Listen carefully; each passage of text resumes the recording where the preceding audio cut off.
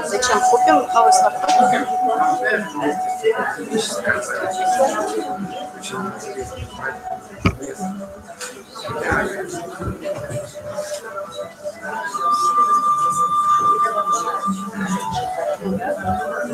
Да, здравствуйте.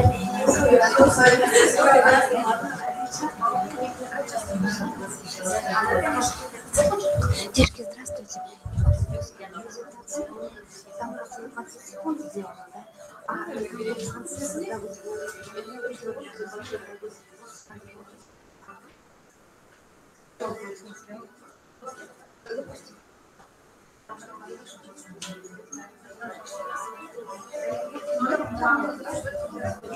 трансляция,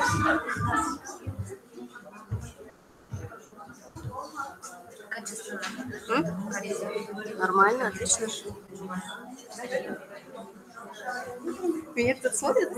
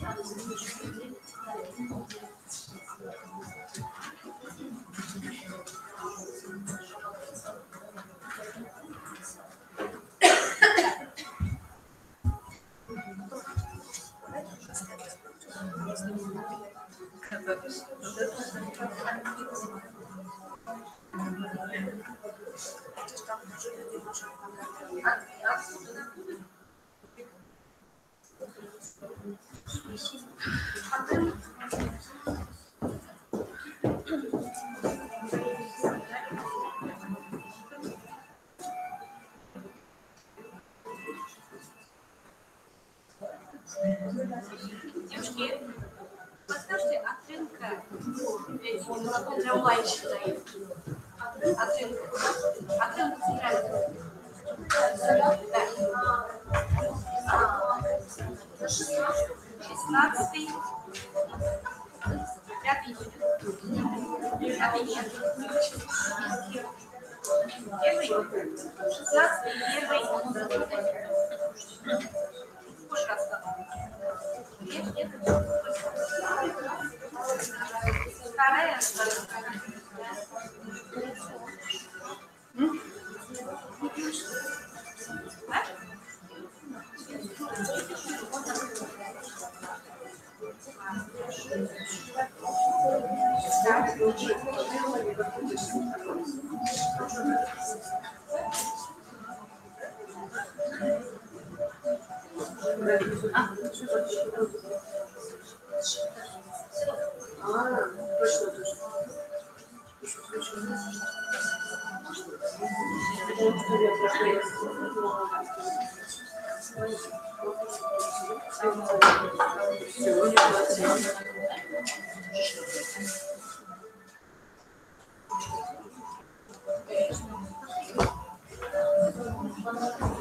Девочки, на флешке на всякий случай не нужна информация выступающей? Все нормально? Да. Слайды. Все нормально? Ничего не нужно? Ты мозги? Нет, ну вы скинули все уже проверку? Значит, нет. Ты мозги?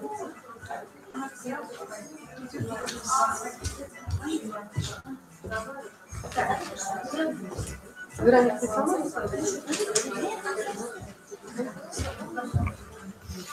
Вам дать, что ли, второй? А у вас есть, да, Да. распечатать? Да.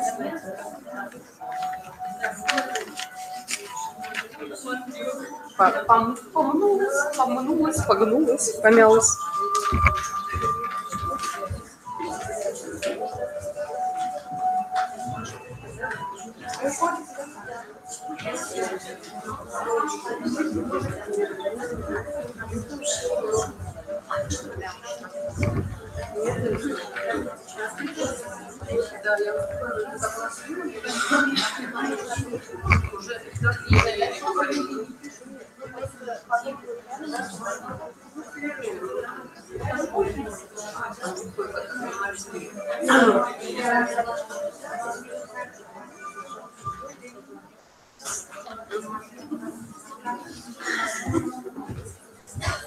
Ой-ой-ой. За день просмотр поехали.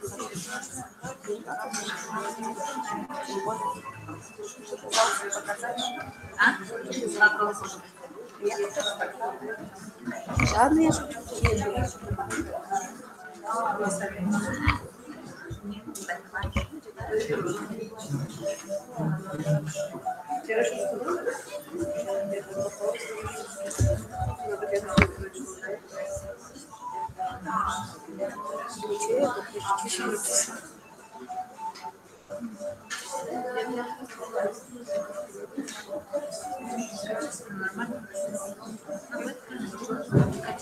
Нормально, вообще отличное качество.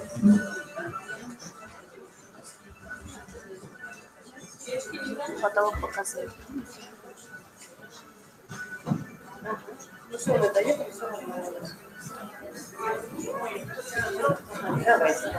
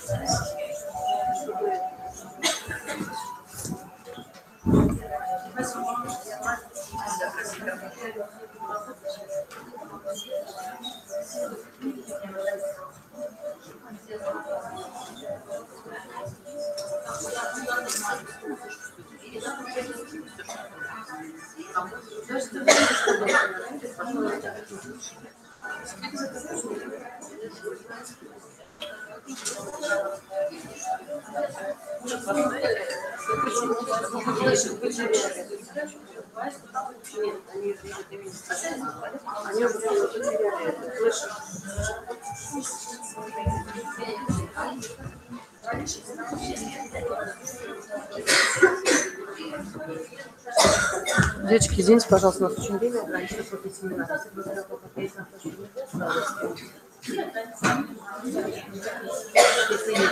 Потому что обычно же скидываете,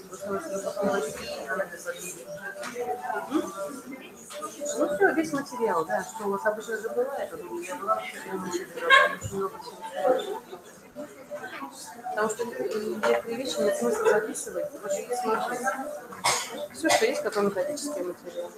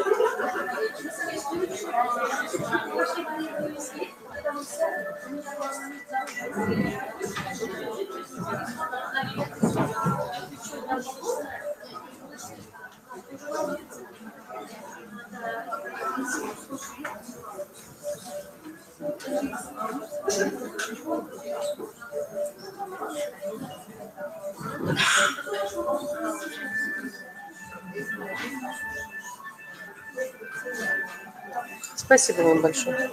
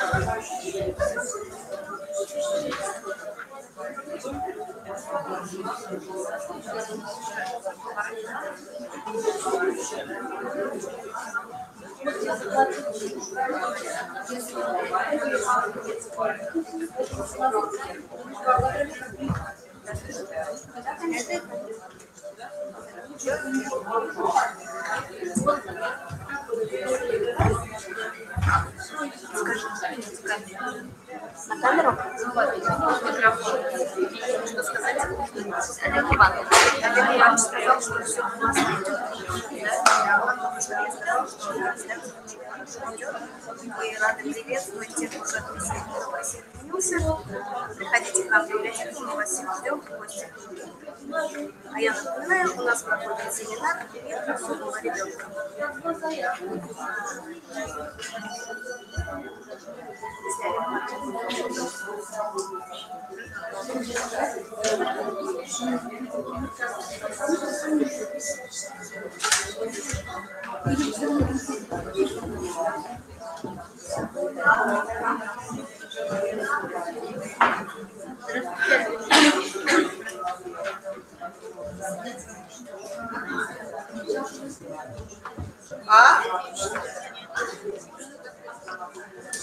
А вы мне звоните.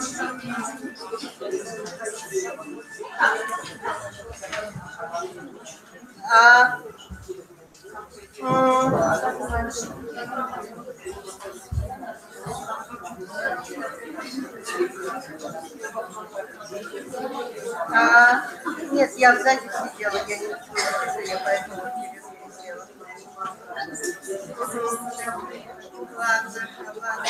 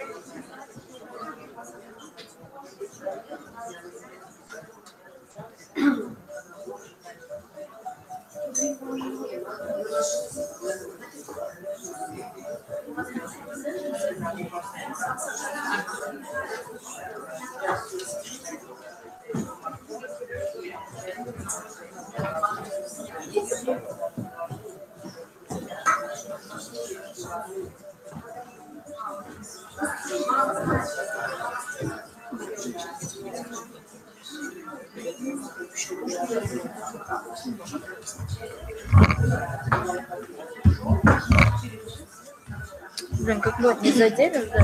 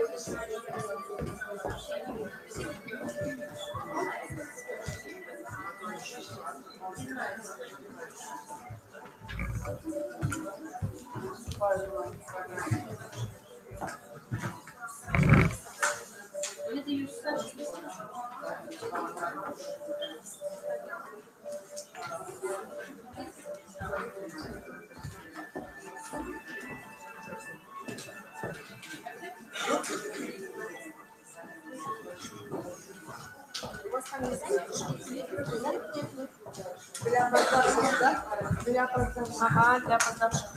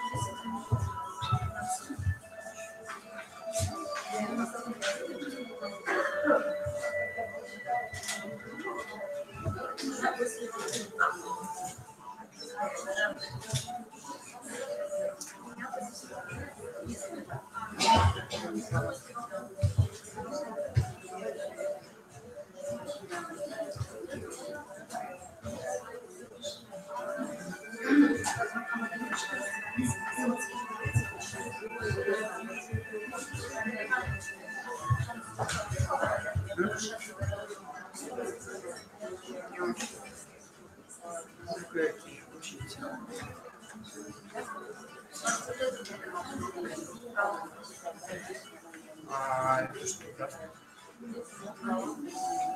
А, из того, Да. а она говорила прямо в тот микрофон, да? Вот здесь рядом стоял. Я бы здесь была.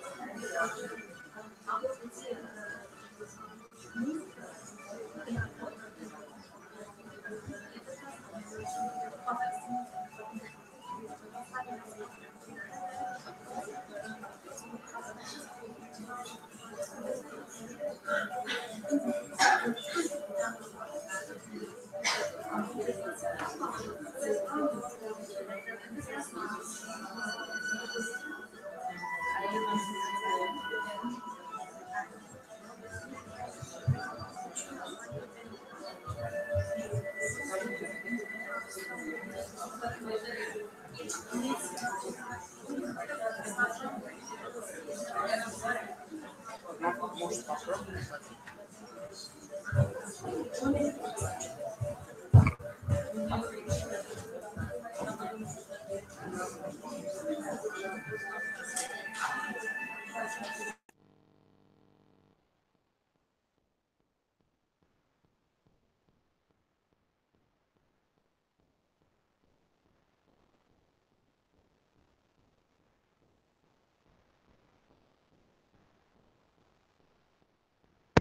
А, ладно.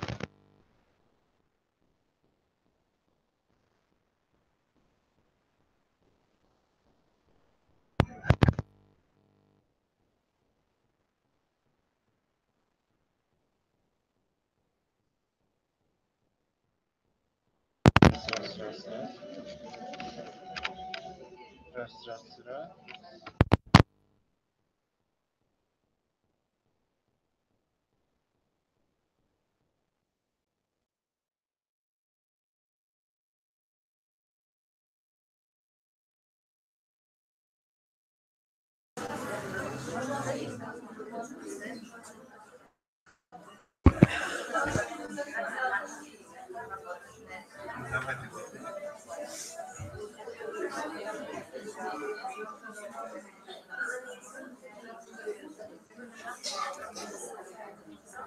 Нет. Надо?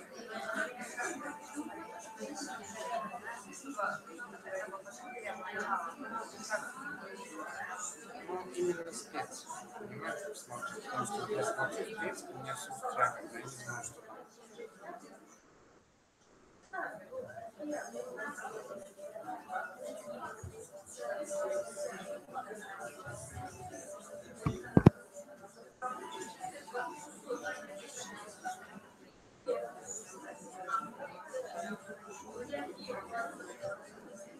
Короче, вот этот микрофон оставляем. Нормально слышно.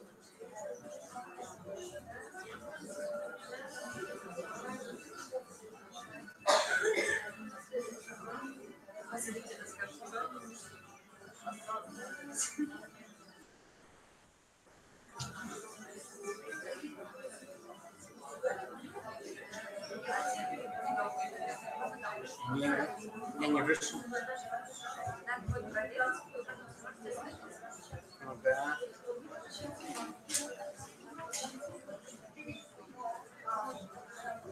У нас работает город.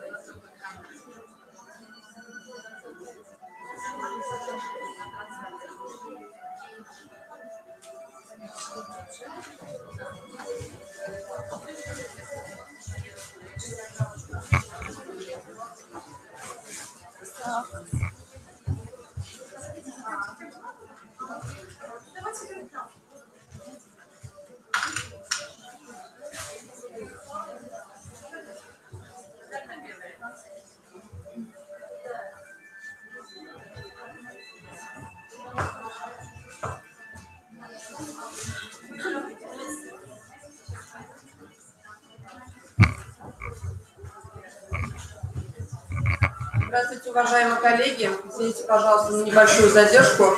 Хулиганов накажем, двойки выставим за четверть. Кто опоздал. Начать хочу свое приветствие с поздравительных слов. Буквально в воскресенье наш с вами праздник, 25 марта, День работников культуры. Я очень рада авансом вас уже поздравить.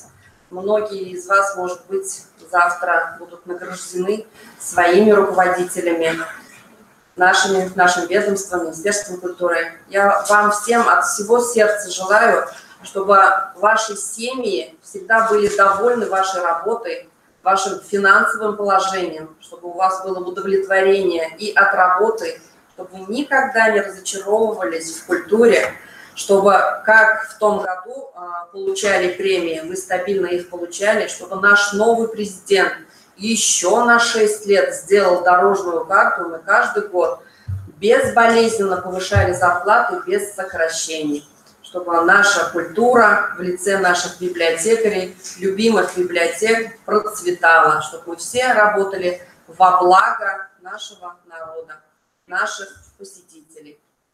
Сегодняшний наш семинар, коллеги, он очень насыщенная программа «Мир особого ребенка». Мы все с вами знаем, что наболело, мы иногда не знаем, как предоставить информацию. Все это мы с вами сегодня обсудим.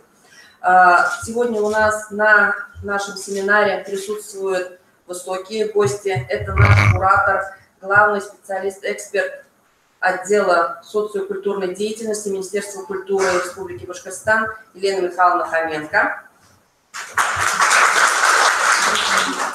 Начальник отдела по делам инвалидов Министерства семьи, труда и социальной защиты населения Республики Башкортостан Гузель Альбертовна Исянгулова.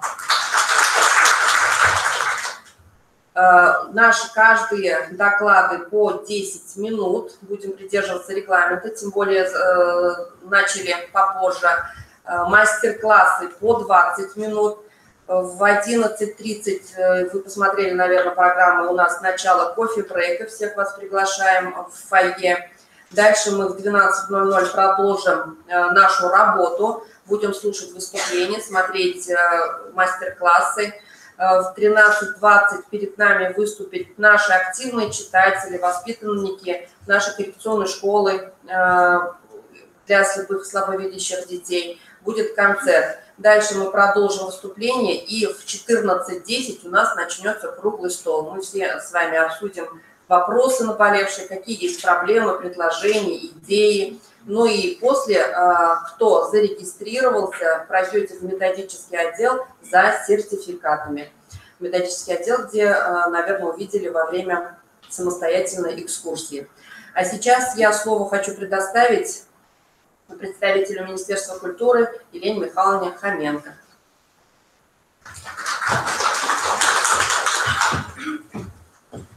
Уважаемые гости и участники сегодняшнего семинара, позвольте от имени Министерства культуры Республики Башкортостан и от себя лично приветствовать вас на сегодняшнем мероприятии.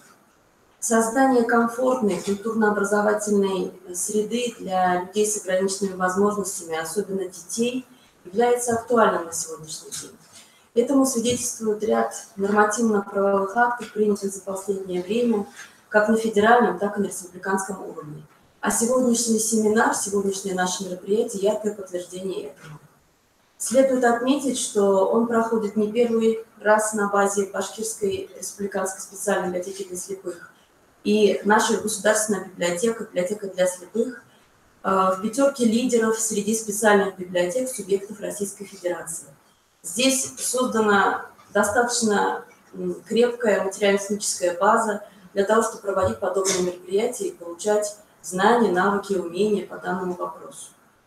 Айгуль Рафаэловна уже сказала, что у нас сегодня ждет насыщенная программа, круглый стол, мастер-классы, лекции, выступления. Хочу пожелать вам плодотворной работы сегодня.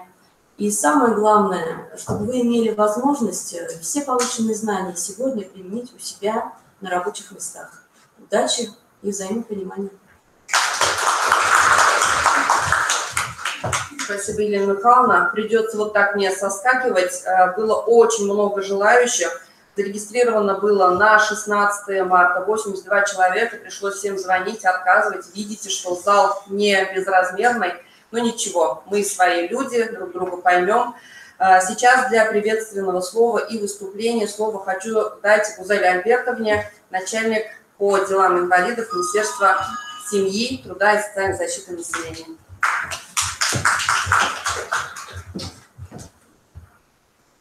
Добрый день, уважаемые коллеги. Министерство семьи, труда и социальной защиты населения Республики Башкортостан приветствует вас. Я, как представитель этого министерства, к вам пришла с добрыми вообще пожеланиями. Хочу вас от лица министерства поблагодарить за плодотворную работу. И хочу сказать, что все, что мы с вами делаем, мы выполняем с вами совместную работу и вкладываем большой труд в развитие вообще на благо нашей республики и на благо страны в целом. Потому что тенденция на сегодняшний день, к сожалению, не очень хорошая. Наблюдается рост, причем рост детей-инвалидов. Мы сравнивали вообще динамику за прошедшие годы, но, к сожалению, ситуация на сегодняшний день такая. Я хочу вам рассказать вообще, чем занимается наше министерство и отдел в целом. Вы, наверное, слышали, что у нас действует программа «Доступная среда» в Республике Башкортостан. С помощью этой программы мы адаптируем объекты. И вот появилось такое новшество, это подпрограмма, значит, федеральной программы «Доступная среда», концепция раннего вмешательства. Эта концепция была подписана у нас правительством Российской Федерации Дмитрием Александровичем Медведевым, Дмитрием Анатольевичем Медведевым. И в Республике Башкортостан у нас также принята эта концепция по раннему вмешательству. И сегодня вот мы столкнулись с такой проблемой. Мы проводили страцессию на базе Республиканского реабилитационного центра. Собралась у нас общественность Республики Башкортостан, те общественные организации, которые непосредственно работают с детьми-инвалидами, и руководители вообще реабилитационных центров. Но сейчас я вам хочу сказать, что у нас в Республике Башкортостан 5 реабилитационных центров. Это у нас Республиканский реабилитационный центр, Республиканский центр города Уфы. Также у нас есть Белорецкий республиканский центр, реабилитационный центр в Кумертау, в Нефтекамске. И у нашего республиканского реабилитационного центра есть свои филиалы, также по всей республике. И вот на этой стратегической сессии как раз присутствовали руководители вот этих реабилитационных центров. И мы как раз обсуждали вообще концепцию раннего вмешательства. И мы до сих пор не можем вообще на самом деле разобраться в этой концепции, что такое раннее вмешательство. И хочу вам сказать, что раннее вмешательство – это у нас такая концепция, которая направлена именно на предотвращение инвалидности. То есть нам нужно создать такой метод работы, чтобы предотвратить вот эту инвалидность. И сейчас на самом деле очень много проблем. Это нехватка кадров. Это отсутствие специального оборудования. То есть сейчас вообще возложена большая ответственность на наше министерство, чтобы наладить работу по развитию концепции раннего вмешательства. Далее, значит, у нас тоже очень большая работа как раз по адаптации объектов.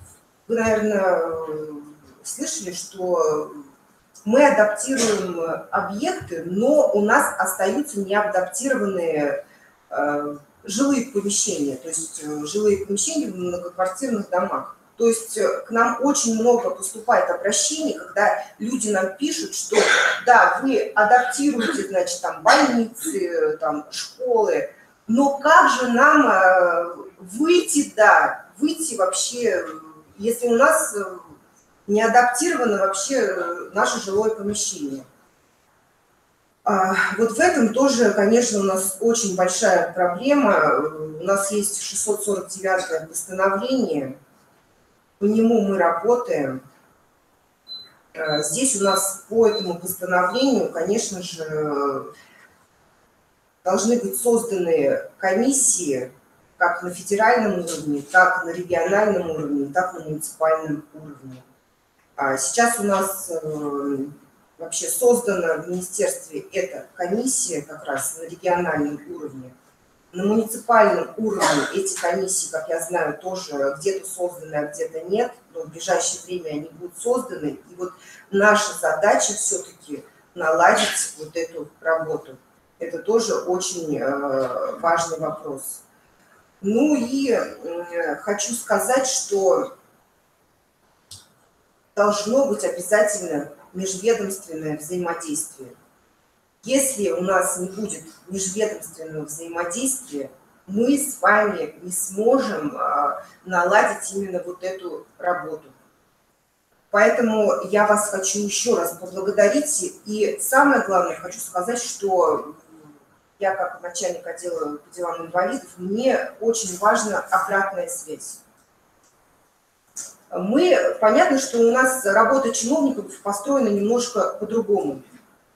Но вот хотелось бы, я знаю, что здесь приехали у нас люди из разных уголков нашей республики, и мне бы, конечно, очень хотелось знать вообще, как поставлена работа именно не только в нашей столице Республики Башкортостан, но и на местах. Это очень важно. Поэтому понятно, что очень мало времени, но поступает очень много телефонных звонков с разных уголков республики.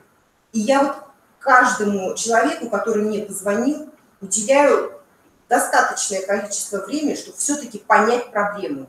Проблему на местах. Это самое главное. Поэтому я жду от вас обратной связи, чтобы мы с вами смогли именно построить вот это вот взаимодействие. Поэтому я вам желаю удачи и всегда рада с вами сотрудничать. Большое вам спасибо. Спасибо, Гульнара Альбертовна. Спасибо большое за выступление. Хочу вас заверить, действительно, Google в помощь, найдут ваш телефон и будут вам звонить, обратная связь точно будет. Сейчас вашему вниманию хочется предоставить свой доклад и поговорить с вами о том, как Республиканская библиотека для слепых работает с инвалидами по зрению.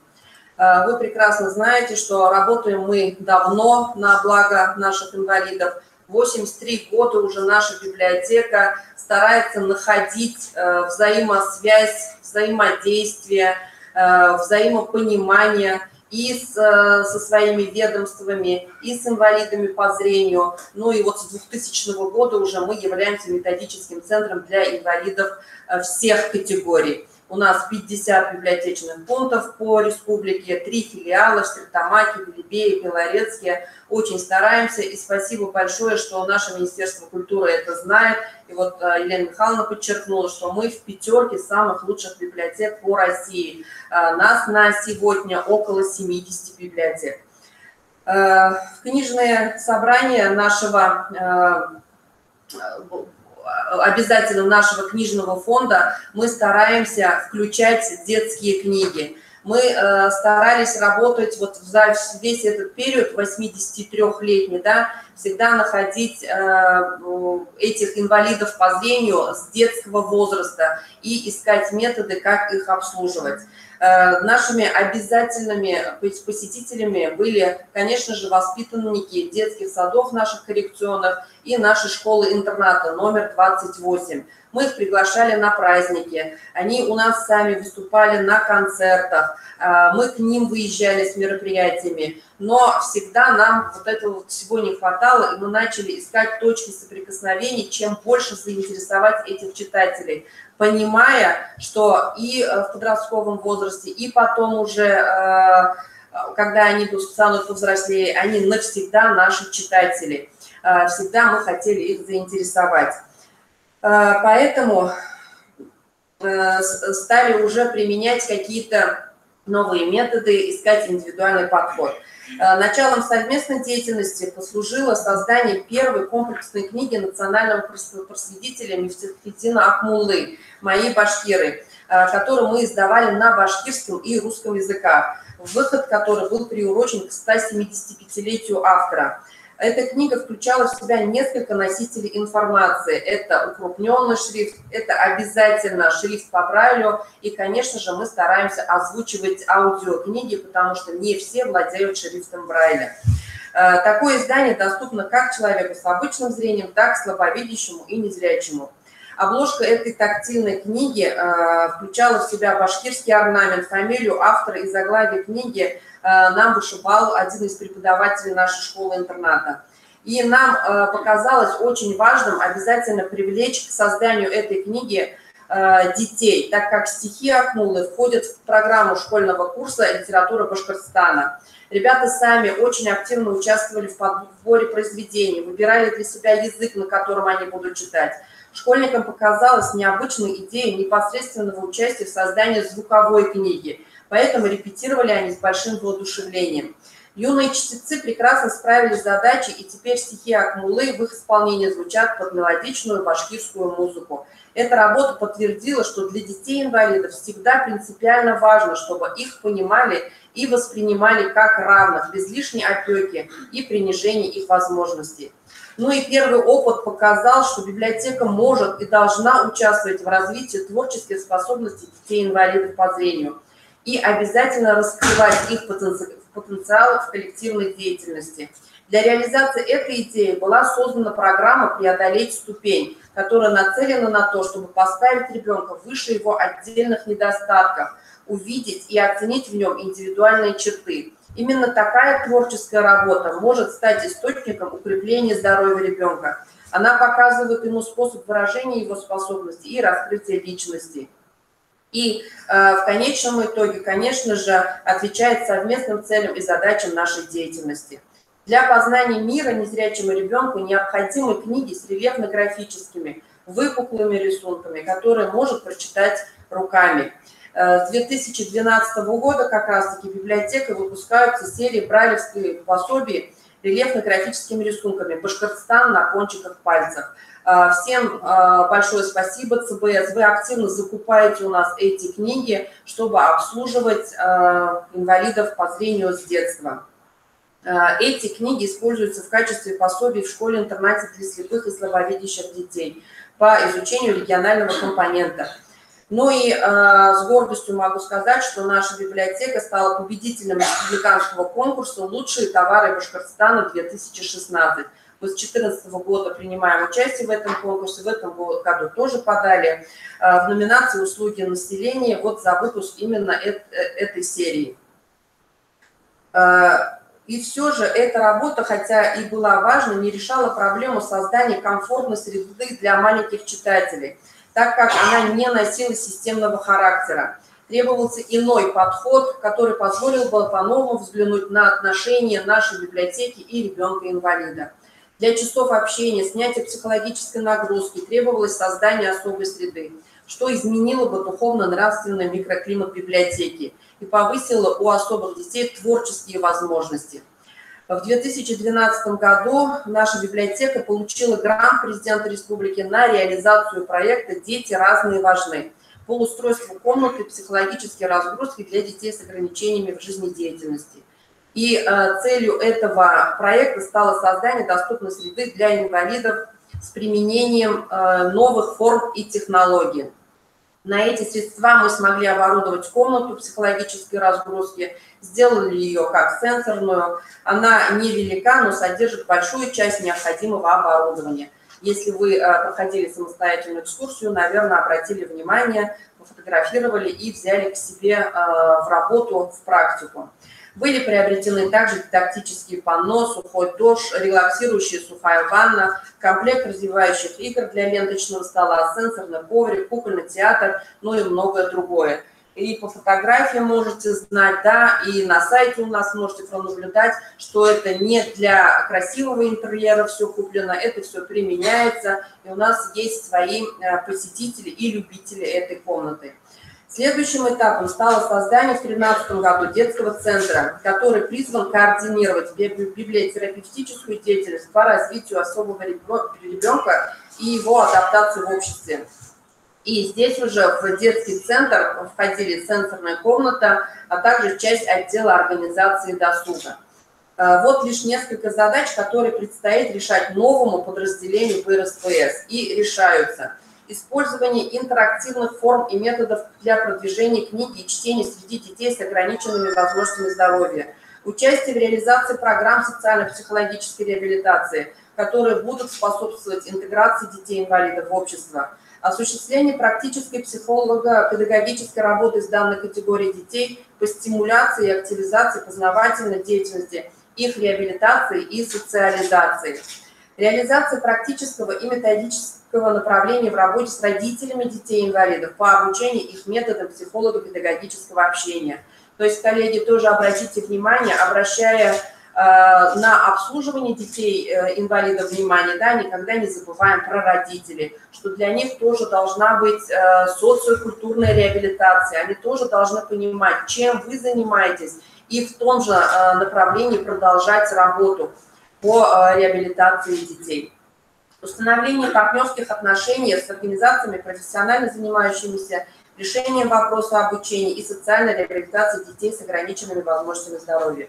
Детский центр нашей библиотеки, получивший название «Лучик», начал свою работу в мае 2013 года. И тут же у нас начались коллективные занятия, совместные игры с целью получения общего результата, обязательно индивидуальные занятия для домашних детей с психологом. У нас в штате есть свой психолог.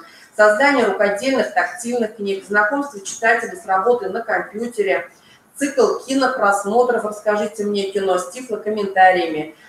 Вы, скорее всего, наслышаны, да, что мы на башкирском языке фильмы по краеведению сами уже издаем с тифлокомментированием и с прошлого года с субтитрированием. То есть тоже можете обращаться и получать уже эти фильмы к просмотру.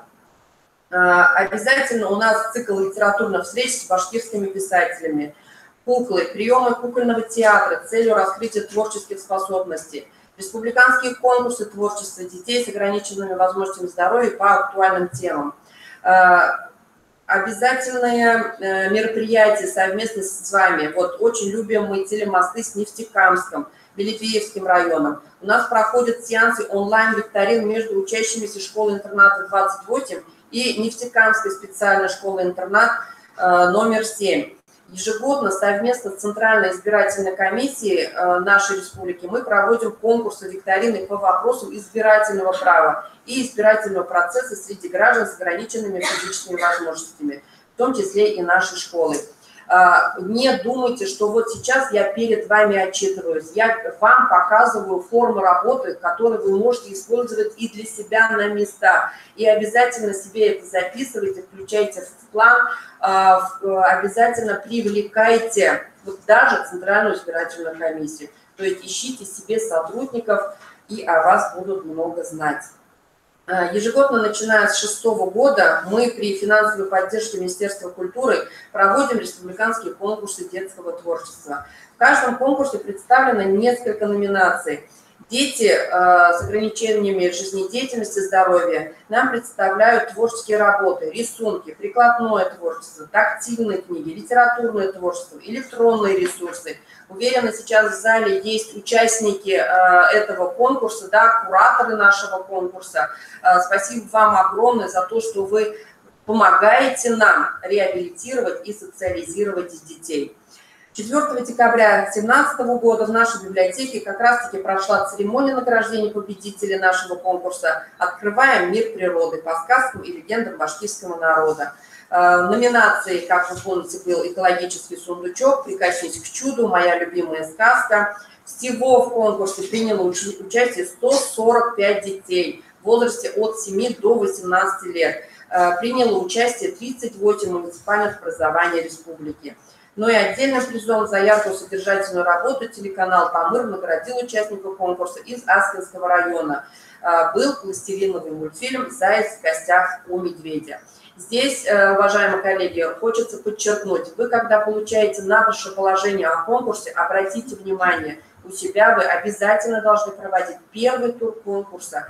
К нам вы должны отправлять только победителей. Это и привлечение общественности к проблемам, к позитивным моментам работы с детьми-инвалидами. Это привлечение общественности к вашей библиотеке. Поэтому старайтесь находить спонсоров, поощрять, может быть, финансирование закладывать, поощрение детей. Ну и, конечно же, их работы долго еще будут радовать всех остальных ваших посетителей.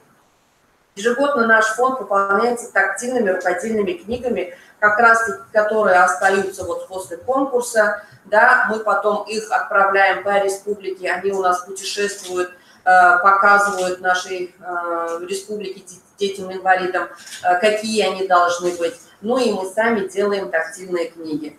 Центр «Лучик» активно развивает производство рукодельных тактильных книг, создаваемых без применения технических средств в рамках акции «Живи книга». Эта акция у нас стартовала в 2015 году. Цель акции – создание участниками рукотворной тактильной книги для незрячих и слабовидящих детей младшего возраста. Ее участниками стали дети, которые посещают кружки и секции Республиканского центра детско-юношеского технического творчества, учащиеся общеобразовательных школ и их педагоги. Акция «Живи книга» проходит поэтапно с января по декабрь. И вот в 2017 году темой акции стала природа нашей республики. Ее флора и фауна нашли свои отражения на страницах тактильной рукодельной книги «Красоты моей республики». Тактильные книги поступают в нашу библиотеку в рамках ежегодных конкурсов, как я и сказала, ну и отправляются с выставкой «Прикоснись и читай». Если у вас еще этой выставки не было, можете смело давать заявку нам. Ну и в рамках тифлосессии среди муниципальных работников библиотек специалистам центра проводятся мастер-классы по изготовлению тактильных книг.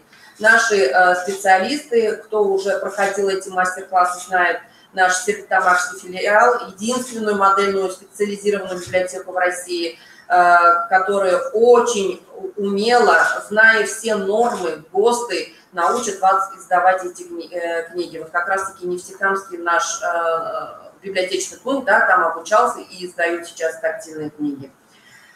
Всем известно, что один в поле не воин. Это относится и к библиотекам.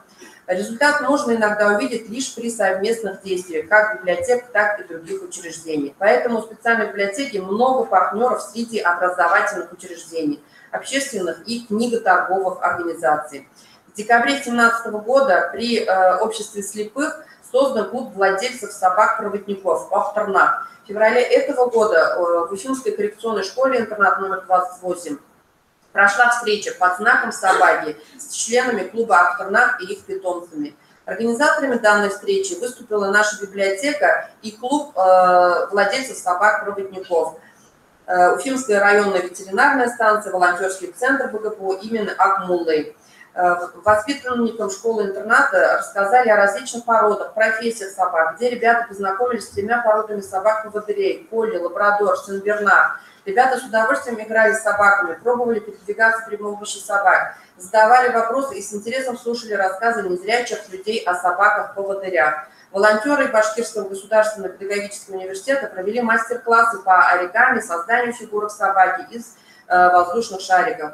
Ну и в завершении мероприятия все гости смогли посмотреть фильм с тифлокомментариями «Бетховен», который рассказывает о четвероногом друге Сен-Бернаре и его добрых поступках дружбы и верности. Любое мероприятие, вот вроде бы не наше мероприятие, да, не библиотечное, мы обязательно подковываем информационным моментом. Обязательно обзор периодики, обзор литературы вспомогательной, ориентируем на наш сайт, на нашу базу книг, чтобы вот красной нитью шло, что социокультурную реабилитацию проводит библиотека. Как партнер совместно с БГПО имени Акмуллы БРСБС получила грант президента Российской Федерации на развитие гражданского общества, проводимый в соответствии с распоряжением президента Российской Федерации. Целью проекта является издание книг и альбомов по культуре народов Республики Башкортостан на русском и башкирском языках для людей с ограниченными возможностями здоровья, у которых именно глубокие нарушения зрения, духовно-нравственное воспитание молодежи путем вовлечения их в добровольное волонтерское движение. Обязательно у нас в этом проекте будет разработка и издание тактильных, иллюстрированных, рельефных книг и альбомов на русском и башкирском языках по культуре многонационального Башкортостана в совместном проекте «Трогательный Башкортостан». С художественно-графическим факультетом БГПО имени Акмуллы мы будем очень активно работать, и эта работа уже ведется, и в своем выступлении Елена Николаевна про это расскажет. Мы этот проект реализовали таким образом. Студенты вышесказанного факультета разрабатывают специальный иллюстративный материал для книг и альбомов по культуре народов Республики Башкортостан для людей с ограниченными возможностями здоровья. То есть понимаете уже, да, что наши РГП, рельефно-графические пособия, если были изданы вот только с нашей работой, с нашим вкладом, то сейчас это уже будет профессиональный вклад, и иллюстрации будут продуманные, а где-то даже авторские. Про это тоже в своем докладе дальше будут рассказывать. Таким образом, поиск новых способов доведения информации до незрячего пользователя, как взрослого, так и ребенка, ведется библиотекой постоянно. Поэтому сегодня библиотеку с полным правом можно назвать республиканским центром реабилитации и досуга незрячих. Чего вам, коллеги, и желаю, чтобы вас тоже смело можно было так назвать. создание комфортной, культурно развивающей среды, обеспечение доступности информационных ресурсов в процессе образования и воспитания, социализация детей-инвалидов являются основной миссией нашего учреждения. Какие у вас вопросы возникли, мы с вами обсудим на круглом столе. Спасибо всем за внимание. Сейчас для выступления, для доклада инновационной формы работы с детьми с ограниченными возможностями здоровья в детских библиотеках столицы в рамках реализации программы «Соучастие в судьбе» слово даю Наталье Валерьевне Вакула, заведующей организационно-методическим отделом муниципального бюджетного учреждения централизованной системы детских библиотек городского округа города Уфы, Республики Башкортостан. Здравствуйте, уважаемые коллеги. Ни для кого не секрет, что детская библиотека – это единственное бесплатное учреждение культуры и досуга. В детских библиотеках дети с ограниченными возможностями получают навыки культуры, общения со сверстниками, проявляют свои творческие способности, организуют свой досуг и занимаются дополнительным образованием. Наша централизованная система детских библиотек Уфы уже 24 года работает по программе «Соучастие в судьбе». Эта программа адресована детям-инвалидам, сиротам, трудным подросткам, ребятам из неполных семей и учащимся классов коррекции. За эти годы нами накоплен большой опыт как массовой работы, так и индивидуальной. Извините, пожалуйста, я по состоянию здоровья сяду просто. Поддерживают нас в данном направлении наши партнеры. Это наш постоянный партнер Детский фонд Республики Башкортостан, Ассоциация родителей детей-инвалидов, БАРДИ, Башкирская республиканская библиотека для слепых, органы социальной защиты города, наши районные общества инвалидов и реабилитационные центры. Со всеми центрами реабилитационными, которые находятся в Уфе, наши библиотеки сотрудничают. И благодаря такому тесному партнерству мы проводим большие городские праздники и мероприятия. На данный момент нашими читателями, а у нас 20 детских библиотек в городе, являются 930 детей-инвалидов. Это зарегистрированные наши читатели. Для них мы проводим и мастер-классы, и акции, ведутся отдельные кружки для данной категории, организуются познавательные развивающие мероприятия. И за этот год участниками таких встреч стали более 5000 человек по всему городу. Вот. Конечно, это сухие факты, и поэтому хотелось бы привести конкретные примеры инновационной нашей работы. Много лет мы выступаем с организаторами крупных городских мероприятий, посвященных Международному дню инвалида и Новому году. Выходим, наши детские библиотекари выходят на крупные городские площадки, в городской дворец культуры, это уже ежегодная традиция в течение многих лет, в кинотеатр «Родина», во дворец детского творчества Комарова и в детскую филармонию, это бывшее здание РТИ. Так, в детской филармонии в декабре мы провели совместно с детским фондом праздник «Вместе мы можем все», посвященный Международному дню инвалида. Библиотекари в костюме ростовых кукол приветствовали ребят вот, и проводили с ними литературные викторины. Особым вниманием на этом празднике пользовалась выставка неокниг. «Читаю я, читаем мы, читают все». Эти нескучные книги можно не только прочитать, но и поиграть с ними. Спасибо. Вот. Дело в том, что каждая книга снабжена 3D-очками, вот, и с помощью этих очков можно совершить путешествие к центру Земли, в космос и в увлекательный мир. Всегда нас тепло встречают в городском дворце культуры. Там мы проводим новогодние представления, так как представление начинается не сразу, и в фойе всегда праздничное действие, нас приглашают, и мы с игровыми программами представляем там литературные викторины, значит, для тех, кто не может участвовать в подвижных играх, вот есть дети на колясках, мы индивидуально с ними играем, с каждым, И поэтому вот отдел защиты при администрации городского округа обращается к нам, и мы, имея в своем арсенале богатые очень костюмы ростовых кукол и литературных героев, которые каждый год пополняются, эти литературные костюмы, мы можем красочно провести такие мероприятия. Еще одной инновационной работой, вот уже идут фотографии, является проведение благотворительных акций. Вы, наверное, знаете, что каждый год проводится такая крупная международная акция «Щедрый вторник». Основная цель ее – это, значит, объединить и вовлечь общество в благотворительную деятельность. Наша система совместно с Республиканской благотворительной организацией «Будь всегда рядом» в 2017 году провела благотворительный флешмоб «Мир один для всех».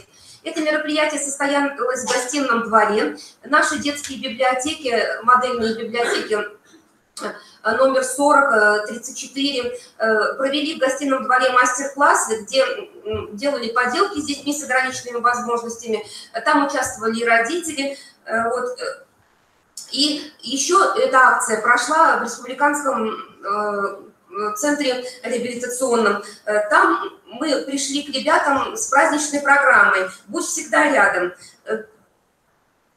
и провели мастер-классы. Работали несколько зон, где они делали поделки и вырезали из цветной бумаги тоже фигурки. Так еще наши читатели тоже активные участники благотворительных акций. То есть одно дело мы проводим, другое дело наши читатели. Они в 2017 году не раз становились участниками городской акции «Подари ребенку книгу», собирали в библиотеке книги, и потом мы с праздником выходили в реабилитационные центры и в коррекционную школу 7-го вида, 120-ю на Кировоградской, и дарили ребятам эти книги. Еще хочется отметить про благотворительную акцию, которую мы проводим совместно с книжными магазинами «Эдвис». Вот такая акция недавно прошла в микрорайоне Сипайлово. Там, вы знаете, находится магазин «Маленький гений». Мы туда пришли в костюмах литературных героев и предложили горожанам поучаствовать в акции. То есть они приходили просто в магазин за своими покупками, но мы им предлагали собрать товары и книги, по возможности, кто какими ресурсами обладает, и подарить их детям. Они очень откликнулись на эту акцию. И мы в течение, наверное, нескольких часов собрали 2 больших пакета, вот, и повезли их ребятам. Но там даже как бы наши горожане на этом не остановились. Они захотели написать пожелания ребятам. И вот хочу несколько зачитать, которые вот отправились эти пожелания в реабилитационный центр. Вот что они написали. «Здоровья и тепла, будь сильным и веселым, будь мудрым, озорным, ведь ты такой хороший ребенок. Желаю побольше друзей, понимания, пусть твои мечты осуществлятся. Давай расти, малыш, и пусть все у тебя будет хорошо». И вот эта благотворительная акция «Лучики доброты» показала еще раз, что в нашем городе живут добрые, отзывчивые люди, способные участвовать в жизни детей, которые в силу обстоятельств ограничены в своих возможностях. Нужно отметить, что у нас вообще практически каждая библиотека, вот их 20, работает с каким-то учреждением, именно которые работают с детьми-инвалидами. Так вот Центральная библиотека имени Кудайбердина вот, находится неподалеку вот от этой библиотеки, она тесно сотрудничает с городским реабилитационным центром. Так вот совсем недавно, 13 марта, наши сотрудники отправились в гости к ребятам с игровой программой «Здравствуй, весна красна». Как и в реальности, зима категорически отказывалась уходить. Она, напомню ребятишкам, как весело они проводили время зимой, предложила теперь развлечь ее саму. Мальчишки и девчонки играли в хоккей, бились подушками, танцевали вместе с весной, стараясь утомить зиму. Вот такое очень оригинальное, веселое мероприятие. Надо сказать, нас всегда ждут в реабилитационном центре, в этом городском. У нас 3 библиотеки сотрудничают очень тесно с ними. И у каждой библиотеки свой подход. Центральный приходит с большими праздниками. Модельная библиотека номер 22, Она любит десанты такие устраивать, экологические, сказочные, какие-то приключенческие. Вот. Среди вот таких инновационных форм, вот, как раз последние наши десанты, это вот в преддверии Дня защитника Отечества прошел такой десант. Из книжного царства пришли в гости к ребятам Иванушка и Василиса Премудрая, чтобы рассказать о первых солдатах первой русской армии, былинных богатырях. По отрывкам из книг и кинофильмов узнали будущие защитники Отечества об удивительных подвигах наших первых русских воинов. Также к Международному женскому дню эта же модельная библиотека провела мастер-класс «Лилии для мамы». Ребята очень с воодушевлением мастерили эти лилии-браслеты. У них было такое желание доставить радость любимому человеку. И нужно сказать, что мы уже убедились на своем опыте работы, что совместное творчество дает возможность укрепить взаимоотношения детей и родителей. Вот. И каждому ребенку хотелось, чтобы у мамы осталось самое теплое воспоминание об этом празднике. Вот. Также модельная детская библиотека номер 22 недавно провела экологический десант «Будь другом птиц». То есть они рассказали о пернатых, там они слушали аудио-видеозаписи, узнавали голоса птиц. Было еще мероприятие о том, что мы детей знакомили с животными и птицами, которые занесены в Красную книгу. Потому что всегда, вот, как уже говорилось, мы, библиотеки, мы должны все мероприятия ориентировать на книгу и развивать именно ребенка в этом плане. Вот. Еще хотелось бы отметить работу детской библиотеки номер 28. Она тесно сотрудничает с интернатом номер 30 для глухих и слабослышащих детей. У них очень интересная работа, так как в библиотеке функционирует мультстудия «Апельсин». И поэтому библиотека применяет в своей работе инновационные технологии. Так как библиотека не раз вот по проекту «Апельсин» становилась победителями конкурсов, дело в том, что они сами создают мультфильмы. Не библиотекари, а дети. И поэтому вот в мероприятиях они интерактивно эти технологии используют, и детям это очень нравится. Вот. Детская библиотека номер 42 у нас тесно сотрудничает с реабилитационным центром, который находится в микрорайоне Инорс, республиканским. Там они приходят к ним с мастер-классами, с благотворительными акциями, проводят концерты. Очень их ждут в этом реабилитационном центре, потому что работа постоянно налажена. То есть 2 раза в месяц они выходят. Это не какие-то разовые праздники, а постоянные. Совсем вот недавно ярким таким событием от работы этой библиотеки оказался апельсиновый фреш. Они провели его совместно с благотворительной организацией «Будь всегда рядом». Каждый гость принес апельсин. Вот, на это мероприятие. И собранные витамины потом отправились в приюты нуждающимся семьям. Вот. И в этот день на мастер-классах каждый присутствующий создал яркую объемную открытку на апельсиновую тему. Апельсиновые деревья, забавные гусеницы, корзины с фруктами, оранжевые собачки. Все это в руках детей и под руководством библиотекарей очень ярко смотрелось. Детская библиотека 11, которая у нас находится в микрорайоне Сипайлово, тесно сотрудничает с Башкирской ассоциацией родителей детей-инвалидов «Барди». В 2017 году она провела в этой ассоциации фестиваль, где ребята стали настоящими звездами. Вот. И потом у детей было, то есть они спели такую песню: «Есть на свете такая страна, где ребята поют и играют, и чудеса на всяких полна, и мы Барди ее называем». Потому что вот на самом деле каждому ребенку там дается возможность выступить и проявить себя. Детская библиотека номер 19 микрорайона Дома сотрудничает с республиканским центром, находящимся недалеко от них. У них тоже такие разнообразные мероприятия. Но, как говорят, историю делают личности. Заведующий этой библиотекой Дусеева и Мир Касадяновна, она очень творчески подходит. Вот и одно из последних мероприятий, которое она придумала сама, это было путешествие по радуге. И ребята отправились в это путешествие и изучили, что у радуги красный – это очень яркий цвет и требует активности, поэтому детям предложили танцевать. Оранжевый искали на большом экране среди разных предметов. Желтый пригласил всех поиграть в подвижные игры. Зеленый отправились они играть на природу. Ну и так далее. Вот, в общем, получается такой яркий микс. Вот. Хотелось бы еще привести несколько форм, то есть примеров инновационных форм работы в декаду инвалидов. Дело в том, что у нас в течение всей декады в каждой библиотеке практически каждый день проходит мероприятия для детей данной категории, потому что во всех библиотеках есть такие читатели. Я уже сказала, что их около 1000 у нас в системе. Вот одним из примеров могу привести в декаду, что модельная детская библиотека номер 30 микрорайона ВАС провела программу «Добро пожаловать в Простоквашино». Они тесно сотрудничают с коррекционным школой-интернатом номер 63. И благодаря вот этой программе ребята смогли попасть в сказочную деревню, где их встретили пес Шарик, кот Матроскин и почтальон Печкин. Вот. И окунувшись вот в эту сказочную историю, они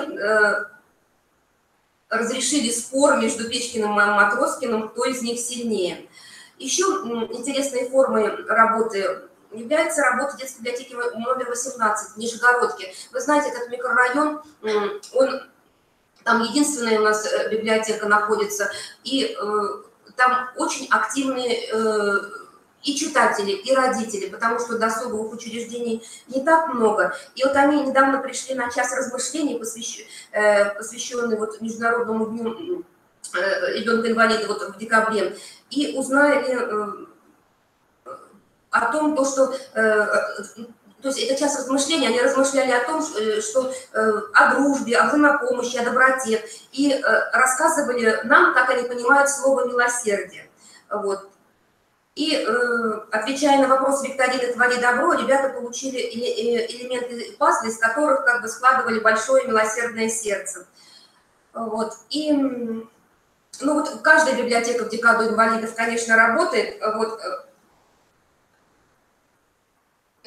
Вот сейчас вот, чтобы вровень с презентацией, хочу сказать, что нельзя не сказать вот о участии наших ребят в конкурсах. Дело в том, что каждый год мы участвуем в вашем конкурсе, который проводит Башкирская специальная библиотека для слепых. Вот здесь вы видите наши работы. И еще мне хотелось бы поделиться с вами творческим проектом, который недавно создала детская библиотека номер 28, о которой я говорила. Это очень уникальный проект, и они создали его вместе с Уфимской специальной коррекционной образовательной школой номер 30. В чем его инновационность? То, что этот проект направлен на патриотическое воспитание детей с нарушением слуха, которое необходимо, чтобы познакомить ребят с героическим прошлым нашей страны. Вот. Этот проект не имеет аналогов в Уфе. Сейчас я кусочек вам покажу. Вот. И в таком виде, в каком они получают информацию, ребята обучаются истории нашей страны. Можно, девочки, сейчас включить, посмотрите вот кусочек нашей работы.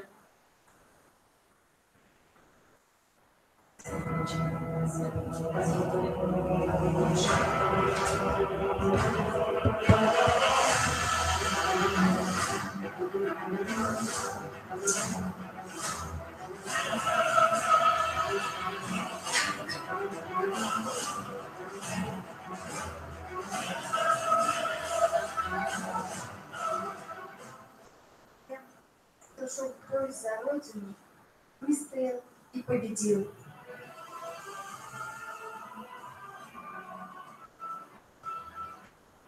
Те, кто рос в окопах холодными ночами.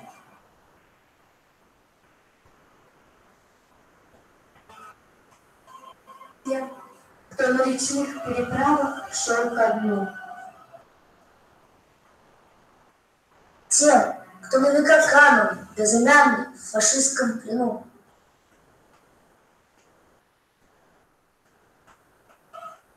всем, кто ушел в бессмертие, выстоял и победил, посвящается.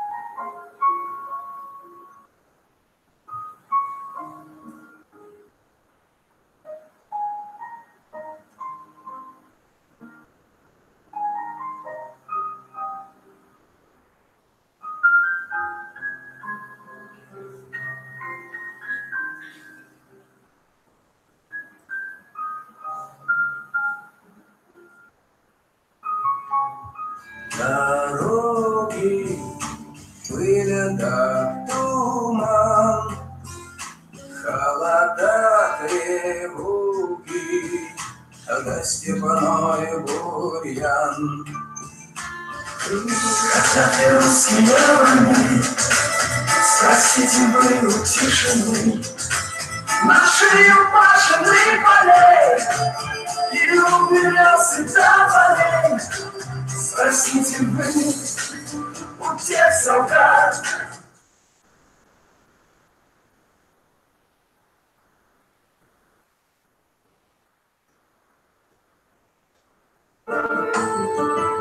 Где это было, когда это было, в детстве, а может во сне? Аист на крыше, гнездо, где любимый спит по весне. Чудился гневом и странствием дальних, символом верной любви. Люди, прошу, не спугните случайно арестовые. Люди, прошу вас, потише, потише. Войны пусть гинут во мгле. Аист на крыше, аист на крыше, мир на земле. Аист на крыше, аист на крыше, мир на земле.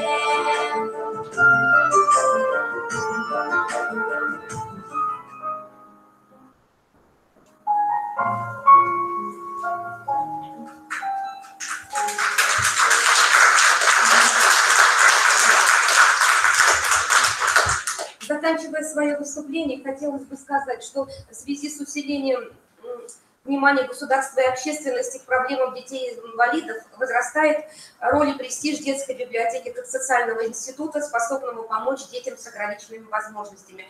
Поэтому детские библиотеки Уфы и дальше будут реализовывать программу «Наше соучастие в судьбе» и стараться находить новые эффективные формы работы, чтобы оказывать не только развивающее, но и терапевтическое воздействие на детей-инвалидов. Спасибо за внимание.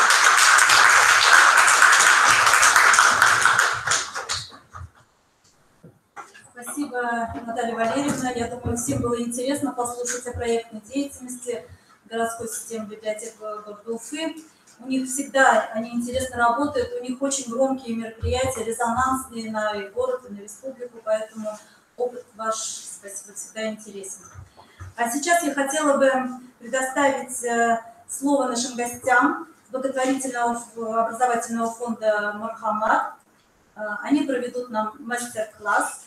Мария Владимировна Казанцева, директор Центра детского развития благотворительного образовательного фонда «Мархамат», и Аида Белариковна Николаева, педагог-психолог. Здравствуйте. Участники сегодняшнего семинара. Нет, пока не надо включать. Я являюсь директором Центра детского развития благотворительного образовательного фонда «Мархамат». На сегодняшний день в нашем центре занимаются 250 детей с ограниченными возможностями здоровья. Это очень разные дети. У нас нет какого-то одного заболевания, поэтому у нас есть детки и слабовидящие, и очень много детей с РАС, у нас очень много детей с ДЦП, И есть незначительное отклонение в здоровье, это, например, там, небольшая задержка развития, мы принимаем всех детей. Даже если у ребенка нет инвалидности, мы все равно, если у нас есть место, мы все равно их возьмем и подтянем кого-то к садику, кого-то в школу. У нас очень хорошие результаты. В прошлом году 8 детей из нашего центра благополучно пошли в 1 класс. Мы продолжаем курировать их, они занимаются прекрасно, также приходят к нам, мы помогаем им делать уроки, чтобы все было у них хорошо. Также очень хорошо поддерживаем родителей, проводим много очень разных семинаров, очень много разных лекций. У нас работает семейный психолог, который объединяет родителей. Вот, а сегодня мы с Аидой Вилариковной, Аида Вилариковна у нас является руководителем семейного клуба. Она занимается с детьми после 18 лет. Вот, значит, мы проведем сегодня с вами мастер-класс, но нам нужно будет немножко подготовить место, потому что нам понадобитесь, конечно, и вы, потому что кого интересно, кто засиделся, кто хочет немножечко подвигаться, мы с вами проведем эти занятия. Такие занятия мы проводим абсолютно со всеми детьми. Просто мы сегодня принесли материалы показать те, которые у нас, как считаются, фаворитными, те, которых очень хорошо работают, на которых дети очень хорошо реагируют, поэтому вы можете взять эту свою копилочку, можете придумывать что-то свое, потому что мы, конечно, очень много ездим и учимся, очень много посещаем вебинаров онлайн. Сейчас у нас в данный момент мы обучаемся на аботерапистов. Аида Вилариковна у нас только что приехала с семинара по физической терапии. Она ездит в Челябинск, поэтому мы постоянно проходим обучение. Вот, и, естественно, мы очень много придумываем сами. Мы очень креативные, очень творческие люди.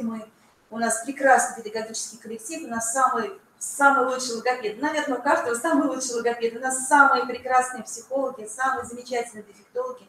Наши дети посещают занятия такие, как развитие речи, математика, английский, рисование, творческие занятия. Я сама по профессии музыкант. Я закончила Академию искусств. Почти все дети занимаются у нас музыкой. Я беру их на индивидуальные занятия. У нас очень много проходит групповых занятий, поэтому мы очень много слышим классической музыки, мы очень много музицируем, мы сочиняем музыку, мы выступаем на конкурсах. Мы тоже можем похвастаться. Наши дети выступают абсолютно на равных с обычными детьми, выступают на международных конкурсах. Я сама вывозила детей и в Питер, и на крыльях таланта вот здесь, и они занимают призовые места. Может быть, вы знаете, вот сейчас Лазарева Анжела, которая прошла «Ты супер». Это моя личная ученица, я ее взяла в 3 года, и вот сейчас она выступает на большой сцене, она прошла на 2-й тур, мы гордимся, мы радуемся, у нас есть своя страничка в Инстаграме, вы можете посмотреть Мархамат Дети, посмотреть о наших успехах, о наших занятиях. Также очень гордимся мы мальчик Соломинов Арсений, который сейчас тоже обучается в Москве, именно вокалу, тоже это мой ребенок, которого я взяла в 5 лет, который практически не разговаривал, сейчас он идеально вокализирует, он поет. В общем, это моя гордость, это мои крылья. Когда я узнаю о каких-то победах своих детей, все, я летаю. В общем, и прихожу на работу и заставляю летать всех. Вот. Кто не хочет, все равно летает. Вот, сейчас нам нужно немножечко освободить, наверное, да, мы сейчас быстренько, вы можете, только нам 1-2 ряд надо освободить, мы сами приготовимся, и нам нужно желающих, кто захочет с нами позаниматься. Так как это мастер-класс, да. Нам нужны участники. Да, нам нужны участники, чтобы вы попробовали с нами, чтобы вы тоже вдохнули. Вообще, да,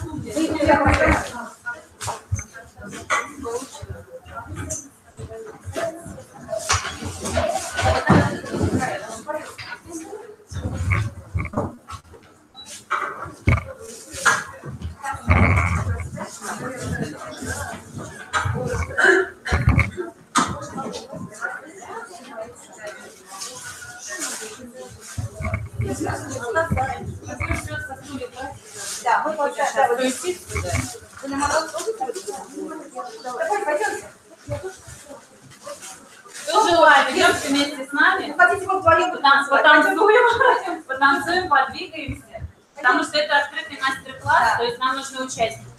Идемте активнее, потому что нам нужно будет побольше даже народу, чем больше, тем лучше.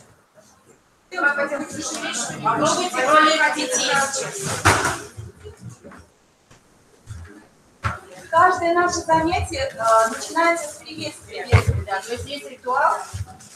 Эти занятия мы готовим сами, подбираем, и они уже опробированы и точно очень хорошо работают. Пожалуйста, давайте первый. Елизавета Валерьевна, вы нам нужно, да?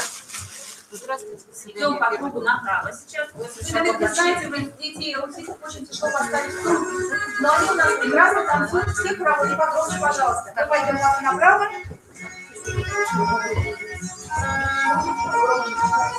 Сейчас идем вперед. Здравствуйте! До свидания! Поворот. Здравствуйте! До свидания! Еще раз. Направо.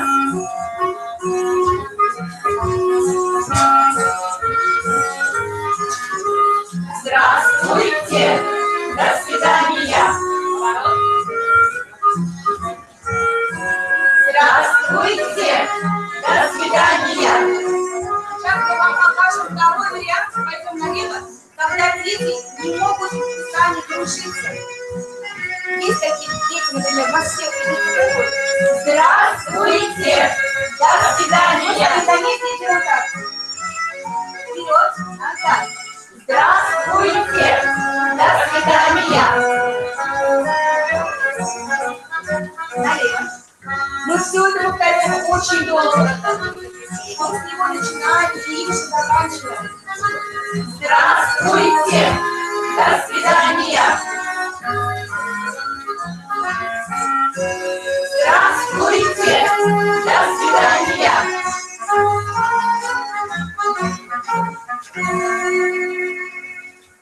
Вот такой танец мы можем танцевать очень долго. Потому что, чтобы у детей все хорошо отложилось, чтобы у них все это хорошо выполнилось, мы можем танцевать вот 3 месяца. Но, естественно, не каждый день, у нас не проходит каждый день такие занятия, 2 раза в неделю. Но зато они прекрасно. У нас потом, мы, когда заканчиваем занятия этим же танцем, мы выводим их змейкой к родителям и поет весь центр. Здравствуйте, до свидания. Можно подведывать.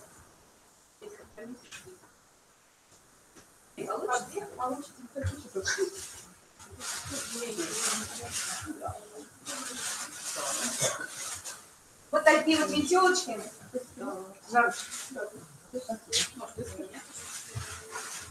Детям очень нравится. Все яркое. Мы раньше делали сами, но сейчас нашли. Есть такой магазин, называется Симоленд. Может, вы знаете, они там стоят там, 18 рублей. Вот, можете заказывать и...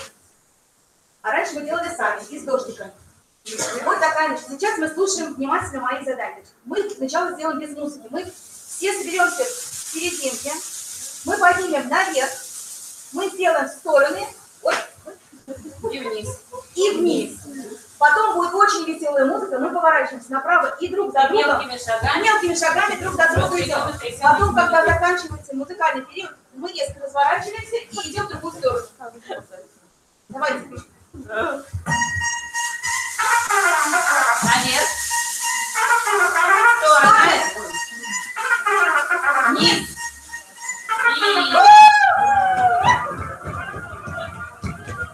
Разворот. Вперед. Наверх. Стороны. Вниз. И погромче.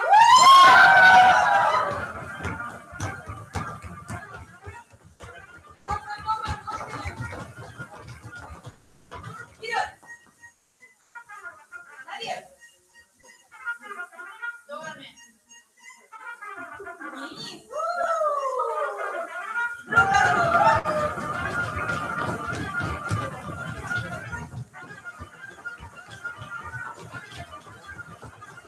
Вперед! Наверх! Вниз! Стороны! Вниз! А теперь мы можем не по кругу, а кто куда хочет!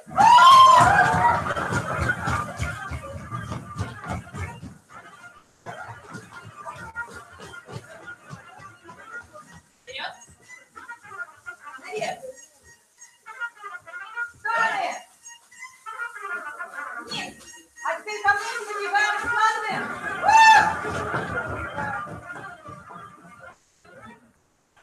Как мы делаем с детьми, так мы сразу порядок. Эта игра ему очень нравится. Можно похулиганить. Можно похулиганить. После этого мы берем эту.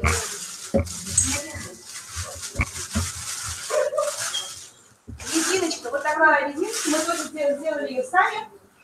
В эту игру мы вкладываем очень много задач. Во-первых, Каждый берет свой цвет. Каждый берет один цвет. Распределите. Да, мы изучаем цвета. Мы слушаем музыку. Она будет у нас короткая, она у нас будет медленная, она у нас будет быстрая. И вкладываем такие задачи. Когда идет медленная музыка, мы идем спокойно. Когда звучит быстрая музыка, мы, естественно, ускоряемся. Дальше слушайте задание. Ладно, какое будет? Все. Мы берем левой рукой беремся за резиночку, и звучит классическая музыка.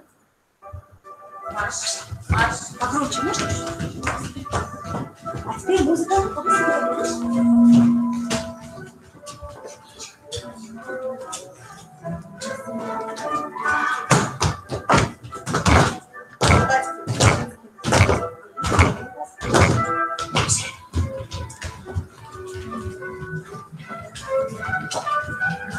Внимание! Желтые цвета меняются с зелеными.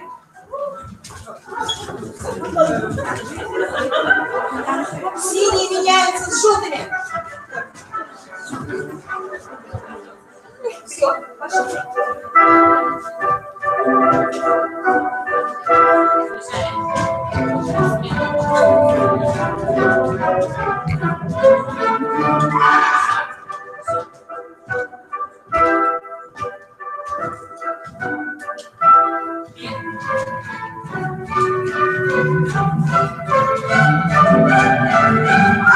Красные меняются с синими. Зеленые меняются с зелеными.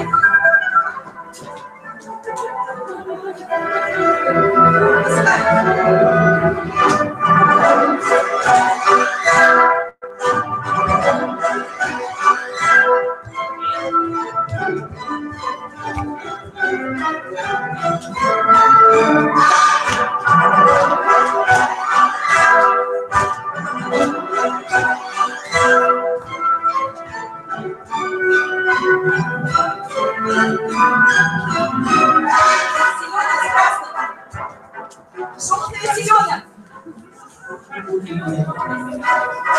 Синие с желтыми.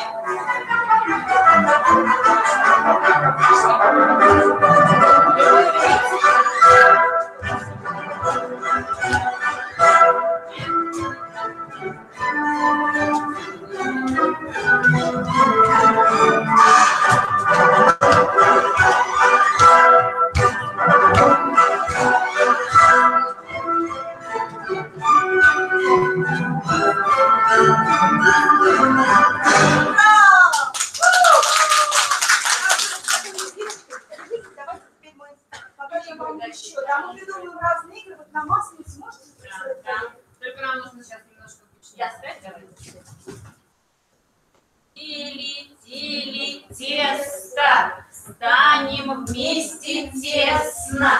И давай, дружок, мы замесим пирожок.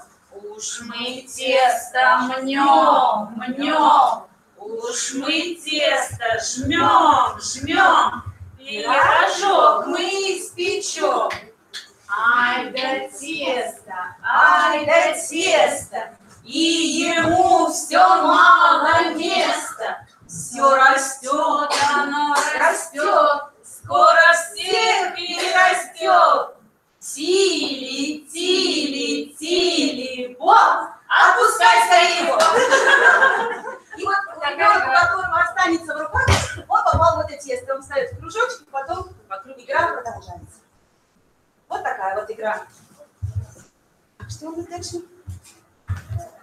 Колокольчик. Да, колокольчик. Нет, у нас есть разные колокольчики. Разные.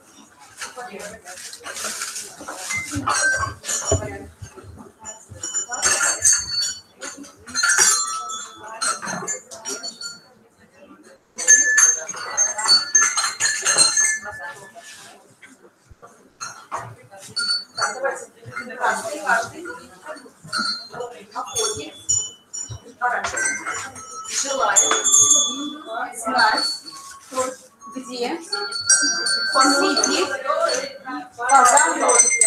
Так, вот смотрите, сейчас я покажу вот эти трубки. Да, они продаются на Алиэкспрессе, они звучащие. Это нота до, это нота ре и так далее. Вот вы должны будете позвонить. Они здесь, вы знаете, еще они хорошо звучат по руке. Вот. Здесь у нас звучат по полу. Да, оркестр. Дети у нас стучат по полу, но мы здесь не можем сесть на пол. Мы можем, конечно, но не будем. Значит, сейчас у нас будет, вы все знаете нотки. До, ре, ми, фа, соль, ля, си, до. Вы тоже до, ре, ми, фа, соль, ля, си, до. Вот сейчас мы будем петь песенку, и потом я буду пока дирижером. Сначала будут у нас трубки играть. Хорошо? Помогайте. На уроке девочки сидят, девочки на клавиши глядят, песенку про клавиши поют, каждую по имени зовут. Ми, фа, соль, ля, си, до, си, ля, соль, фа, ми, ре, до. На уроке мальчики сидят, мальчики на клавиши глядят, песенку про клавиши поют, каждую по имени зовут. До, ре, ми, фа, соль, ля, си, до, ля, си, ля, соль, фа, ми, ре, до. На уроке деточки сидят, деточки на клавиши глядят, песенку про клавиши поют, каждую по имени зовут. До, ре, ми, фа, соль, ля, си, до, ля, си, ля, соль, фа, ми, ре, до. И вот и все вы. Вот такие оркестрные оркестры. Мы немножечко усложняем, потом, например, вы начинаете с нижнего до, мы начинаем с верхнего до. Но это такое сложное для детей, конечно, сложно. Для достаточно, ну, кто давно уже занимается, мы можем так сделать. А кто совсем лучше, конечно, им палками стучать, они вот очень любят. И колокольчики. У нас еще есть вот такие колокольчики, они более удобны для детей. Но это надо, чтобы было место, куда их поставить. Но они должны стоять на полу, и они звучат вот так. Их не надо держать в ручках. Детям очень удобно. Например, колясочки, да, вы можете даже их рукой помочь, чтобы если они могут удержать. Все. Так, и сейчас мы вам покажем еще. Покажем сейчас еще одно очень интересное. Все? Да, мы сейчас покажем еще одно очень интересное занятие, упражнение. Пожалуйста, берем мешочек в левую руку. Левую? Да, в левую ручку. Вот так вот, не зажимайте. Вот так.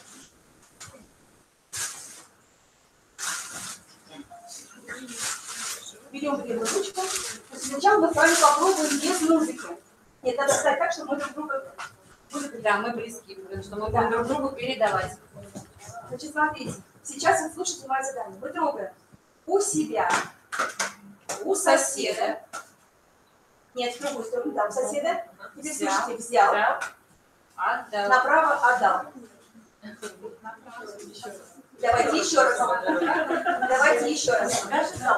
Да, у себя взял и соседу отдал. На левую руку. Это получается у детей очень хорошо. Вот нам казалось, мы сначала сидели сами, естественно, это пробовали, педагогами сели, ой, кажется, у себя, у соседа, очень смешно, уже там ассоциации у всех. А дети быстро схватили. Вот любого возраста, и старшие, и младшие быстро схватили. Самое главное слушать задание. У себя, у соседа, взял, отдал. У себя, у соседа, взял, отдал. У себя, у соседа, взял, отдал. Давайте попробуем с музыкой. И погромче тоже. Сейчас. Нет. Давайте выключим и поставим другую.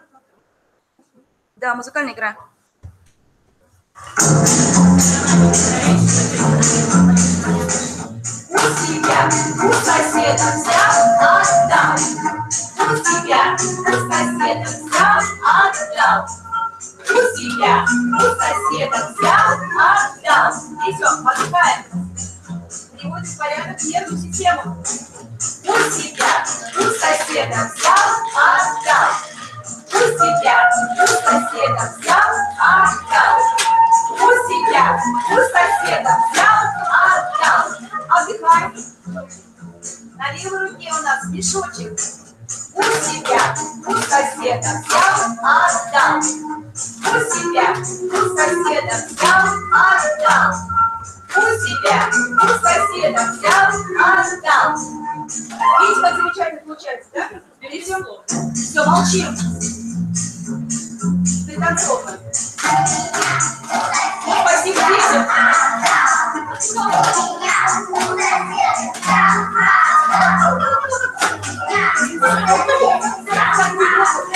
Отдыхаем.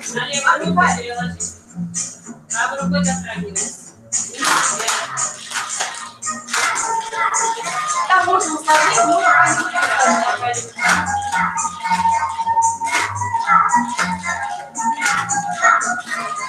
все, нейронная связь у нас составлена.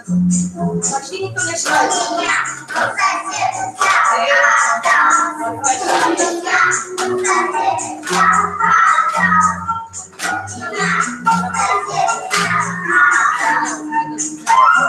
Вот и все.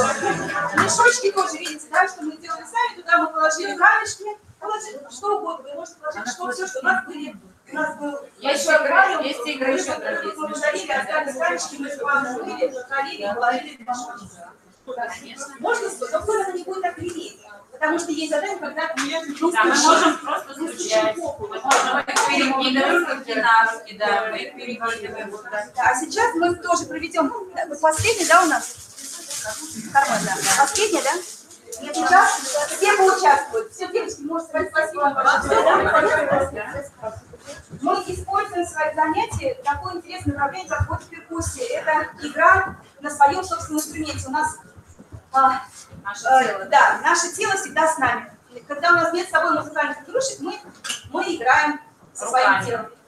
Значит, сейчас мы тоже классическая музыка, Кармен, Бизе. Вы, кто хочет сниматься, кто без телефонов, вы можете с нами поучаствовать.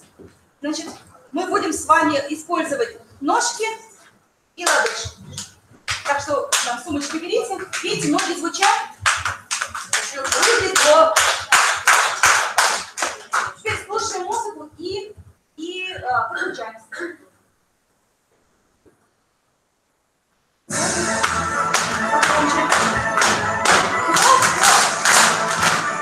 Тарелки слушайте.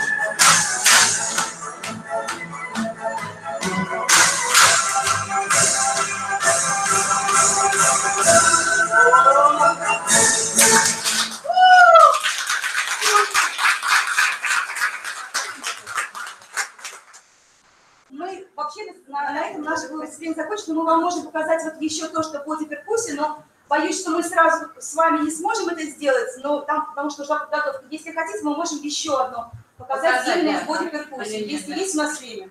Это 2 минуты. Давайте посмотрим. Боди перкуссинг, постукивание по телу. Но здесь немножко больше будет. Новенькое.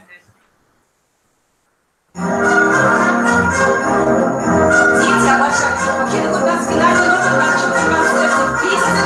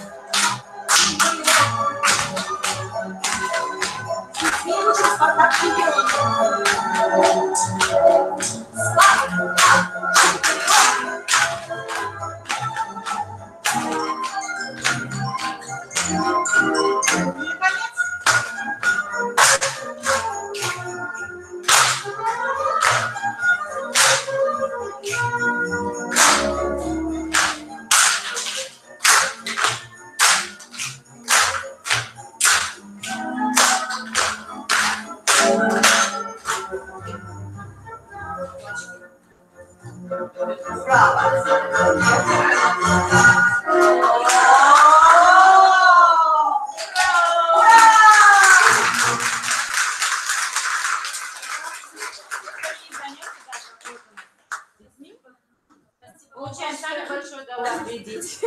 Спасибо, Мария Владимировна. Всех энтузиазм, я думаю, все наши сотрудники будут. Приходите к нам в гости. Это средства работы. Приходите к нам в гости. Мы всех ждем. И контакты очень можно найти на сайте Махамад, поэтому да, спасибо. Мы можем вам оставить мы можем оставить музыку, потом кому нужно. Музыку, да, конечно. Чтобы для чего-то отталкиваться, с чего-то начать, мы всегда, вот, например, я слышу какую-то музыку, нахожу, я Шазам включаю и ищу оригинал. Потому что потом уже возникает очень много недель. Но лучше начать, когда ты уже что-то видишь, ну вот лучше начать с оригинала. Все, спасибо большое. Спасибо вам большое. Спасибо вам большое. А сейчас у нас перерыв на кофе-брейк. Опять постараемся уложиться за 20 минут, чтобы нам не снимать время. Если вы учиться постоянно,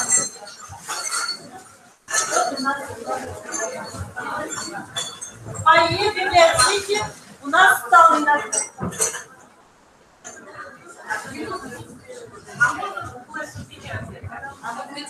скачать. Я вам скинуть вот эту музыку. Я первая тогда, да?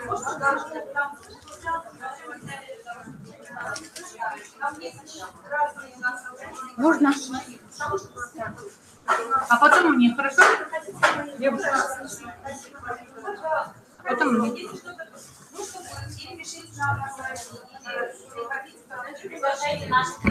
Вот если бы еще и бумажечку с этими движениями было, да? Я записывать пыталась. Но это мы можем сами уже придумать немного, да. Ну, это замечательно. Я думаю, на летнюю Да неделя детской площадку. книги вот уже сейчас будет. На неделе Да, детской можно. книги можно уже играть. Если разучить.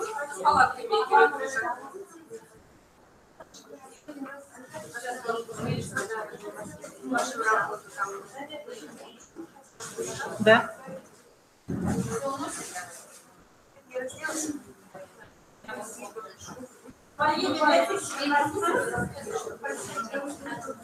Мне, пожалуйста, тоже все полностью, то, что холодно. Конечно, а дети больные, так это же вообще как это, насколько им это нужно. Так.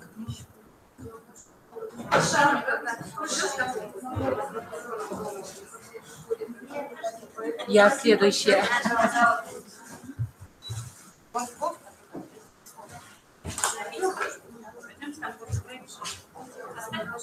Большое спасибо. Большое спасибо, вы замечательны. От вас такая энергия вообще.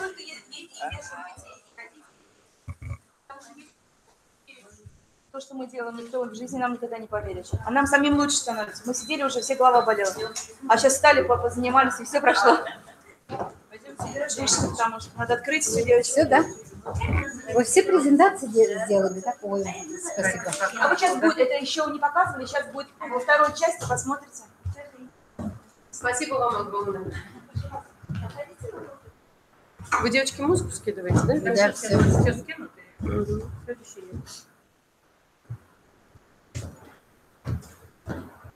Скидывается еще, да? Угу. Тогда я схожу на кофе-брейк, потом подойду, заберу свой. Я тоже. Нам музыку, ладно? Вы нам уже все скинули, нам музыку только. А мне все, пожалуйста, я ничего не скинула. А это не моя, вот желтая моя. Ага.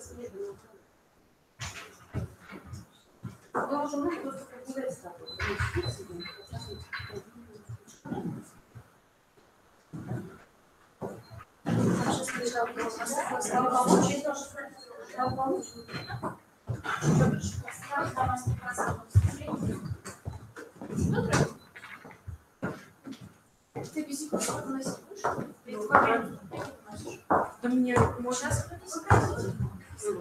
Потому что выступление у нас моя кухня. Сейчас надо мне двигаться начать. Передай еще у нас полчаса. Ты нас выпьешь? Ага.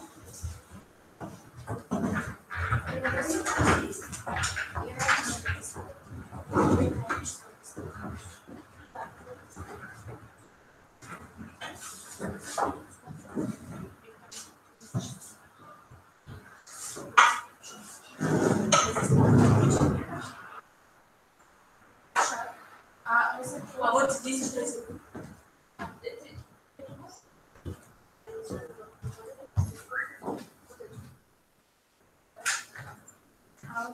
Ты знаешь, как я сюда? В 2006 году, что мы приезжали первый раз. Я помню, мы следили еще. В 2006 году. А вот программа уже есть. Где мальчики?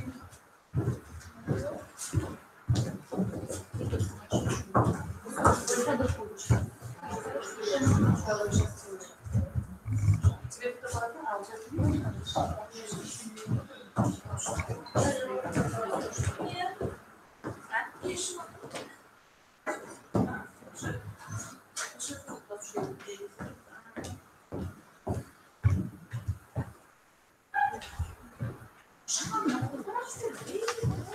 нет, ты на случай консультки. Потому что, когда говорит начну, я уже это меня будешь.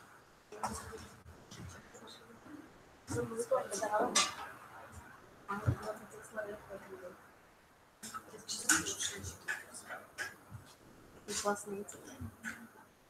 Так, микрофон же надо поставить.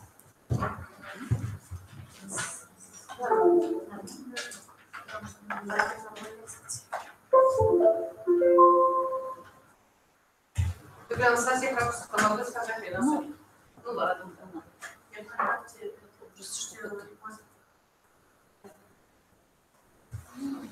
Ну фотоаппарат нормальный, да, когда во время этого? Нет, фотографировать. Ну, в смысле, нет, фотоаппарат.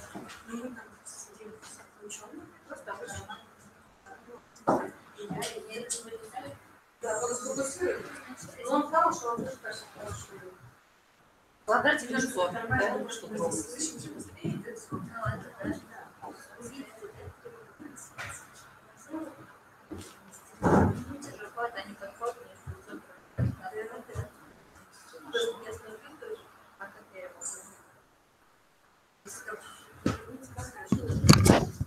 Еще один контрольный. Только на презентацию, что ли, наведем? Или тебе не надо, чтобы не выключить?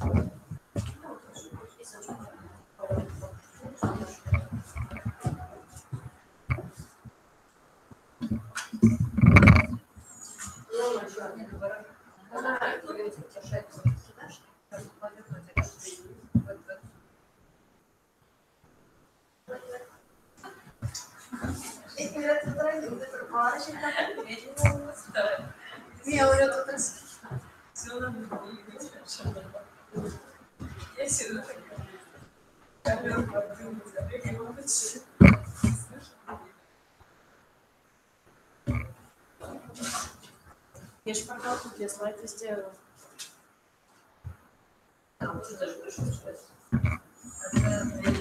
Есть там 15?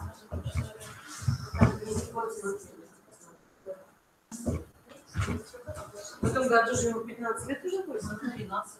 Ну, не сажать.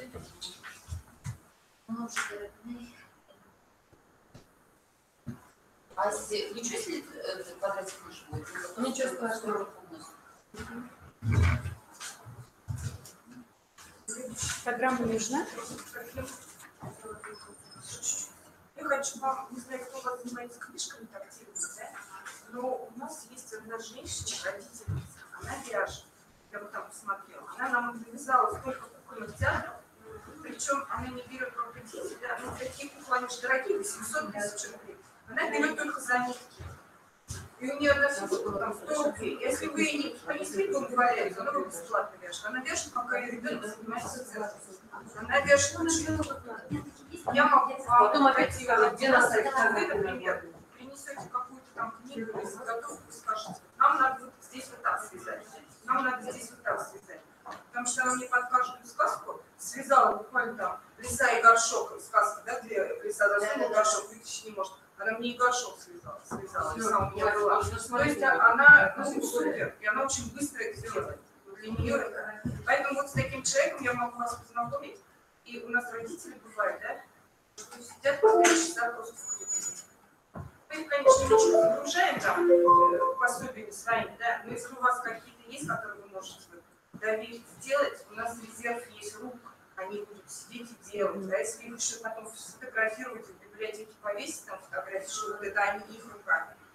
Поэтому здесь надо... Да, у меня на весь сумки я потом оставлю, если я должна переводить. То есть я вот посмотрела, да, она, ну, красиво вяжет, качественно, и прям. Там может вам вырезать. Сейчас вот наша сразу будет, да? Мархамат опять? Нет, еще кто-то будет.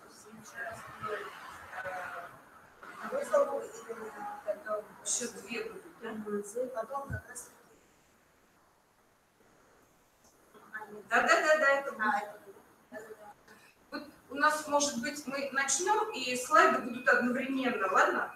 Ну, сначала слайд, или сначала слайды проводим, я быстренько расскажу, а потом, наверное, сначала слайды проводим. И там вот у меня, посмотрите, пожалуйста, не молитесь. готовишься, да? Там последний слайд не нужно. Мы вчера это буквально делали на ходу.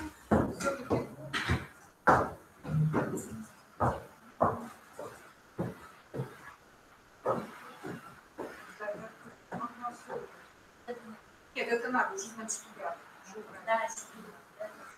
Вот там еще, подождите, вот который на флешке был, оно увеличено было. Это один вариант мы черновых прислали, а второй вариант, да. Он так и будет, да? Потому что мы вчера уже перед уходом наши каждый 30 клиент, нет у нас времени, нет.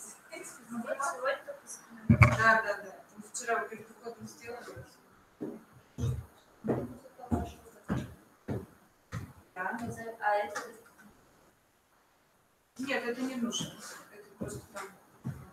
Вот первое, вот то, что первое.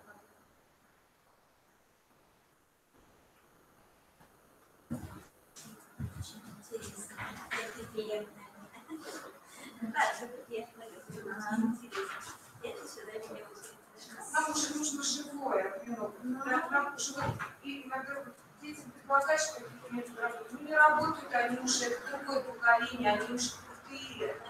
То, что с нами в 70-х годах проводили, посмотрите, ничего посмотрите, тебе им уже не надо. То, что тебе в кайф, то и дело с ними. И они вперед идут, даже хоть они как же не внешне хотят наши читать. А вот среди всех гостей только библиотека, да?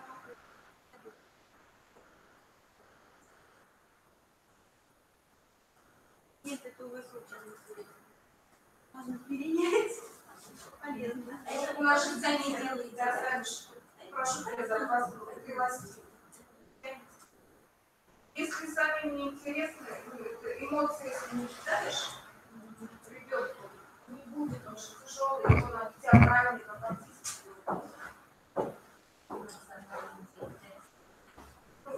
Проблему дать нету эмоций. Проблема, где ее себе взять, чтобы прийти и какая-то зажечь. Проблема, где взять себе ресурс.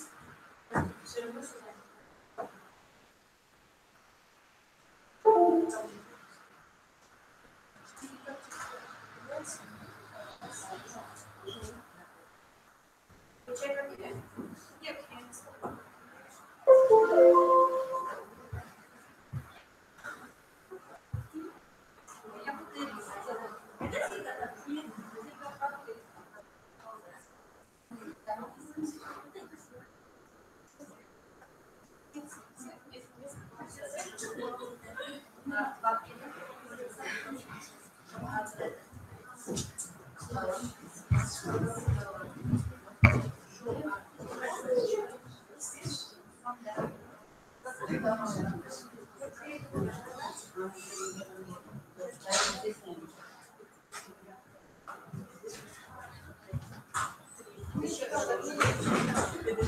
Спасибо.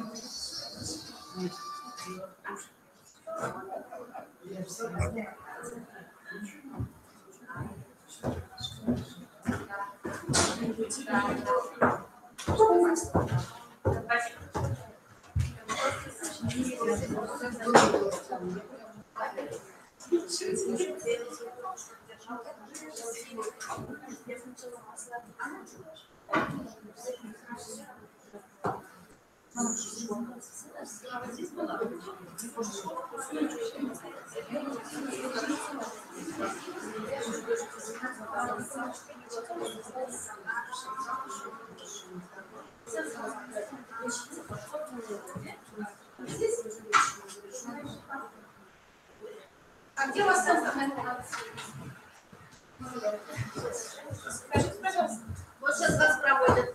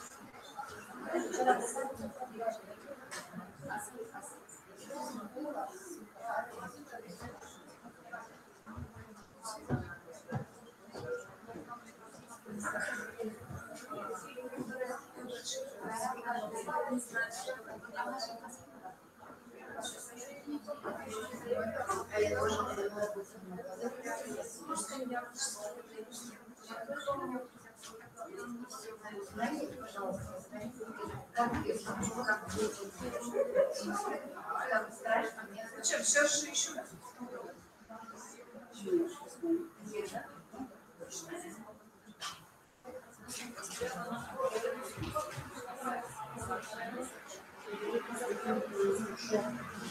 Хорошо, прости. И пусть сядет.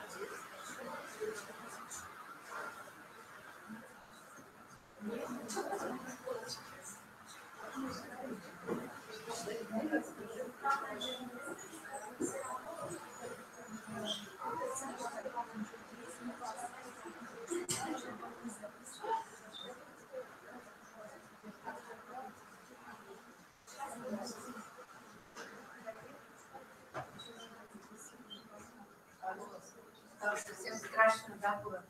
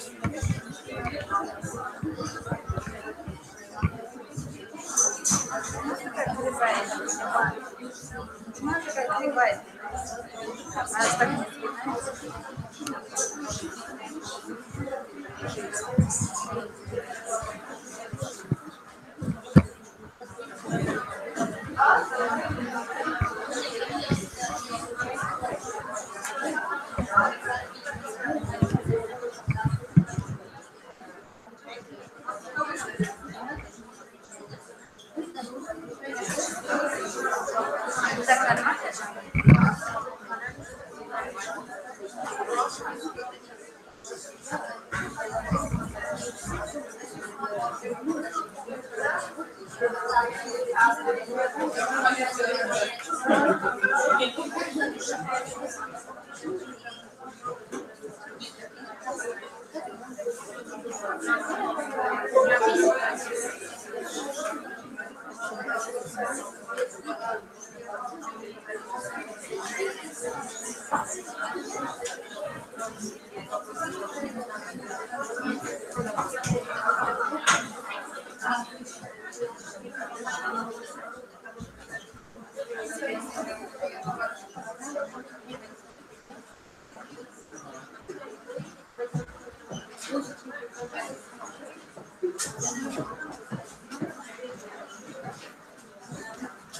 Все собрались? Так, первая часть прошла. Начинаем вторую часть. Так, следующий наш доклад приехал с района, с Туймазинского района. Совсем недавно мы там провели циклосессию. Нам очень понравилось не только самим показывать свой опыт, но и поучиться у наших коллег на местах, как проходит адаптация, реабилитация. И захотелось, чтобы этим опытом воспользовались и вы. Сейчас выступление Безруковой Ирины Борисовны, это заместитель директора по работе с детьми, Туймазинский район. Выступление «Особые дети в пространстве библиотеки. Опыт работы». Пожалуйста. Добрый день, уважаемые коллеги. Постараюсь быть очень краткой. Ну, конечно, мне будет сложно быть интересной после такого выступления наших коллег предыдущего, но все же я постараюсь. Детство – это, наверное, самое счастливое время для многих из нас, взрослых. Мы, взрослые, всегда самыми теплыми чувствами вспоминаем годы детства, юности. И хочется, чтобы и современные дети потом могли с улыбкой вспоминать годы, когда они были маленькими, как они росли и входили во взрослую жизнь. Абсолютно все дети, не разделяясь на обычных... Слышно? Абсолютно все дети, не разделяясь на обычных и особенных, здоровых и больных, полноценных у детей с ограничениями здоровья, чтобы всем деткам было хорошо. Забота родных и близких, их поддержка и помощь дают этим детям возможность обрести себя и найти свое место в жизни. Но не все дети имеют своих родных. Многие живут и учатся в интернатах, где по жизни их ведут педагоги, воспитатели. Как помочь особым детям стать полноценными членами общества? И здесь, наверное, важное место занимает библиотека, которая является практически единственным бесплатным учреждением культуры, как уже упоминалось выше, где дети с ограничениями здоровья могут найти необходимую информацию, получить эмоциональную разрядку, почитать книги, журналы, участвовать в библиотечных мероприятиях и просто пообщаться друг с другом. Центральная детская юношеская модельная библиотека муниципального автономного учреждения культуры, муниципальный Туймазинский район Республики Башкортостан, это современное, технически оснащенное учреждение культуры. Вот, судя по слайдам, вы можете увидеть подтверждение моих слов, которое соответствует требованиям модельного стандарта деятельности публичной библиотеки. В результате грамотной перепланировки нашего помещения, нашей библиотеки, а мы занимаем площадь 543 квадратных метра, нам удалось выделить 9 зон функционирования. Среди них особо пользуются спросом такие сектора, как юношеский, сектор платных услуг, младший абонемент, но наиболее все же востребованный электронный читальный зал и многофункциональный зал. И, конечно же, зал периодики, но больше всего, самым большим спросом пользуется игровая площадка. Наличие пандуса, перил, удобные подъездные пути к библиотеке, а также специальная расстановка мобильной, специально заказанной мебели, библиотечной, она у нас передвижная, легкая, и мы в любой момент можем ее перенести в то или иное место, чтобы она не мешала никому. Позволяет свободно передвигаться по библиотечному пространству на инвалидном кресле. У нас причем есть детки, колясочники, и женщина одна взрослая читательница, это мама нашего читателя, она тоже передвигается на инвалидном кресле. Особый интерес пользователей библиотеки проявляет к мультимедийному залу, я уже вам сказала. И это неспроста, потому что в этом зале он многофункциональный, отличается своей многофункциональностью. Это место проведения онлайн-конференций, семинаров, благодаря наличию доступа в интернет, благодаря покрытию зоны Wi-Fi, театрализованных представлений, благодаря тому, что есть сцена, там же проходят концертные программы, художественные выставки проходят на самом высоком уровне. Это благодаря тому, что оформлены подсветка, ниши, кронштейны. То есть даже в нашем краеведческом музее не во всех залах есть такое оформление, как у нас. Благодаря укомплектованности мультимедийного зала современным компьютерным оборудованием появилась возможность демонстрации на большом экране мультипликационных фильмов, художественных фильмов, а также в последние годы мы практикуем показ буктрейлеров. И это пользуется большой популярностью. Видимо, за счет, наверное, того, что все-таки и мультфильмы, и художественные фильмы, они, наверное, длятся дольше, а буктрейлер все-таки занимает небольшой отрезок времени. Да? Наша библиотека более 20 лет очень тесно сотрудничает с Туймазинской специальной коррекционной школой-интернат номер 2 для детей-сирот и детей, оставшихся без попечения родителей, с ограничениями в здоровье. Мы систематически приглашаем этих детей и подростков на наши мероприятия, причем при подготовке многих из них они принимают самое активное непосредственное участие.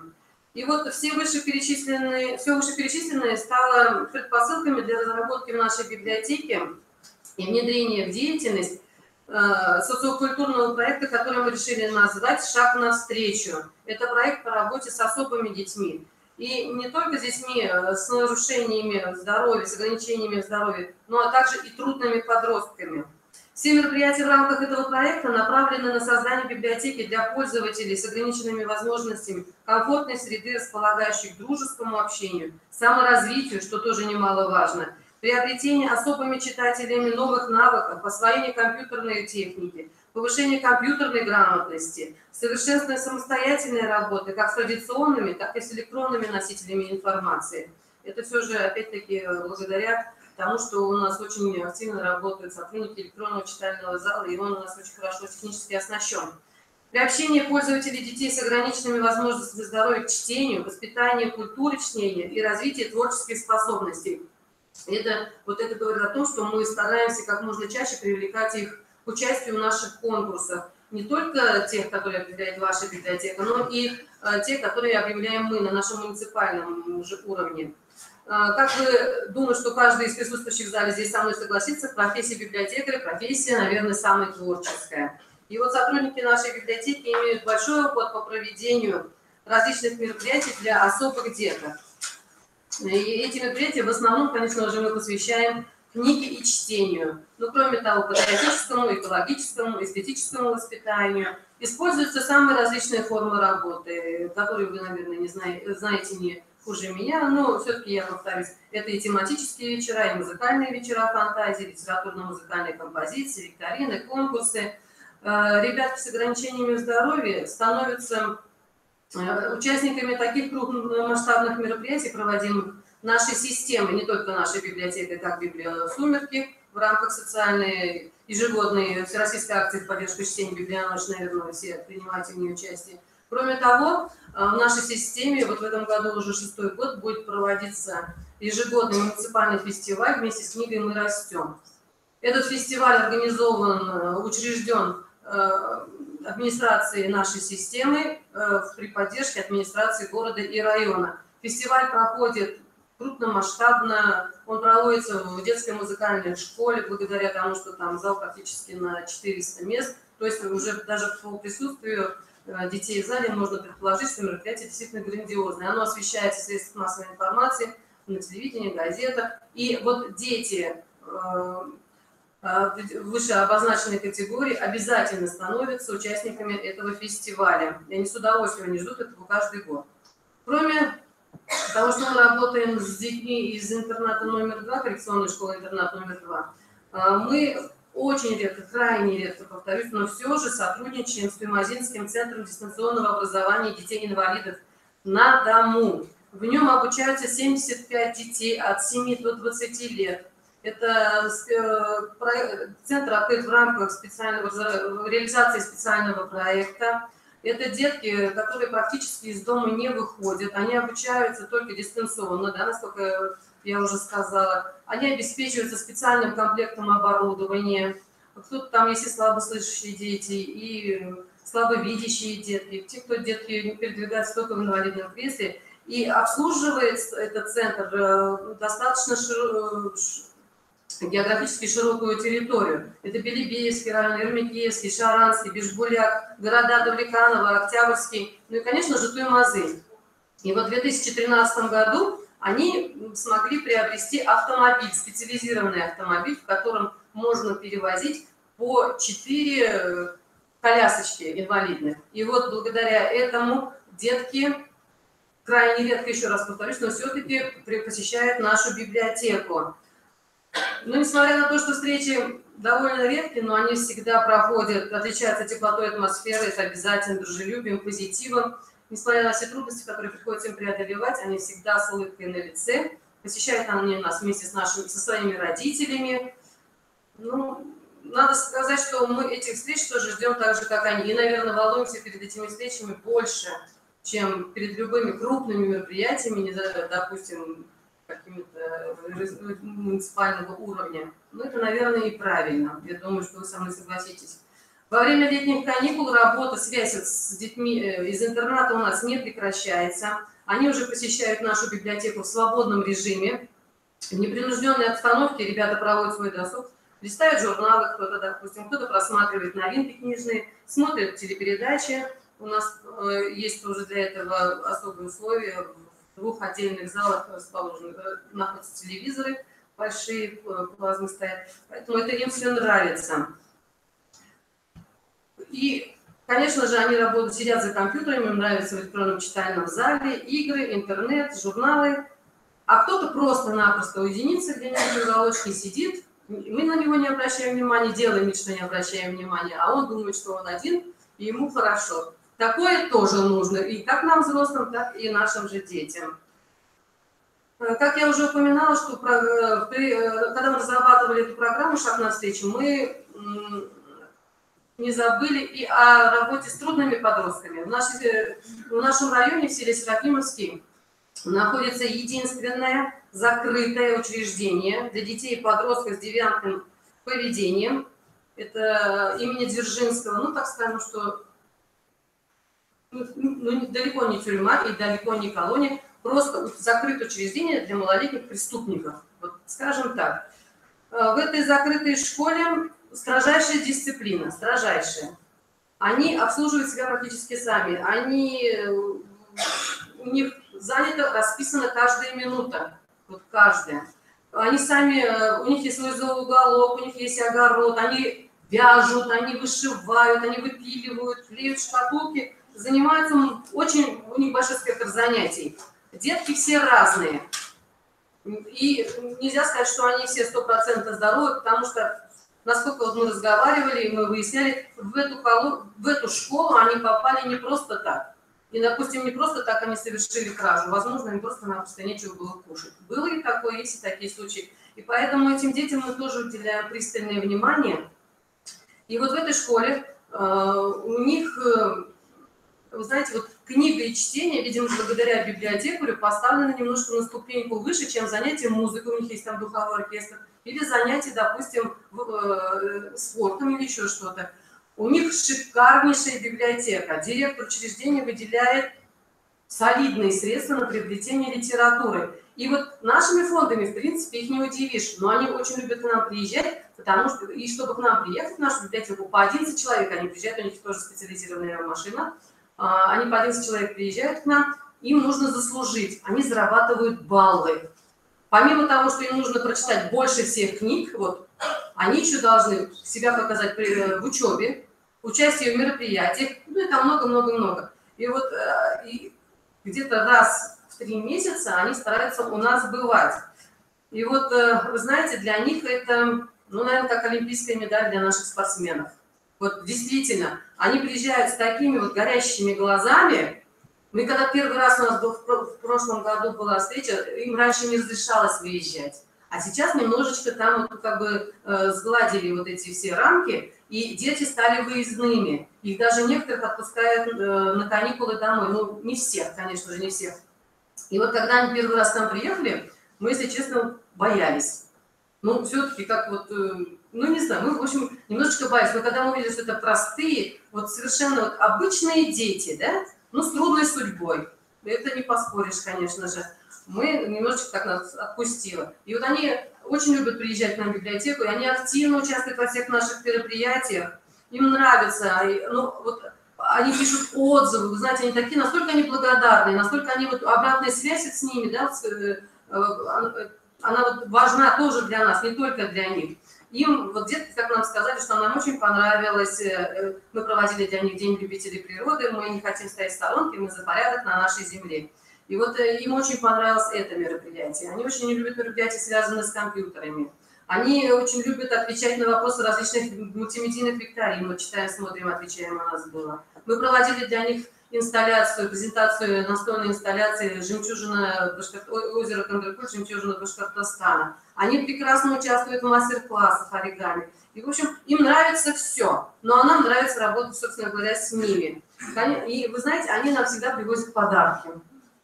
Что-то нарисуют, что-то вырежут, что-то слепят. Даже играют на музыкальных инструментах для нас. Они вот сколько вот там сидят, например, да, вот с 5 по 9 класс. Вот некоторые, один мальчик, допустим, для нас играл на трубе, он всего 2 года сидит, и он уже освоил этот духовой инструмент. Тоже прекрасно. Вот. И поэтому это очень кропотливая, скажем так, работа, да, но не мне вам говорить, насколько я вот сегодня послушала, у каждого из нас есть чем, скажем честно, похвалиться. Правильно? Но это правильно, не только поделиться, но и похвалиться. И вот с такой белой завистью я слушала выступление коллеги, что прям вот в некоторые моменты даже думаю, ну надо же, ну вот вроде элементарно, а сами не додумались. Поэтому вот важность таких семинаров, она очень значима. И мы считаем, что каждое посещение этих детей нашей библиотеки, это для них настоящий праздник. И один из способов социализации трудных подростков. Потребность быть милосердным, великодушным есть в каждом человеке. У сотрудников нашей библиотеки есть реальная возможность воплотить эту потребность, и мы знаем, что став друзьями детской библиотеки, наши особые дети становятся хоть чуточку, но счастливее. Но нужно также отметить, что не только наша библиотека, в нашей системе их 41 библиотека, и работает в данном направлении. В каждой библиотеке нашей системы имеется картотека детей-инвалидов. Каждый. И каждая библиотека решает, как им работать в этом направлении. Это исходя уже, конечно же, не секрет, не у каждой библиотеки такие возможности технические, как в нашей библиотеке. Но все же в каждой библиотеке работа поставлена на достаточно хорошем уровне. Мы никогда не пропускаем конкурсы, объявляем вашей библиотеке. Мы всегда в них участвуем. В прошлом году мы 7 работ представляли. И работа под руководством Вероники Викторовны Столбовой заняла 1 место. Это тоже отрадно. Вот. Активную работу с пользователями ведут также и сотрудники центральной библиотеки. На данный участок назначен конкретный специалист, она присутствует, Вероника Викторовна. И это человек очень неравнодушный к своей, вот к тому, это не то, что к своей работе, она любит свою работу, а вот к тому, как бы скажем так, как сказать-то, вот слово, это даже не занятие, а вот это немножко выше, правильно? Вот то, что вот ей поручили, и не поручение даже, то, что ей доверили, вот то, что ей доверили, она относится очень ответственно. Она сама по себе человек ответственный. И вот благодаря Веронике Викторовне у нас очень хорошо поставлена работа с местными отделениями Всероссийского общества слепых, Всероссийского общества инвалидов. И можем сказать, что с 2011 года на базе Центральной библиотеки работает библиотечный пункт в вашей библиотеке. И наши читатели также имеют возможность во время пользования получать специализированные виды изданий на дисках, флеш-картах и многое другое. Ну, коротко еще скажу, в завершении своего выступления, у нас рядом в непосредственной близости к Центральной библиотеке находится коррекционный детский садик для детей с нарушением зрения. Они частые гости этой библиотеки, так как до нас, до детской инвалидити далеко, но в библиотеке тоже центральный есть детский уголок, И поэтому они посещают очень часто центральную библиотеку. Я не стала раскрывать содержание наших мероприятий, не называть, перечислять конкретно, какие мероприятия мы проводим, а проводим мы много. Вот, допустим, за 2017 год для детей и подростков в данной категории мы провели только наша библиотека около 33 мероприятий. Вот. И кому просто будет интересно, заходите на наш сайт. Наш сайт, он очень информативный, наш сайт очень, скажем так, интересный. Он неоднократно занимал призовые места на республиканских конкурсах. И всю информацию, и на нашем сайте каждая библиотека имеет свою страничку. И всю интересующую вас информацию вы можете найти там. А я не буду занимать ваше драгоценное время. Благодарю вас всех за внимание. Спасибо за возможность поделиться своим опытом. Спасибо всем огромное. Почему люблю библиотекарей? Потому что они всегда патриоты своего дела. С какой любовью, Ирина Борисовна, вы рассказали сейчас про свою работу. Туймазинская ЦБС – это, конечно, уникальнейшая ЦБС, да, впереди планеты всей, молодцы по укрепленной материально-технической базе и по работе. Надо признать, действительно, коллеги, вот я сама уже 15 лет в специальной библиотеке работаю, да, мы часто не хотим просто видеть детей-инвалидов, особых детей. Просто, нет, вот это меня не касается, вот этого я не буду, этого негатива касаться. Нет, вот как раз-таки нам нельзя. И как раз-таки Туймазы сейчас показала, что для них особый ребенок – это не только инвалид, но и трудный подросток. Они не испугались этого закрытого учреждения, да. И вот смотрите, какой мир для этих детей они открыли. Может быть, посредством своих вот мероприятий они, наконец, ребенку дали понять, что такое счастье, что такое радость, что бывает и другая жизнь, да. В общем, огромные молодцы. Также я знаю, что Туймазинская ЦБС, она всегда открыта к общению. Пожалуйста, можете к ним приезжать, они вас встретят, расскажут про себя, да. У них очень интересные мероприятия. Всегда о них слышу. Буквально вчера мне позвонил Айгиз Баймухаметов, писатель, и привез от вас, да, привет. Молодцы. И в интернете уже, в культурном мире Башкортостана, везде про это мелькает. Молодцы. В общем, профессионалы с большой буквы. Ну а сейчас тоже приятный момент нашего семинара. Очередной мастер-класс от Мархамат. Мастер-класс «Фольклорные игры и телесно-двигательные игры в кругу». Эльвира Маратовна Бурмистрова, клинический психолог, и Елизавета Валерьевна Рыжова, логопед. Девочки, у вас 20 минут.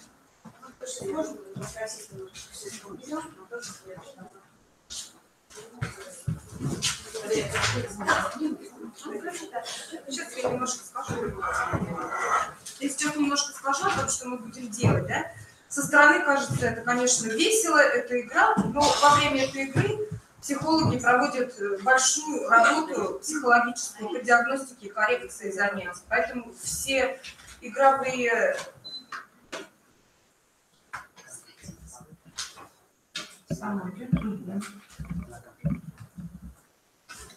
Поэтому все упражнения, все игры, они несут за собой терапевтический момент. Работают у нас в этих игровых занятиях психологи, логопеды, дефектологи. Что же такое круг? Круг используется в лечебной педагогике. И научно уже доказано, что занятия вот в этом круге поднимают на другой уровень родителей, детей и взаимоотношения между детьми и родителями. Здесь даже можно провести небольшую диагностику. Если мы смотрим, в какой позе мама села в круг с ребенком, да, кто-то еще сидит в позе, как будто она еще не родила его, потому что ребенок с особенностями. И очень трудно ей в этот мир, он кажется ей опасный для своего малыша, потому что у него много диагнозов, там, возможно, эпилепсия от громкого шума, возможно, вечером он будет перевозбужден, и они будут ночью вызывать скорую помощь. Поэтому эти моменты мы все понимаем и учитываем. Это не просто игра. И вот в диагностике, как я уже сказала, в позе, в манере общаться мамы с ребенком, доверие не сразу выстраивается между педагогами и мамами, не доверяют нам своих детей. Ну, первые 2 занятия, кажется, там слишком громко музыка, слишком активные игры для них. Поэтому мы относимся вот к этим играм как к лечебной педагогике. Дети, родители, педагоги собираются вместе и садятся в круг. Почему в круг? Помогите переключить. Вот это?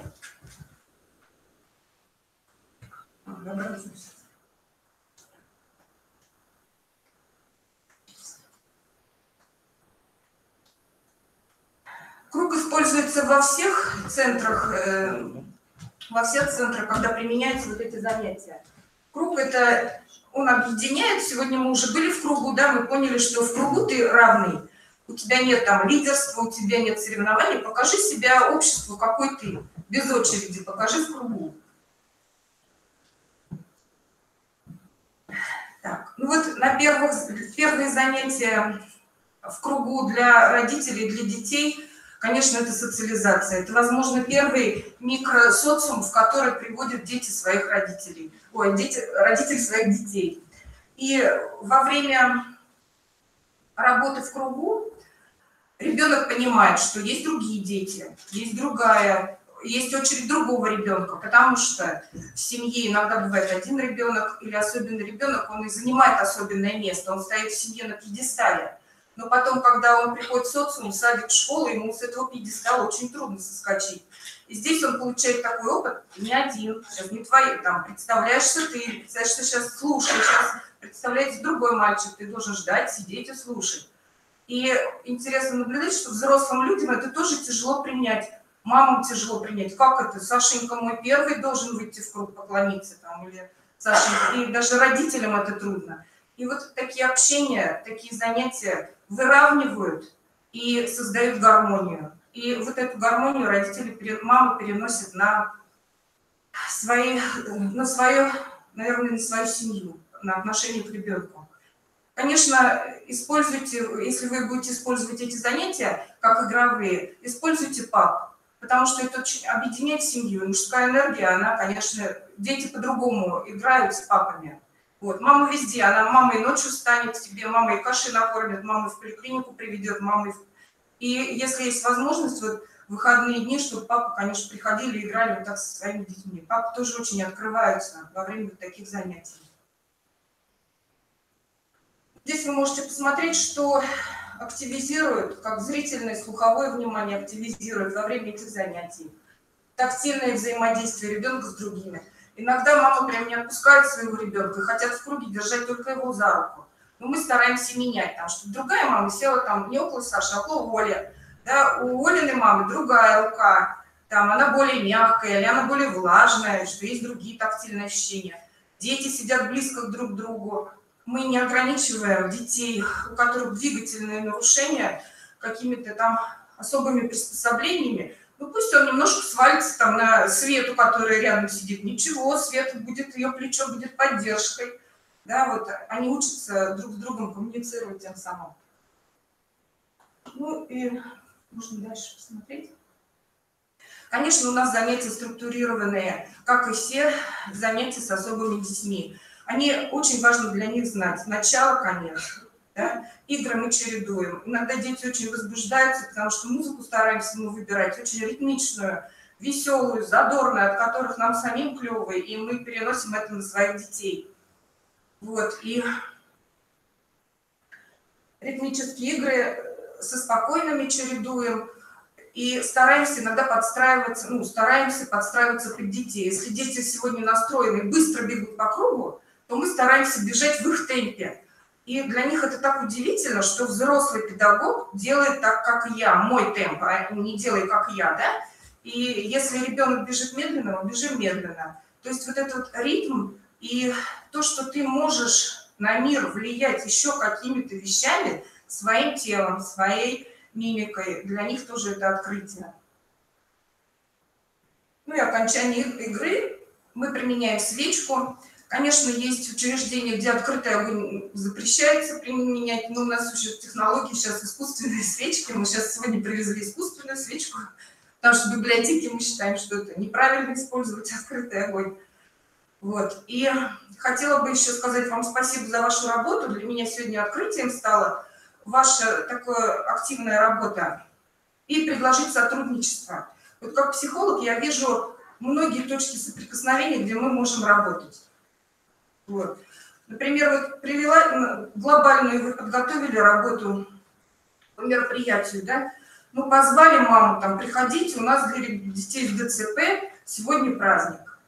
Мама и так знает, что у нее ДЦП, она живет в этом горе, да? Можно красиво позвать. Сегодня вот можете прийти завтра, например, на мероприятие, мы думаем, Саше будет там комфортно. Мы постарались, чтобы было вам интересно.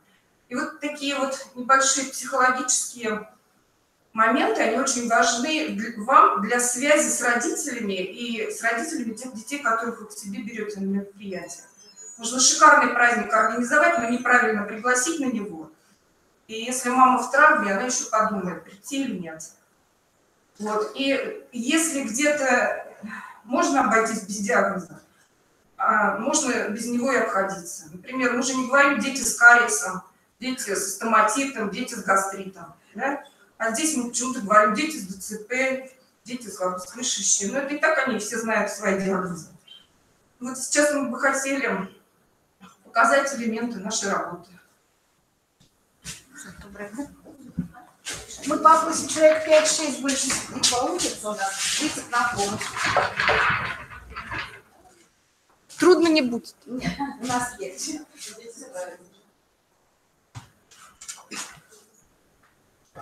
Наверное, все-таки сядем. Это у нас ковер, мы предлагаем сесть на ковер, чтобы на пол не садиться. Потому что все прочувствовать нужно, как.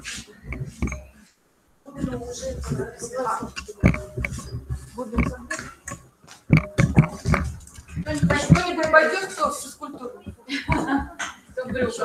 Можно, конечно. Нужно даже. А еще кто-нибудь один, два. Начало нашего занятия мы всегда садимся в круг. Да? И, как я уже сказала, иногда стараемся, чтобы мама и ребенок или доченька сели немножко, чтобы они видели себя с другой позиции, а не только вот так, как в жизни. Вот. Игры у нас ритмичные, и мы повторяем ритм, чтобы ребенку было еще, может быть, непонятно, что делать, но он включился. Вот. Мы, например, представляем... Вас как зовут? Мы, например, здороваемся всегда по именам. Где Лиза? Здесь, здесь, здесь. Где Лиза? Там, Татьяна, там, показывает, там. А зачем ребенку смотрит в глаза? Где Гузель? Показывает здесь, здесь. Где Гузель? Там, там. Мы указательный жест формируем. И в пространстве мы ищем, да, всегда же мы по-разному садимся, включаем на себя внимание, включаем внимание на других. Гузель, вот сейчас вам немножко трудно было вот сказать здесь, здесь, здесь. Или нет, не трудно? Иногда себя в обществе, где много народу, бывает сложновато представить. Миру я вдруг здесь, посмотрите на меня. Это очень важный момент, хотя внешне он такой простой. Где Татьяна? Здесь, здесь, здесь. Где Татьяна? Там. Все, мы нашли друг друга, да? Теперь мы считываем ритм. Кто с каким настроением сегодня пришел?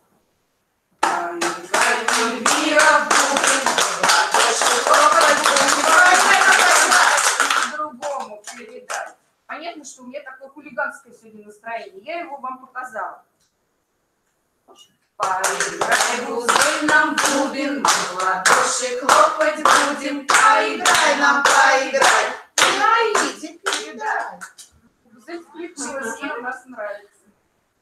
Поиграй, аида, бубен, в ладоши хлопать будем. Поиграй нам, поиграй, и другому передай. Можно по имени, да, обращаться. Поиграй нам, Лиза, бубен, ладоши хлопать будем, поиграй нам, поиграй, и Татьяне передай. То есть я вам показываю модель поведения ребенка. А мы показываем, что мы принимаем тебя любую, и такую, и такую. Мы любим тебя любую. Поиграй, Татьяна, будем, ладоши хлопать будем, поиграй нам, поиграй, И на место убирай.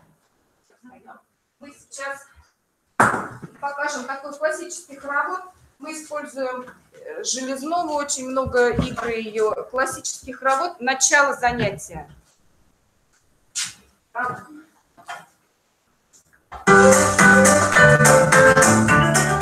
Нет, хоровод первый. тоже хороший.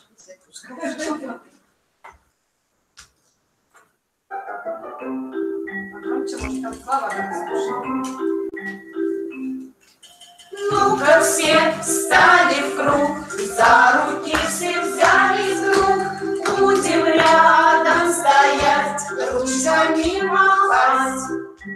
Начинаем заниматься, будем сейчас стараться, повторять, не зевать, все запоминать. Ну-ка все встали в круг, за руки все взялись вдруг, будем рядом стоять, ручками махать. Начинаем заниматься, будем весь урок стараться, повторять, не зевать, все запоминать.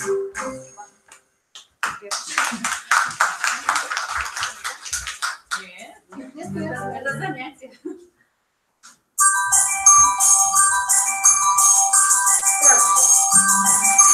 Карусель из ленточек закружилась деточек, быстро ленточки летят, наши деток веселят.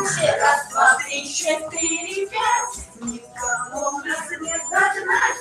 Вдруг моторчик отключился, наш кружок остановился. Ой, включите поскорей, закружите всех детей.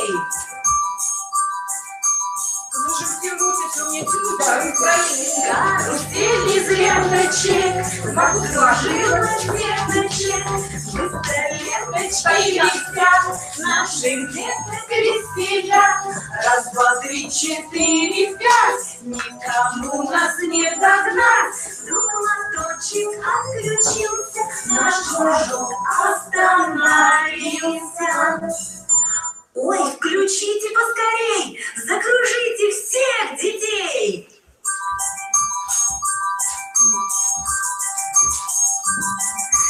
Карусель из ленточек закружилась деточек, быстро ленточки летят, наших деток веселят. Раз, два, три, четыре, пять, никому нас не догнать, никому нас не догнать. Собственно, мы вам показываем не то, что как дурачат наши дети, а как они идут. Привести ребенка до ЦП, который не умеет хватать, и который при этом, ну, важновато. Ну, вот почему. Да, иногда у нас задача просто, чтобы умел держать. Иногда, чтобы ты мог свой тонус показать, ну, мне комфортнее натягивать, да. Кто-то вялый, кому-то комфортнее подойти ближе. У нас дальше. Он здесь. Наверное, парашют многие используют, да? Он вообще очень здорово идет. Осенью листики сделали, поиграли, в листопад стишок выучили. Зимой снежинки, летом цветочки, да, и можно использовать как хотите.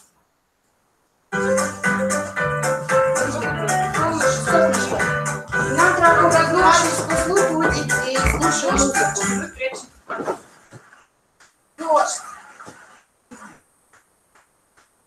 Все в этот момент смеются обычно. Солнце, гуляй, пошли на улицу гулять, солнышко. Ребенку всегда очень сложно переключиться с одной мелодии на другую, но здесь присутствует слух. Вот тогда и смеемся. Где под зонтом? Солнышко, пошли гулять.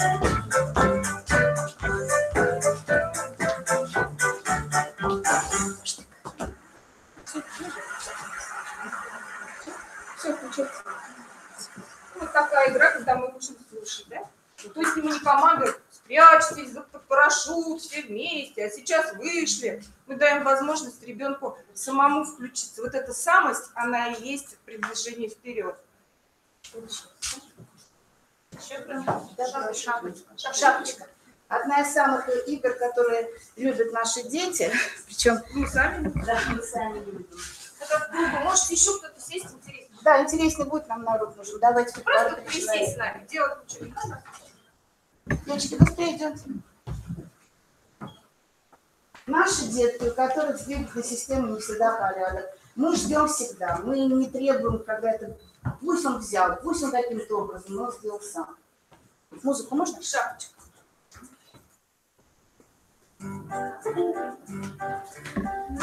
Ребята, не зевайте, шапочку передавайте, только перестану петь. Надо шапочку надеть. Ну, ребята, не зевайте, шапочку передавайте, только перестану петь. Надо шапочку надеть. Пауза, когда он надевает эту шапочку. Тяжело ему. Траля, траля, траля-ля, траля, траля, траля-ля. И любуется народ, как же шапочка идет. Траля, траля, траля-ля, траля, траля, траля-ля.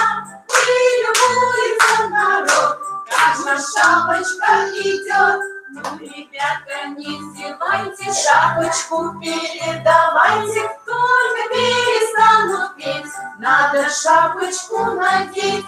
Ну, ребята, не зевайте, шапочку передавайте, только перестану петь, надо шапочку надеть. Хочу одевать. Взрослые не хотят одевать, а дети вырывают, кто я хочу шапочку. Тра-ля-ля, тра-ля-ля, тра-ля-ля, милуется народ, как же шапочка идет. Тра-ля-тра-ля, тра-ля-ля, тра-ля-тра-ля, тра-ля-ля, милуется народ, как же шапочка идет. На самом деле, вот эта игра очень такая сложная в том плане, что ты 5 лет посидел дома, да, и ты себя не показывал в обществе. И надеть шапочку, и когда на тебя все смотрят, это даже для нас, для взрослых, как шапочка какая-то смешная, кто-то будет смеяться над тобой, да, и ты должен сидеть, и все на тебя смеются. Но следующий этап, когда тебе говорят, шапочка вам идет, и говорят, все общество говорят, мы тебя любим, ты клевый. У ребенка вот эта немножко тревожность, она проходит.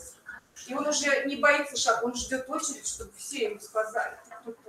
Бывает, что не отдают, цепляются в шапку, не отдают. А бывает, кто-то одевает, нравится на лицо. Да, на лицо. В этот момент не видит. Там еще можно добавить, включаются родители, они начали вязать шапочки. Одна мама такую шапочку связала, другая мама другую шапочку, у них теперь шапочки все нет. Я Мы меняем шапочки. Видела эту игру. А есть детки с аутизмом, им нравится прятаться от нас, от людей, да, и от солнца. И вот мы сейчас применяем кепку, и они очень соскучились по лету, по кепкам, и кепку с удовольствием надевают. Так, еще встаем друг за другом. Замечательная игра, но здесь тоже нам очень сложно бывает, но мы детей ведем, мам. Называется сороконожка. Они мне показывают. Сороконожка хорошо держит, добрые ногами наша пол дрожит. Если ножки целый день бегу, не устаю, не устаю. За последний побежит вперед, и сам в голове встает. Только же последний побежит вперед, и сам в голове встает. Сороконожка хорошо бежит, только их ногами наша пол дрожит. Не устаю, только же последний побежит вперед, и сам в голове встает. Только же последний побежит вперед, и сам в голове встает. Еще раз. Сороконожка хорошо бежит, только их ногами наша пол дрожит. Не устаю, только же последний побежит вперед, и сам в голове встает. Только же последний побежит вперед, и сам в голове встает. Спасибо. В этой игре тоже важно, когда ты лидер, ты первый, сейчас ты голова, и ты ведешь. Вот здесь места мало, но у нас в зале мы стараемся ломать стереотипы. Мамы, они тоже в этой жизни своей живут. Завтрак, процедуры, мархамат, массаж, бассейн. Это круг, и он не меняется, да? и они привыкают жить только в этом кругу. И иногда мамам сложно предложить, чтобы сороконожка побежала в другой мир, в другой дороге. А тем более, если мама на одном конце сороконожки. Да, и мамы вот так бегают по кругу, как в жизни, и у них даже нет мысли, что можно завернуть, ты же хозяйка всех, там, все же за тобой пойдут, ты хозяйка ситуации. И вот в таких упражнениях вот приходят такие психологические озарения. Ну, окончание наших занятий всегда тот же самый круг, также мы встаем, держимся за руки и под песню заканчиваем.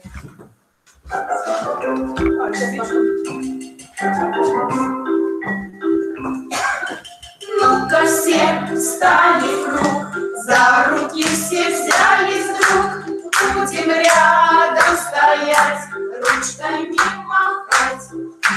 Целый час мы занимались и немножко баловались, а теперь детвора, всем домой пора.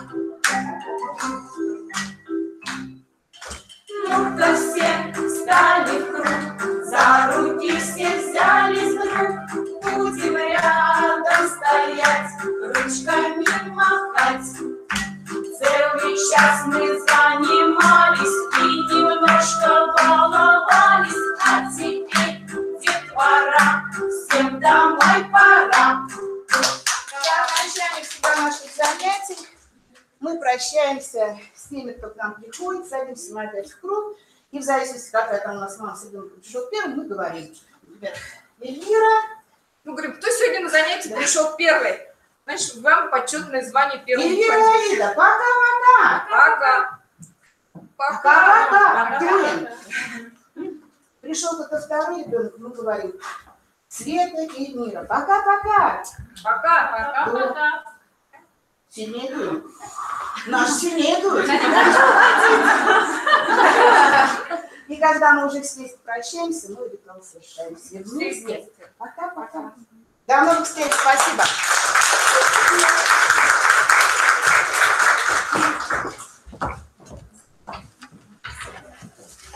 Все, выходи, выходим.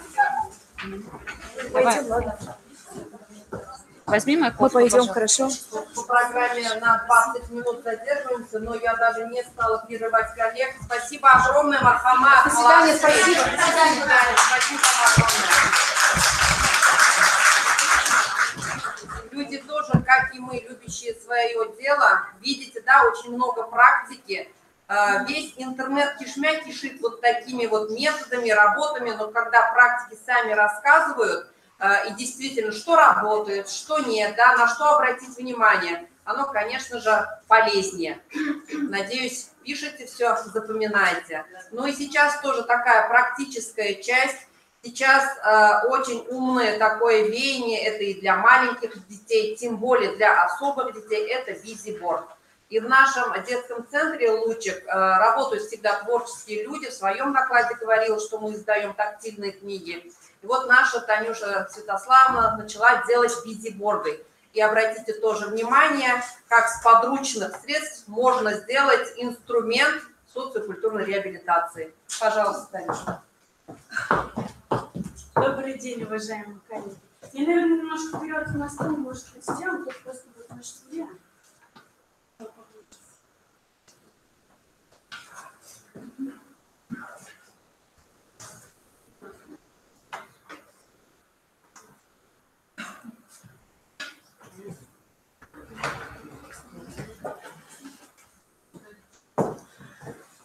Ну, как вы уже, наверное, знаете, дети – это особые создания, живут они в своем особенном мире. Они мыслят совершенно иначе, чем мы с вами, взрослые. У них свое видение мира. Незрячие дети и дети с одновременным нарушением зрения и слуха также нуждаются в особом подходе.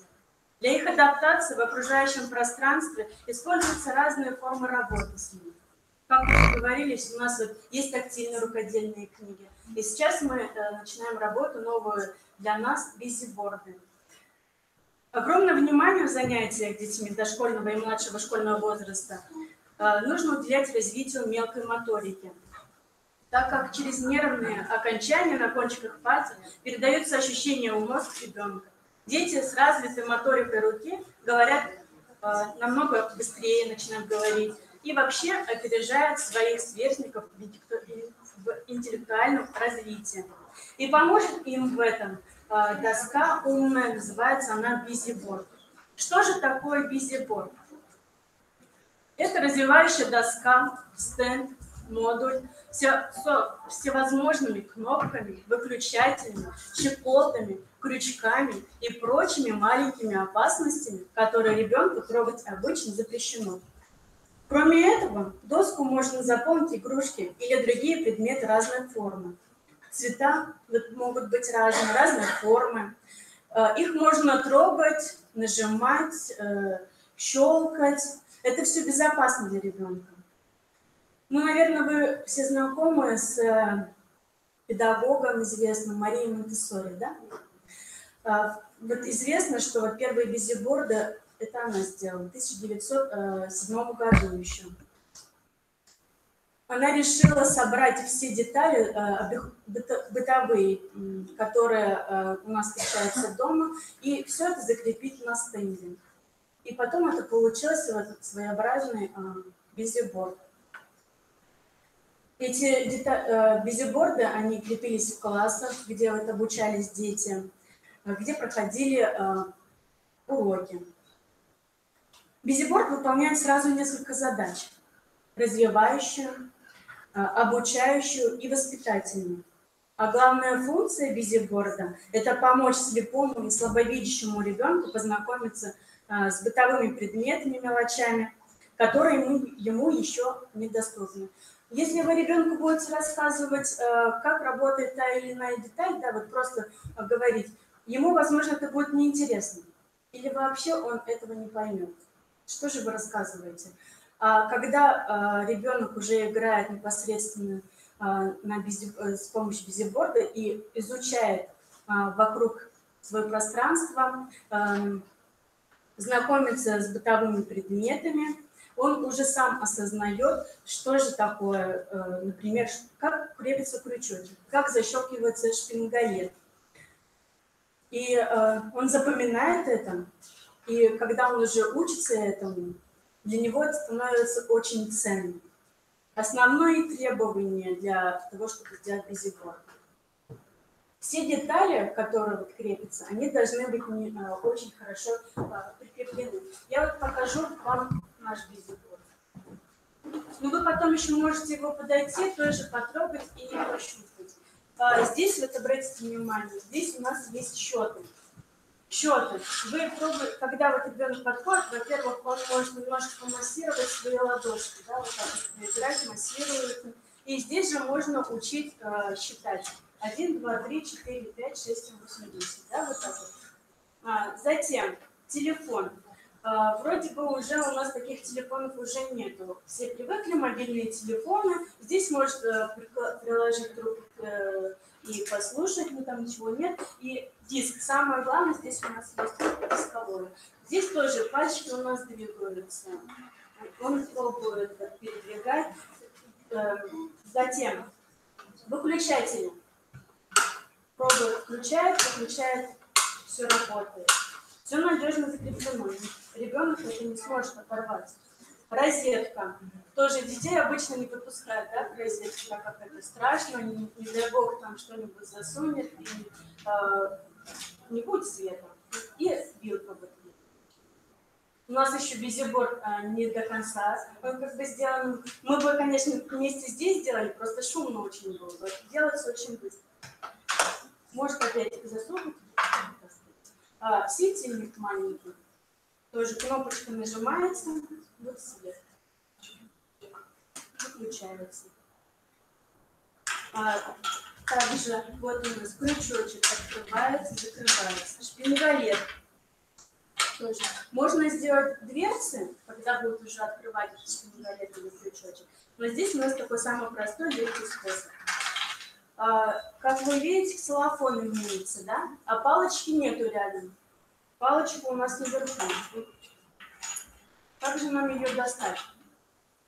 Здесь у нас вот карабин. Открывает ребенок, достает карабин и начинает уже играть. И обратно можно закрепить.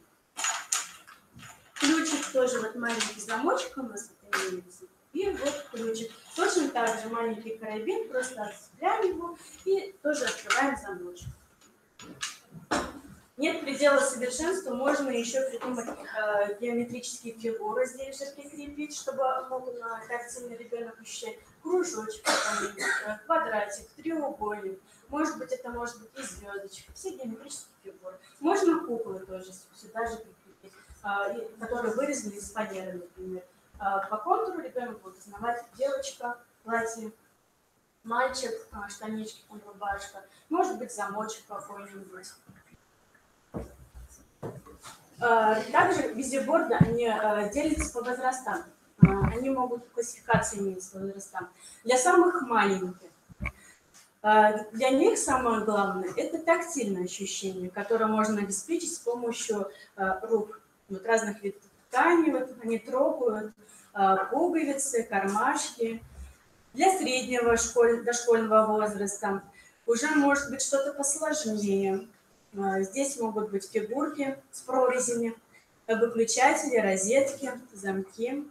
И для старших школьников, и младших школьников. Здесь уже будут дверцы маленькие, открывающиеся, лабиринтики, по которым нужно пройти. Этапы создания. Вроде бы тоже кажется очень легко и быстро все делается. Но самое главное, это нужно, во-первых, все распланировать, как вы будете делать свой визиборд. Продумывайте каждую деталь. Возможно, сначала посмотрите, какие детали у вас есть, где они у вас должны стоять. Чем больше вы продумаете изначально, тем лучше и интереснее он у вас уже в конечном результате получится. Также имеет значение размеры. Размер, если, например, маленький ребенок совсем, то визиборд не должен быть очень большим, чтобы его ладошка могла вот по пространству двигаться, чтобы он ощупал все детали. Если же, например, вы планируете несколько детей, чтобы занимались на визиборде, он может быть пошире, узкий, но пошире, чтобы тоже два ребенка рядом могли играть. И самое последнее, это чтобы все детали, которые имеются, они должны быть очень хорошо закреплены. Материалы, которые используются. Основа визиборда бывает двух типов. Мы вот знаем тактильные книги. Также бывают визиборды и тканевые. На них все пришивается. В основном, когда тканевые визиборды, там используются пуговицы, замки, кнопки, всевозможные такие вот детали, которые все равно должны, конечно, не повредить ребенку, да? Чтобы все было аккуратно пришито, чтобы он ничего не оторвал. И, естественно, уже второй вариант – это у нас деревянный, где у нас уже все закрепляется, либо клеится, либо используются шурупы, саморезы. Сильно рука нужна для этого. Также можно визиборд разделить как для мальчиков и для девочек. Здесь уже они сильно не отличаются друг от друга. Фон может быть, например, для мальчишек синего цвета, для девочек розового цвета. Но если для мальчишек добавить такое, что они любят у нас руль крутить, да, можно вот эти игрушечные рули прикрепить, можно циферблат, компас, телефонные диски, также в этом крючочки, шпингалеты, пружины. А для девочек будет интересно, например, если там будут трещотки, тоже, кстати, для пальчиков очень полезно. Вот они отдирают и опять прикрепляют туда. Потом еще можно тоже часики, маленькие счеты, клавиатуру от калькулятора тоже пальчиком все нажимать. И форма визиборда. У нас вот классический вариант, значит, это квадратный визиборд, но он может быть еще и круглый, вот как вы видите. Может быть в виде слоника. Самые сложные варианты, когда в виде домиков. Они с 4 сторон, у них имеются разные приспособления, где могут дети, не мешая друг другу, как раз и выбирать. И у них на крышах бывают тоже разные крючочки, там, шнуровки имеются. Вот. Какая же польза визиборда? Даже наиболее примитивно развивающая доска предполагает ощупывание, а это развивает мелкую моторику. Полученные любых навыков ощущения однозначно стимулируют работу мозга ребенка, который должен переварить, систематизировать и запомнить полученную информацию. С таких простых упражнений начинается развитие человеческого мышления, которое значительно ускоряется благодаря визиборду. Если доска содержит достаточно сложные составляющие конструкции и используется ребенком чуть постарше, она может также способствовать развитию его логики. На примере простых механизмов, вроде щекол или замочков, он может самостоятельно сообразить, как работает такая конструкция. Также детское любопытство зачастую заканчивается поломанными вещами. Играя с визибордами, вы можете быть спокойны в том, что ребенок ничего не сломает. Вы уже знаете, что как прикреплено у вас, и ничего с ним не случится. Еще есть некоторые рекомендации, когда ребенок играет с визибордами.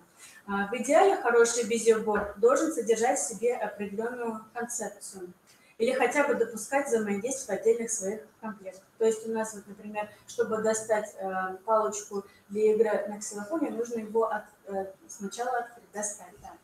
Да. Уже понимание идет.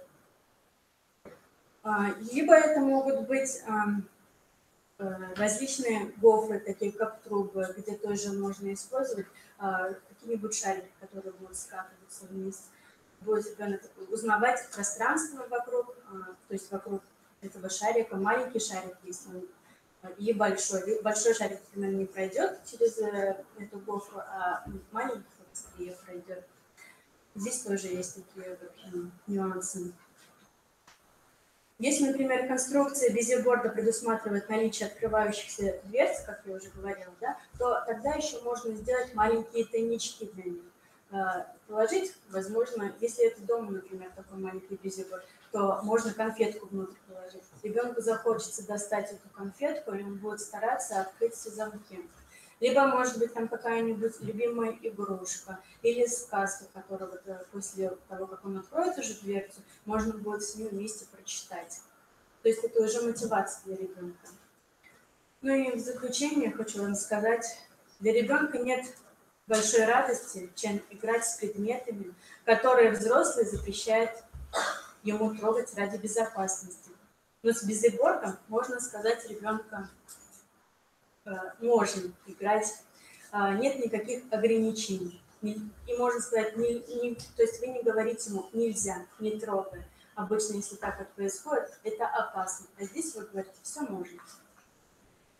Кроме того, игрушка, вот, как и говорили, она развивает мелкую моторику, сенсорное восприятие, логику и воображение ребенка. Спасибо вам большое.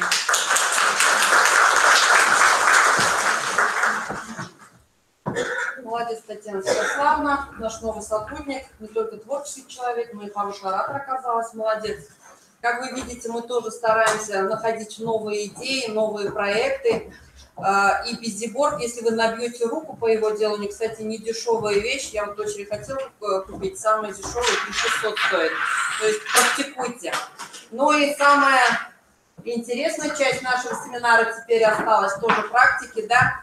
Наш огромный друг нашей библиотеки Гузель Зинатовна Мурзагильдина, заместитель директора нашей коррекционной школы номер 28, человек, который 48 часов в сутки вместе с детьми, с нашими любимыми детьми, которые слабовидящие, тотально слепые. Она знает их характер, она знает их потребности, знает абсолютно, как их реабилитировать, как социализировать. Она нам постоянно подсказывает про новые проекты. И вот сейчас она расскажет и вам про особенности и специфику восприятия мира детьми с нарушениями зрения, рельефное рисование и письмо шрифтом Брайля. Гузель Зинатовна, пожалуйста. Здравствуйте, я, в принципе, могу без микрофона. Меня зовут Гузель Зинатовна, я представляю единственную в Республике Башкортостан школу-интернат для слепых и слабовидящих. Чтобы вам было понятно, мы являемся единственным учреждением, где обучаются дети с глубокими нарушениями зрения. Разграничивайте два понятия. Для нас существуют слепые и слабовидящие. Почему мы их так называем? Потому что слепые обучаются по рельефу точному шрифту Брайля, слабовидящие обучаются по учебникам с крупным шрифтом. Я не стала их привозить, я думаю, вам это знакомо. Специальные учебники для слабовидящих, где выдержаны определенные требования к шрифту, к иллюстрациям и так далее. Сейчас я вам все это скажу. Вам нужно знать просто, что есть дети тотально незрячие, и есть дети с остаточным зрением слабовидящие. Дети, которые обучаются в массовых школах, в классах, раньше их называли охрана зрения, коррекционных классах, они, как правило, имеют незначительное нарушение зрения, это косоглазие, амблиопия, там небольшой астигматизм, то есть они могут самостоятельно ориентироваться.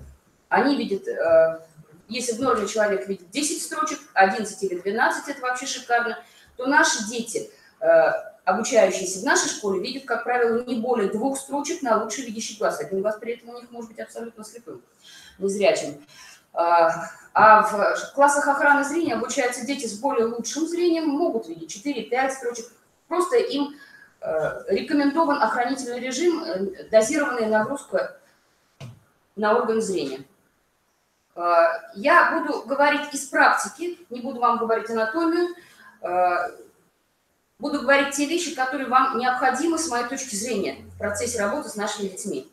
Вот смотрите, если мы говорим о тотально незрячем ребенке, о слепом ребенке, да, мы говорим об абсолютно тотально слепом ребенке, говорим о ребенке, у которого есть светоощущения, такие тоже есть, которые ориентируются по свету окон. Есть дети, у которых только есть цветоощущения. Они могут, вот вы подойдете к ним в красной кофточке, они скажут, у вас красная кофточка, или у вас светлые волосы, то есть они цвет чувствуют. Есть люди с суженным, с форменным зрением, которые видят ваш силуэт, но не видят ваши детали, детали вашего лица, детали вашего тела, гардероба и так далее. Вот.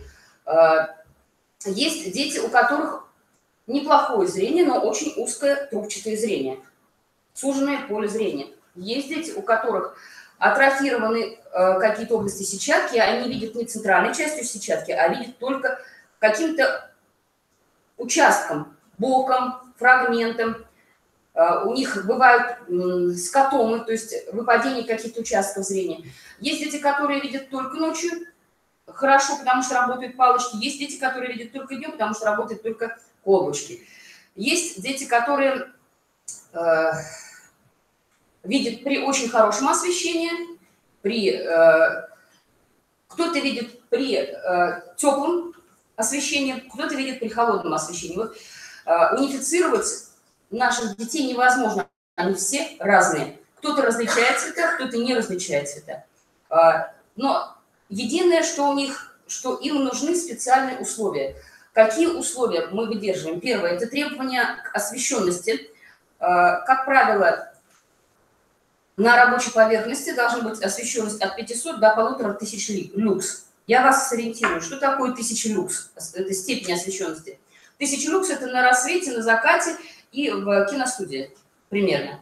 Но если ребенок у вас с катарактой, ему может потребоваться наоборот более темное помещение или ребенок с апофией или глаукомой. То есть, работая с этим ребенком, вы его сажаете в менее освещенное место. А если ребенку, например, с атрофией зрительного нерва требуется дополнительное освещение, вы просто помимо имеющегося основного освещения используете локальные, то есть точечные светильники. Это как бы первое. Теперь требования что у нас, как правило, мы делаем акцент на сохранные анализаторы или используем анализаторы в комплексе. Я позволю себе процитировать на современном языке китайскую пословицу. Расскажи мне, я забуду, объясни мне, я пойму, дай потрогать, я запомню. То есть чем больше анализаторов задействовано в процессе познания окружающего мира, тем лучше человек понимает, запоминает, осознает материал. Поэтому, это особенно актуально для наших детей, поскольку они видят, слабовидящие, например, но видят очень плохо, видят искаженную картинку, видят неполную, неправильную картинку. Незрячие совершенно не видят. И вот смотрите, я всегда говорю, незрячий человек, он не знает мира дальше охвата его рук. Попробуйте, закройте глаза и представьте, подумайте о том, что есть на улице. Не видя, невозможно познать окружающий мир без посторонней помощи. Вот. Поэтому мы для наших детей используем те пособия, которые позволяли бы им познать окружающий мир с помощью сохранных анализаторов, либо усиливая качество каких-либо объектов. Например, иллюстрации в учебнике, как правило, в учебнике, в книжке художественной, они бывают без лишних деталей, не несущих смысловую нагрузку. Если слон, так слон. Не так, как в книжке Маугли, там тигр на фоне деревьев, да? То есть стараемся давать на чистом пространстве. Либо пусть этот будет слон там или тигр рядом с деревом, но не на дереве. Желательно присутствие ретуши, использование основных цветов. Переходные тоже можно, но желательно основные, яркие, насыщенные цвета, но не флуоресцентные, которые бьют в глаза. Также, соответственно, желательно естественное освещение при изучении этих иллюстраций. И также мы используем с детьми обязательно тактильные пособия. Например, рассматривая какой-либо объект, вот у нас есть географические карты рельефные, тоже не стала приносить, я думаю, знакомые, да, люди? Там прорисована эта карта, и в то же время сверху наложена пластинка с рельефным вариантом этой карты. То есть мы используем и тактильную чувствительность, и остаточное зрение. Вот. Также хотелось бы сделать акцент на том, что помимо стандартных пособий мы используем нестандартные пособия и находим какие-то свои варианты. Вот перед вами стоят два макета, которые мы изготавливаем в рамках гранта. На презентации там видно, да? Это кижи, это макет 1 к 200, поэтому здесь мелкие детали невозможно отобразить, но, по крайней мере, у детей, изучая вот такой макет, сложится целостное представление о том, какие имеются сооружения вокруг нас. Потому что когда мы, там на картинке будет, дали детям впервые в руки макет мавзолея Турахана и Хусейнбека, каково было их удивление, когда они пощупали крыши, проемы дверные, проемы оконные. Вот была фраза такая: а неужели у всех зданий разные крыши? А неужели у всех зданий разные окна? А неужели у всех зданий разные входы? То есть, вот, когда человек не видит этого, вот это собор Исаакиевский, Василий Блаженного не успели еще покрасить. Вот. У нас вообще в рамках гранта будет 9 таких макетов, а так в школе у нас есть уже макеты мостов, макеты трехэтажного жилого здания, макеты пирамиды Хеопс, египетской пирамиды, Эйфелевой башни и так далее. То есть по возможности стараемся делать такие макеты миниатюр. Используем миниатюры животных, используем 3D-пазлы животных. Причем эти пособия используем не только в работе с тотально незрячими детьми, но и со слабовидящими. Если ребенок один раз разобрал и собрал 3D-пазл, то он никогда не забудет облик животного. Вот. Слава богу, эти пазлы продаются в магазинах, они, конечно, не дешевые, но без этого невозможно, да. Теперь смотрите. Вас не слышно, Меня не слышно? YouTube-трансляция. Хорошо, смотрите. И дальше скажу. Значит, здесь мы говорили про объемные 3D-объекты, да? Но человек с нарушенным зрением может знать, например, 3D-объект, но не понимать его двухмерную копию. Поэтому мы стараемся детей знакомить, особенно на уроках, коррекционных уроках, на обычных уроках, из трехмерной копии объекта, из двухмерной копии объекта. И не только знакомить, а учим их воспроизводить эти объекты. Например, если на уроках ознакомления с окружающим миром ребенок изучает медведя, на уроках рисования он рисует этого медведя, на уроках лепки он лепит этого медведя. Все это возможно. Наши дети такие же, как обычные. Дети просто, если обычный ребенок, он что-то делает, подражая вам, то нашему ребенку, как правило, мы показываем все действия, особенно на начальных этапах, из рук в руки. Вы делаете, показываете, потом ребенок выполняет какие-то задания с вашей помощью, а потом уже по словесной инструкции. То есть поэтапно старший уже выполняет, как правило, все свои действия по словесной инструкции. И вот я вам принесла здесь показать вариант, который вы можете легко использовать.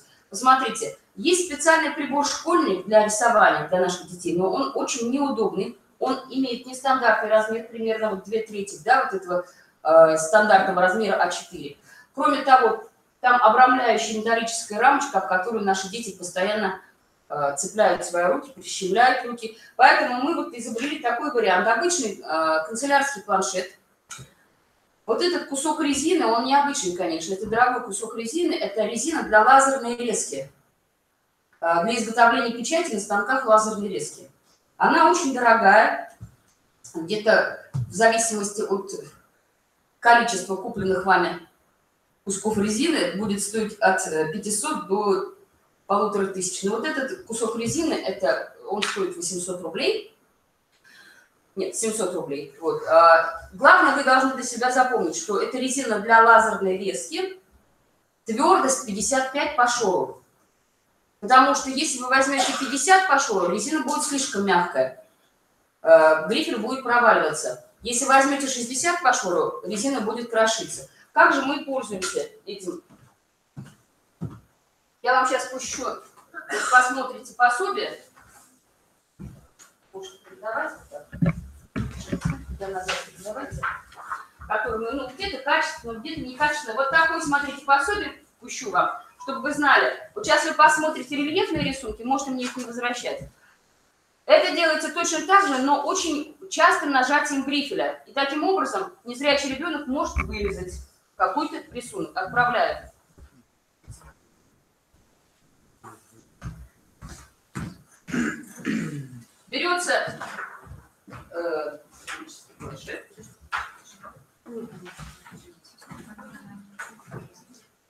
Берется графический канцелярский планшет, кладется резинка снизу.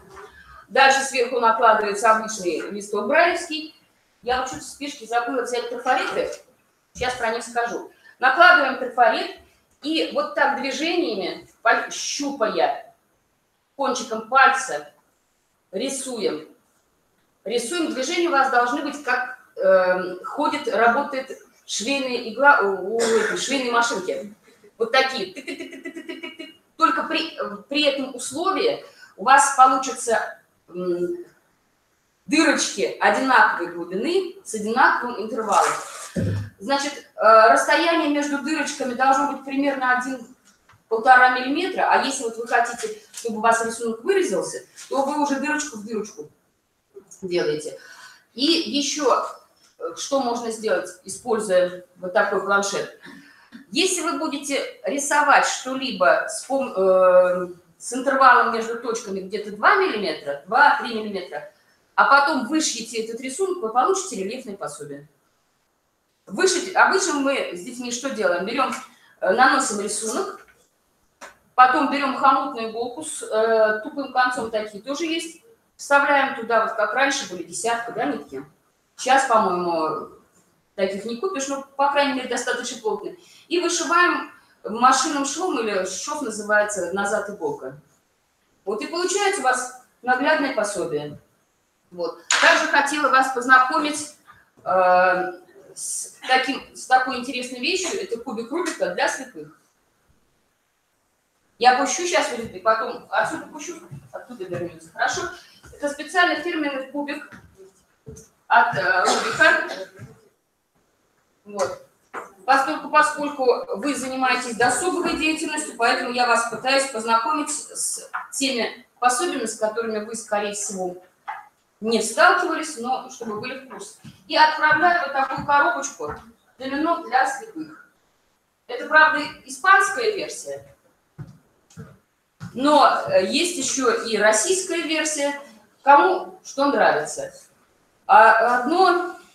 Одна тонкость, которую вы можете использовать при работе с незрячими людьми.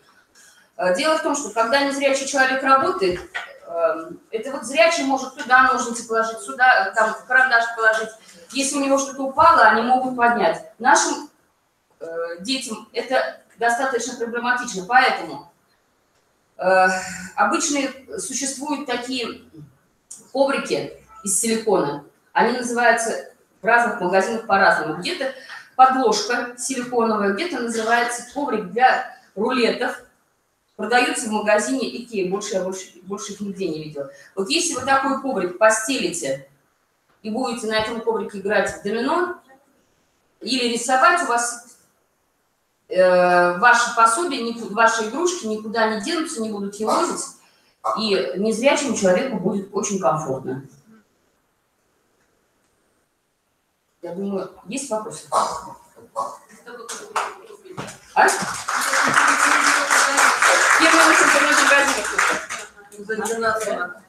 Ой, вы и кандидат, и доктор, и профессор уже, всех возможных наук, молодец. Хотя вам желаю, чтобы вы нашли время и действительно свои труды оформили и получили все эти регалии.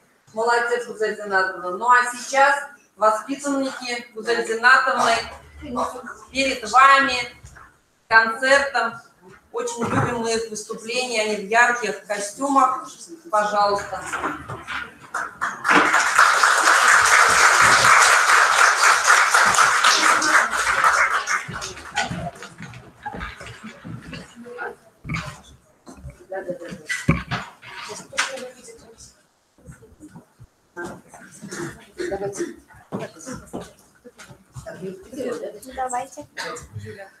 Давайте первым номером у нас выступит Минишева Юлия с русским народным танцем.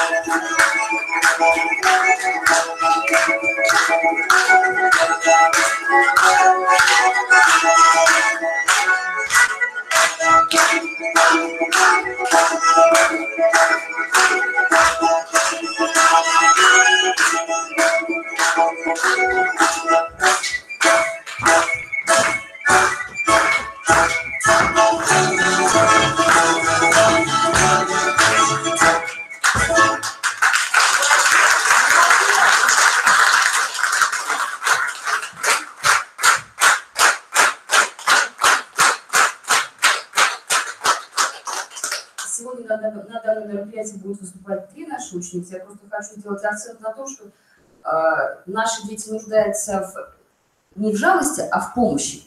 И вот родители всех этих детей вкладывают в них не 100, а 200-300% своей энергии. Поэтому они получают результат.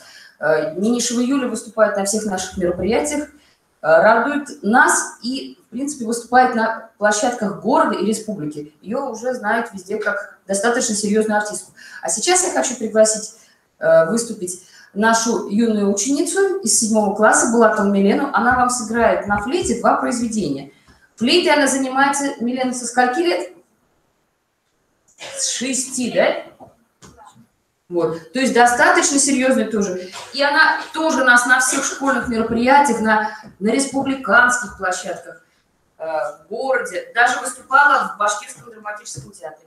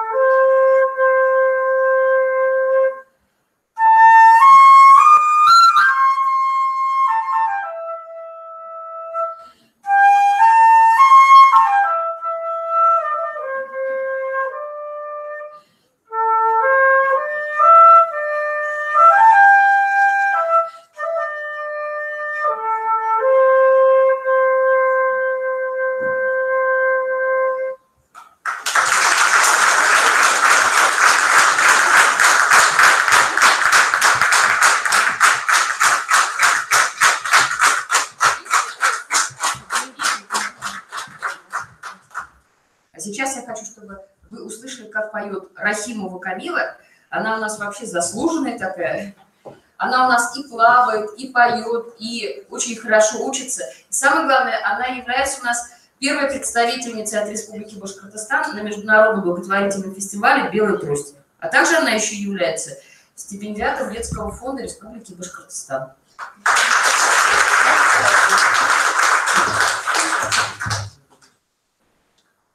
Песня «Загадай желание». Муслим Ивановна.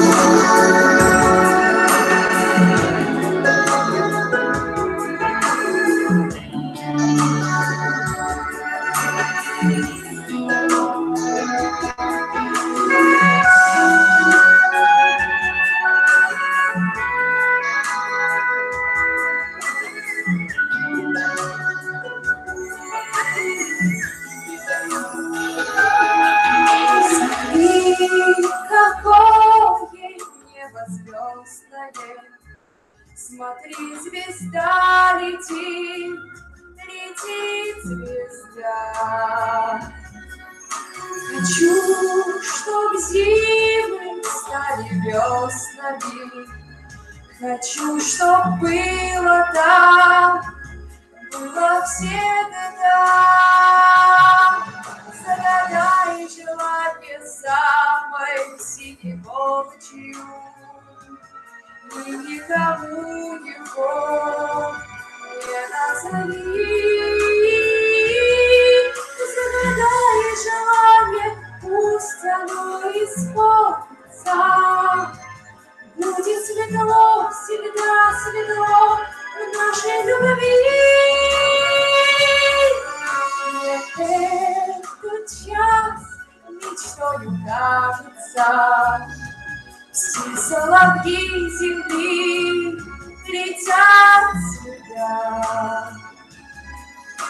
Сердце вдруг по ветру катится. Оно звезда теперь, оно звезда. Загадай желание самой синей ночью. Мы никому его не назови. Загадай желание, пусть оно исполнится. Будет светло, всегда светло в нашей любви.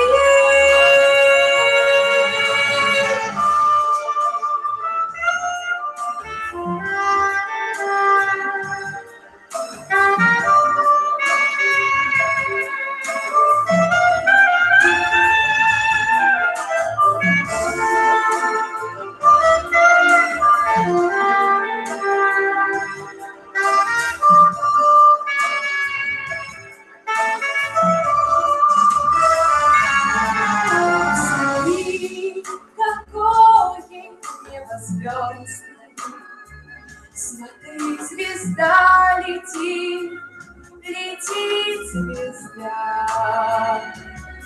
Хочу, чтоб зимы стали веснами. Хочу, чтоб было так, было всегда. Было всегда.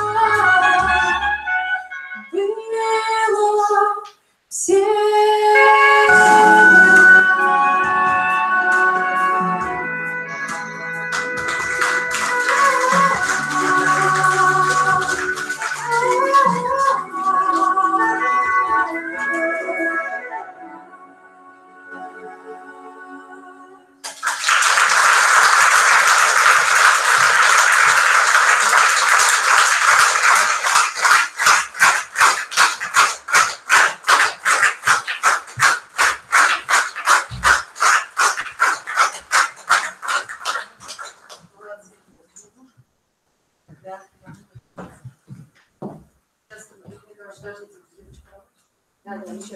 Спасибо большое. Я думаю, что настолько всем понравилось, настолько тронули душу, да, вот выступление, талантливые дети. И вот такой вот вывод, наверное, для себя каждый сделает, специалисты, что со всяким ребенком действительно со здоровьем, может быть, мы 100% вкладываем, здесь 200, 300, но всегда можно достичь определенного хорошего результата.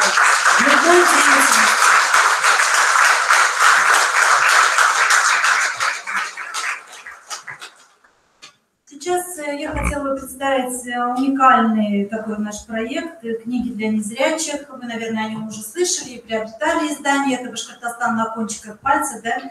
А сейчас у нас такая подсерия этой серии, называется «Путешествие по городам и районам Башкортостана». И сейчас Назиля Мазгаровна Давлетханова расскажет нам об этом проекте.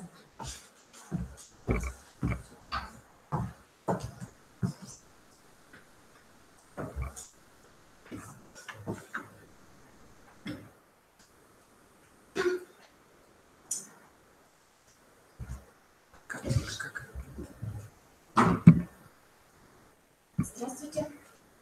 Перед библиотекой стоит огромная задача – найти пути повышения качества предоставляемой информации. Для правильного восприятия и познания окружающей действительности незрячим ребенком необходимы иллюстрации, схемы, диаграммы, чертежи. И детям с глубокими нарушениями зрения трудно определить форму, величину, пространственное расположение предметов. В год в фонд библиотеки поступает больше 10 тысяч экземпляров книг. Из них только 25% составляет детская литература на специальных носителях. Если изучать прайс-листы издательств, то можно сделать такой вывод, что выпускается даже специальная детская литература на специальных носителях меньше. В основном это отраслевая литература, художественная, с возрастным ограничением плюс 16, плюс 18. Ограниченный доступ к информации – главная проблема ребенка с нарушениями зрения, который хочет развиваться. И поэтому одной из приоритетных деятельностей Башкирской республиканской специальной библиотеки для слепых является издательская деятельность. Мы изданные книги передаем не только в фонд нашей библиотеки, а также в ее филиалы в городах Стерлитамак, Белорецк, Белебей и фонд библиотеки Уфимской специальной общеобразовательной коррекционной школы-интернат номер 28, где вот обучаются дети с нарушением зрения. Особенностью выпуска брайлевских книг с рисунками было то, что раньше мы использовали только рельефно-точечный рисунок. А сейчас мы начали использовать вместе наряду с рельефно-точечным рисунком рельефно-графические рисунки. Вот предыдущий докладчик Узель Зинатовна вам рассказала про рельефно-точечные, как они рисуют руками, а мы все это делаем при помощи программы LPX Print. И рисунки рельефно-точные у нас печатаются на брайлевском принтере. Один рисунок печатается примерно, обычный рисунок, вот, например, цветок, где-то 7 минут. Если в одной книге там получается 5 рисунков, это уже печать 5 рисунков, умножаете по времени, очень долго получается. И вот мы перешли в основном уже перешли, иногда, конечно, используем и рельефно-точные, рельефно-графические рисунки. Первая книга «Башкирская юрта», изданная библиотекой с рельефно-графическими рисунками, получила положительный отзыв от наших читателей. Чтение книг с изучением рельефно-графических изображений способствует формированию у незрячего образного и пространственного мышления, воссоздающего воображение. Пособие активно используется в учебном процессе учащихся специальной школы. И по просьбе руководства даже был издан дополнительный тираж этой книги «Башкирская юрта».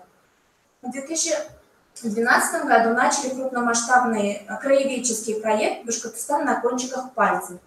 И каждый год с 2012 года мы издавали по 4 тематических сборника, и в них содержится укрупненный шрифт для слабовидящих, шрифт Брайля для тотально слепых и рельефно-графические рисунки, чтобы текст у нас был более восприимчив для незрячих детей.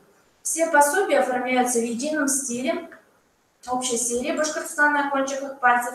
Многие, наверное, уже знакомы, так как районы у нас закупаются активно, потому что библиотека получает отзывы не только от районов, также и от специальных библиотек по всей России. Серия «Башкортостан на кончиках пальцев» поможет детям-инвалидам по зрению познать всю красоту Республики Башкортостан. Очень важны рельефно-графические пособия для незрячих детей. Книги можно использовать как на уроках по изучению края Башкортостана, так и для свободного чтения.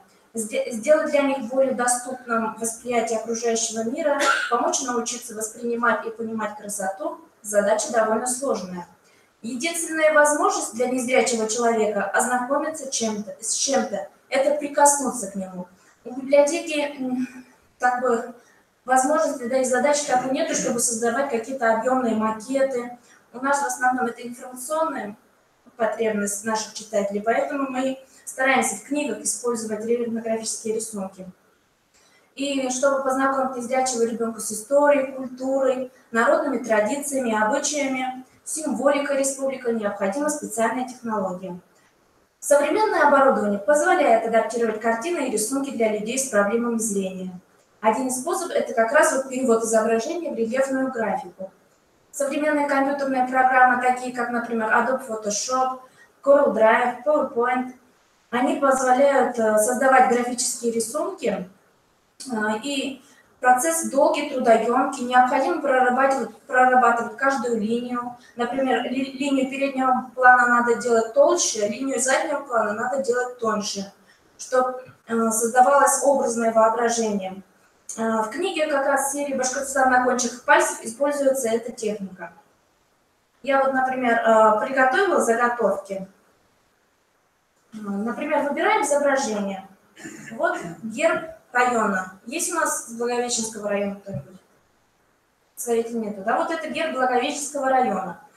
Сначала сканируется герб. То, что не нужно, не несет серьезной смысловой нагрузки, можно убирать с рисунка. Как уже вот Гузель Зинатовна рассказала, то, что для незрячего ребенка главное показать саму суть. Вот. На рельефообразующей бумаге печатается рисунок. Необходимо обязательно на лазерном принтере, так как технология такая. И у нас есть вот термопечь, называется специальное нагревающее оборудование. Через нее пропускаем вот обычный листок бумаги на ощупь. Ничего нету, ничего не выпукло. Обычный листок бумаги. Пропускаем через термопечь. Термопечь нагревает рисунок.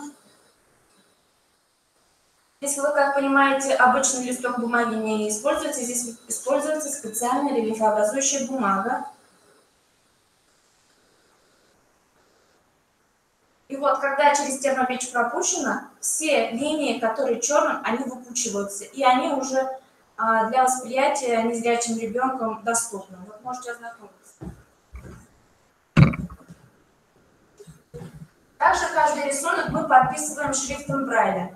Раньше мы вот, каждый год по запросам наших читателей стараемся нанести что-то новое. Раньше мы каждый рисунок подписывали от руки, вот грифелем, как я вам показывала, подписывали каждый рисунок. А сейчас вот с того года мы начали использовать программу ДБТ, и с помощью уже графических каких-то программ прямо на рисунке мы делаем черными точечками шрифт Брайль, и при нагревании в термопечи они выпучиваются. И как шрифт Брайля, нанесенный рукой. Иногда бывает, можно даже побольше сделать какие-то надписи. В проект «Башкортостан на кончиках пальцев» у нас входят такие востребованные пособия, как «Жемчужина Урала», «Следы во времени», «Экономическая панорама», «Родники вдохновения», «Животный мир Башкортостана». Начиная с 2017 года мы начали такой крупный проект в серии «Башкортостан на кончиках пальцев». Называется «Путешествие по городам и районам Башкортостана от А до Я». Каждый год мы издаем по 4 пособия. В каждом пособии даем информацию о 5 районах. Вот за 2017 год мы издали 4 выпуска. Можете потом ознакомиться. В каждом пособии по 4 района, по 5 районов, по 5 районов, да. Здесь дается подкарта, о каких 5 районах имеется речь, они выпуклые. Герб района дается, о котором рассказывается в пособии, и какая-нибудь достопримечательность. Например, в этом районе есть символ памятник Кураю. Вот. В каждом пособии есть герб района.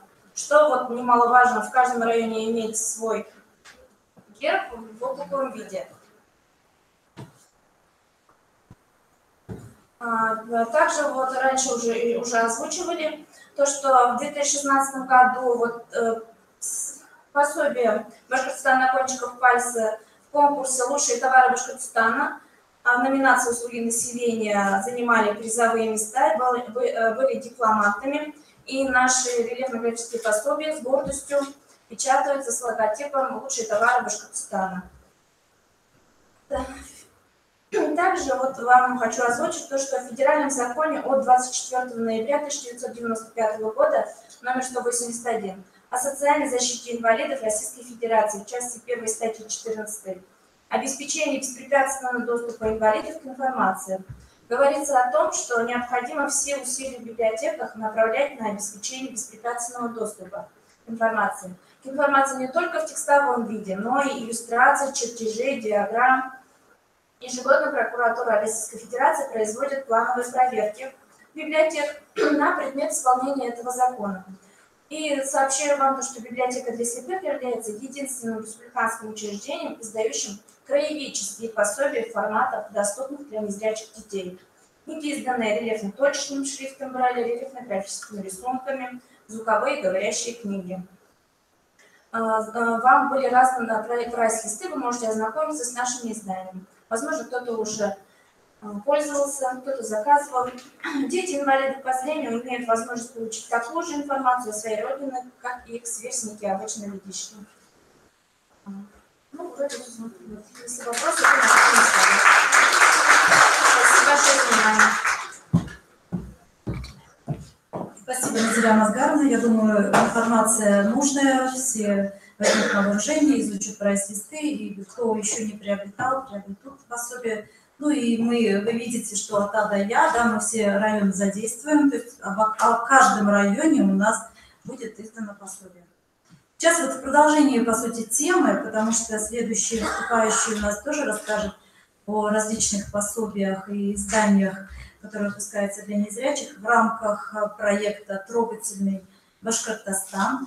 Этот проект, он был финансирован, выиграл грант президента Российской Федерации. Задействованы здесь 3 организации. Это БГПУ имени Ахмулы, Союз дизайнеров. Наша библиотека тоже выступила партнером в этом гранте. И сейчас нам расскажет Елена Николаевна Дорофеева, доцент кафедры дизайна БГПУ имени Ахмулы, о реализации данного проекта. Здравствуйте, я хочу обратить ваше внимание немножко на другой аспект социализации детей с инвалидностью. Если сейчас я, правда, на начало опоздала, к сожалению, но те выступления, которые я услышала, они были посвящены тому, как развить ребенка, да, непосредственно как развить. Ведь социализация – это не только развитие детей. Социализация – это же не только развитие детей, да? Социализировать что значит? Это значит, чтобы окружающие люди воспринимали этих детей как полноправных членов общества. Так ведь, да? И поэтому я как педагог, как преподаватель, я, в общем-то, именно на это обратила свое внимание. Ну видимо, наше поколение, я смотрю, в основном это люди уже такого нашего поколения, скажем так, уже не совсем молодые, так, не юные, да. К сожалению, видимо, наше поколение упустило этот момент, да, раз мы говорим, что в нашей стране дети недостаточно имеют возможности для социализации. Это наша вина, так ведь, да? Значит, мы должны это исправлять ситуацию. А каким образом мы можем исправить ситуацию? Мы должны воспитать молодое поколение так, чтобы они наши ошибки не повторяли.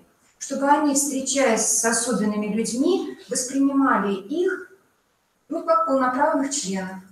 А как мы это можем сделать? Мы можем привлекать их внимание к созданию, к разработке, к общению с этими людьми. Только в процессе общения они могут увидеть, что это такие же люди, и только в процессе общения они могут повернуть, то есть воспитывать словами, воспитывать ведь невозможно, да? Вы же знаете, что сколько ни говори, воспитания никакого не произойдет. Если человек что-то сделал, хорошее дело сделал, да? У него в душе что-то там немножко повернулось. Это воспитание. Да? И я хочу поподробнее рассказать об этом проекте. Так, вы мне покажите. Куда? Вот сюда, да? Что-то у меня не получается.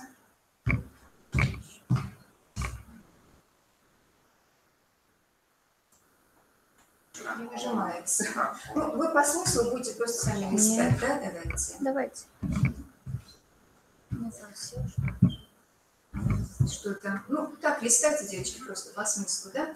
И уже Елена Николаевна сказала, что осенью этого года те наработки, которые у нас уже собрались, тот опыт, который у нас уже собрался, У нас на факультете достаточно большой опыт уже. Мы сотрудничаем уже много лет и с интернатом вот для слепых слабовидящих детей. Вот Гузель в том числе показывала некоторые пособия, которые мы изготавливали для них. Да? Потом вот сотрудничество с библиотекой, вот оно началось. И вот это все выросло как раз вот в тот проект, о котором сказала Ирина Николаевна. Да? Это вот проект «Трогательный Башкортостан». И мы так попробовали. И, в общем-то, там в фонде президентских грантов решили, что это нужное дело. И вот мы получили деньги на реализацию этого проекта. Кстати, вот как вы сказали, да, что здесь у нас 3 партнеров, здесь мы выступаем. Почему именно союз дизайнеров? Ну, во-первых, я сама член этого союза, да, и во-вторых, вот сейчас Низляна Оскаровна рассказывала о том, что готовятся графические пособия, да, а все-таки хорошо, когда художник рисует иллюстрации, а не когда человек, не умеющий рисовать, берется и рисует иллюстрации. Оформление, графическое оформление любой печатной продукции – это профессия дизайнера. Ну, тем более наш факультет тоже он выпускает таких графических дизайнеров, да, и почему бы это все не соединить, то есть привлечь специалистов, пирожника печь пирожные, да, сапожника, чтобы он сапоги делал. Вот, и мы пошли по этому пути. И мы стали искать. Вот, целью нашего проекта было, с одной стороны, помочь таким людям, да, вот то, о чем вот весь семинар вам рассказывают, да, а с другой стороны, именно вовлечение молодежи в это, для того, чтобы преломить ситуацию, для того, чтобы у нас в России благоприятная ситуация создалась для развития этих детей. Ну и кроме того, вот если вы работаете в библиотеках, я не знаю, всегда ли у вас есть время, например, самим рисовать иллюстрации, самим делать тактильные книжки, самим вот эти бигболдеры, да, бигболдеры, как? Ну вот эти вот, да, бизик-борды готовить, да. Например, я не думаю, есть, что у вас так много времени на это, да. И поэтому к этому надо привлекать тех, у кого это время есть, и тех, кто могли бы это делать. Практически в любом районном центре есть учебные заведения, где можно найти какие-то такие, ну, темы, которые будут на стыке вот ваших интересов. И в то же время это смогут сделать студенты, они сделают с удовольствием. Вот говорят, там, молодежь у нас сейчас плохая, ничего подобного. Молодежь с удовольствием откликается. Просто им надо четко объяснить, что они должны сделать. И все. Ну вот здесь немножко идет история нашего такого сотрудничества с библиотекой. Собственно, наше сотрудничество началось с того, что нас пригласили сделать выставку в библиотеке для слепых. Мы вообще были немножко в таком замешательстве, потому что, ну как, библиотека для слепых, и вдруг выставка, да, и стали погружаться в эту проблему, и вот оказалось, что это тоже востребовано, и люди, которые не видят, но они видят руками, для них это тоже важно потрогать. Вот Зина рассказывала, да, что у кого-то остаточное зрение, им тоже это интересно, прикоснуться к красивому. И, в общем, вот с этой вот выставки и началась наша история. Ну вот сейчас вы видели в коридоре уже продолжение этой истории, уже следующую выставку, да, на которой мы не только сами графические листы выставили, но и то, с чего эти листы делались, да, вот линогравюра, сами листы вот по с линолеумом, что тоже интересно для тех, кто не видит, да, а результат это интересно тем, кто видит. Но ведь при подготовке этой выставки, да, студенты отбирали работы, они их сюда привезли, они здесь помогли их развесить, они погрузились в тему. Это самое главное, что они погрузились в тему. Теперь, увидев слепого человека, они совершенно другими глазами на него посмотрят. Вот из этого проекта, вот это, я не знаю, это притягивает совершенно другие проекты. Вот пока мы начали вот это развивать, да, направление, у нас параллельно начал, вот как клубок, да, накручиваться другие проекты, да. И сейчас параллельно мы ведем уже не один этот проект, мы ведем 5-6 проектов, вот с особенными людьми.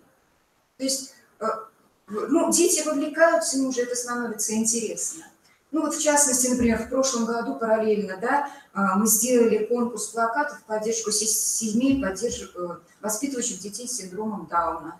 Для студентов это профессия, они делали плакаты, но вы видели их лица, когда мы открывали эту выставку, когда эти дети там выступали для них, да, и мои студенты вышли совершенно с другими лицами. Я считаю, что вот это воспитание, да, то есть они попробовали, они посмотрели, они столкнулись, и теперь они мимо не пройдут, они не будут бояться таких детей. Они будут с удовольствием с ними общаться. То есть не только с той стороны, но и с обратной стороны, да. Ну вот мастер-классы в том числе мы проводим много. Ну вот здесь в библиотеке проводили мастер-классы. Сейчас мы уже вот с мастер-классами ездим по другим заведениям нашей Уфы пока, конечно, мы по республике не выезжали. То есть студенты совершенствуются профессионально, но в то же время делают вот такие добрые дела. Давайте дальше. Вот сейчас к нашему проекту еще одно направление присоединилось, да. Вот мы везде рассказываем о нашем проекте, мы вышли на общество, вот у нас здесь в Уфе есть общество слепых, у которых есть собаки-поводыри. Да? И вот сейчас мы с ними уже затеяли новый проект. Да? Вот они хотят тоже собакодоступность. Есть закон о собакодоступности. То есть человек слепой с собакой, он может заходить в любое культурное учреждение, в том числе в библиотеку, например. Да? То есть этот закон действует, но его не все знают. И вот чтобы люди узнали про это, да, вот мы сейчас готовим такой проект, такой дефиле собак, там мы их нарядим, этих собак, студенты с удовольствием этим будут заниматься, там говорят, ой, мне дом собак не разрешают, я с удовольствием вот этим, но они опять погружаются в эту тему. Они погружаются, и это меняет отношение этих студентов вот к этим проблемам. Вот таким образом происходит как бы работа в учебном заведении, да. Сначала я создаю банк вот тех направлений, тех проектов, тех идей, ну вот какие-то идеи я сегодня подчеркнула, ну, например, почему бы не делать вот эти вот бизиборды, да, нашими студентами, силами студентов, вполне возможно это, да, и не обязательно для этого художественное образование, вот у вас есть студенты, какие-то учебные заведения, вы можете привлечь их, студенты с удовольствием, просто им надо четко определить, что нужно делать, да, то есть банк данных создаем, а затем я смотрю, куда можно в профессиональную деятельность включить эти идеи. Какие предметы могут мне обеспечить выполнение конкретных задач. Да? И всегда находятся такие предметы, где это можно. Ну, например, вот компьютерную графику сейчас не изучают, ну, разве что, ну, я не знаю, в каком. И в строительных техникумах ее изучают, и везде ее изучают. Ну, компьютерную графику, чтобы там студенты немножко в компьютере умели делать. Почему бы им не делать рельефные пособия вот, по компьютерной графике, не создавать вот то, о чем Назляна Оскаровна говорила, да? Это вполне возможно. То есть это встраивается в учебный процесс. То есть затем, конечно, надо определить требования к результатам. Ну, здесь либо вам надо это определить, либо обратиться вот сюда, в библиотеку, или к нам на факультет, мы поможем, да, определить требования, там есть определенные требования, да, которым должны отвечать результаты. Ну, затем анализ учебной программы и куда это можно встроить. Ну, например, вот у нас есть компьютерная графика, вот мы сейчас подключились к проекту «Трогательный Башкортостан», вот мы помогаем делать эти картинки, да, достопримечательностей, гербов. А почему нет? Студенты осваивают свои профессиональные навыки, чем они вечером сидят там, какой-то программе, в этих своих контактах, да, они сидят и делают доброе дело, они с удовольствием на это идут. Давайте дальше. Дальше у нас есть ДПИ, например. Почему бы в рамках ДПИ не делать те же самые тактильные книги, те же самые игрушки, да? Это тоже возможно. Почему нет? Вот, кстати говоря, о тактильных книгах, вот у вас вокруг ваших библиотек есть школы, правда? В этих школах есть уроки технологии. Вот мы каждый год проводим олимпиады по технологии. Да? Чего только дети не делают. И много делают того, что вообще никому не нужно. То есть они делают, они осваивают как бы для себя, осваивают какие-то навыки, умения. То есть это лично для каждого ребенка важно. Но социально это абсолютно не востребовано. Может быть, вам выступить инициаторами, пригласить таких учителей, да, и, может быть, в рамках вашей библиотеки, или, может быть, какие-то школы возьмутся за это. На семинаре, где, когда у нас Олимпиада была, я говорила об этом, и уже несколько школ откликнулось. Ну, правда, это уфимские вот школы, да, то есть мы с ними вот эту работу будем вести. Это же доступно детям, там нет ничего сложного. То есть, с одной стороны, уроки технологий, с другой стороны, пришли, принесли вам, увидели, как слепой ребенок с этим работает, да, как ему это интересно, важно. У детей совсем другое отношение будет к проблеме. Вот отсюда же, из этой идеи вот, сотрудничества с библиотекой, да, вот мы начали делать альбом архитектурных памятников Уфы сначала, да, и отсюда родилась другая идея, а почему бы не сделать объемные макеты? Макетирование у нас со студентами тоже есть, да? Почему бы не сделать? Студентам было дано задание придумать такую технологию, которая была бы не затратна, а молодежь-то она вообще выдумщики они. Да? Вот то, что Гузель показывала, такие вот макеты, они стоят там от 40 до 100 тысяч. Понятное дело, то есть не всякий может заказать такие, да, но вот у них тоже в рамках грантового направления они могут это заказать. Мы со студентами придумали технологию, ну, буквально там на материалы, на один макет, ну, от 2, в зависимости от объема, да, до 5000 уходит у нас. Разницу чувствуете, да, 50 тысяч и 5000, да. И сейчас вот мы делаем этот проект, немножко назад вернитесь, да, вот мы делаем архитектурные памятники нашей Уфы. Ну и надеемся летом этот проект презентовать. У нас такой проект будет «Прикосновение к Уфе», да, когда мы будем представлять и макеты этих памятников, ну и какие-то туристические программы. Ну, например, там Уфа театральная. Вот у нас будут макеты всех театров. Например, они проехали историю театров и в одном театре посмотрели спектакль с тифлокомментарием. Или там в кукольный театр дети доехали, да, там им дали кукол потрогать, кусочек какого-то спектакля показали.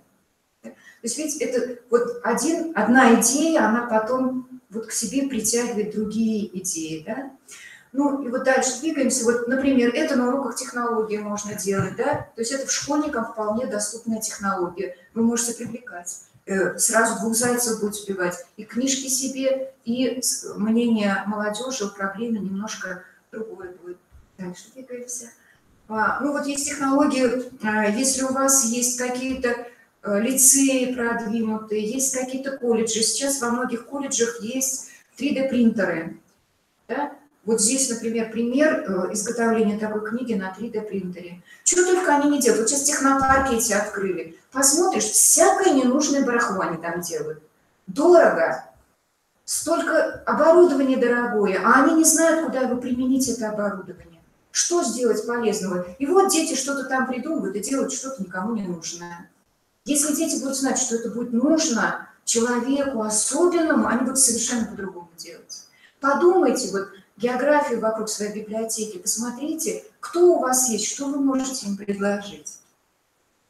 Можно вообще простые вещи делать, да, вот сейчас, например, вот здесь аппликация, это же можно делать не только из картона, можно делать из фоамирана. Это доступная такая пористая резина, которая напоминает вот эту иллюстрацию, которую вы потрогали, да, она по сути то же самое, ну, здесь тоже резина, кусочки резины лопаются и набухают, да, и там тоже резина. Делать простые аппликации, это даже школьники могут на уроках изобразительного искусства. Почему нет? Это же тоже очень нужно, это востребовано. Просто мы, живя в своей среде, не задумываемся о том, что мы можем что-то сделать для тех, кто вот в этом нуждается. Да? Ну вот здесь какие-то такие вот примеры. Потом сейчас, например, разные контуры, художественные материалы, контуры по стеклу. Да? Почему бы не взять какое-то произведение искусства, этим контуром на пластике обвести, да? Вот вам будет рельефное изображение. Ну, практически то же самое, что и печать на пластике, но эта печать очень дорогая, а это будет такой бюджетный вариант. Ну, 150 рублей один это стоит. Вот обвели, вот уже полезная штука. Вы можете целый альбом набирать, какой-то проект, идею придумать, который будете реализовывать только вы. Например, про ваш район какой-то там. Ну, вот такие варианты. Вот сейчас мы тоже со студентами делаем такой вариант, да, по музыкальным башкирским народным инструментам, пока мы начали. Тоже это вполне доступно на уроках труда, на уроках изобразительного искусства делать. Ну и вот у нашей деятельности вы можете посмотреть в соцсетях, вы можете в наши группы зайти. В этих группах мы как раз рассказываем про наши проекты эти, да. Ну и там, может быть, вам помощь какая-то понадобится нашего факультета, да, у вас появится какая-то идея интересная, вы можете написать и позвонить, да, и если это будет возможно, мы с удовольствием подключимся со студентами и будем вам помогать, да. То есть вот когда что-то начинаешь, потом идеи, они сами придут к вам, сами, вот так же, как к нам, сами приходят. Вот сейчас, завтра будет созвездие талантов, да, вот этот фестиваль проходить, да, республиканский. Вот там узнали, что у нас такое волонтерское движение есть, вот мы пакеты делаем, зал оформляем. Ну, Для студентов это хорошо, потому что они совершенно по-другому смотрят на проблему. Вот она, социализация пойдет в том, что молодежь, они будут по-другому относиться к тем, кто вокруг них, к инвалидам в частности. Спасибо за внимание.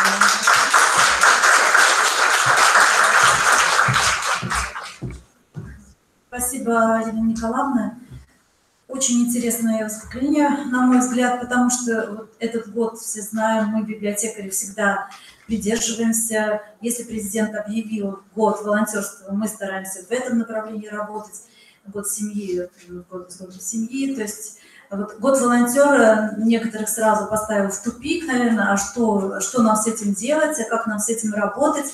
Вот Елена Николаевна так хорошо обрисовала, мне кажется, да, вот, как можно привлечь вот тех же студентов в любых учебных заведениях, начиная со школы, там, училища, техникумы, вузы, то есть любых студентов, которые сами с удовольствием помогают и бывают вовлечены в определенную деятельность, и в том числе на адаптацию людей с ограниченными возможностями здоровья, потому что эти люди, вот Елена Николаевна тоже говорила, что эти люди должны восприниматься обществом как на равных, но они и чувствовать изнутри должны себя готовыми выйти в это общество. И вот такие вот проекты, вот эта помощь, которая со всех сторон оказывается, то есть с различных учреждений, она, конечно, помогает адаптироваться таким людям.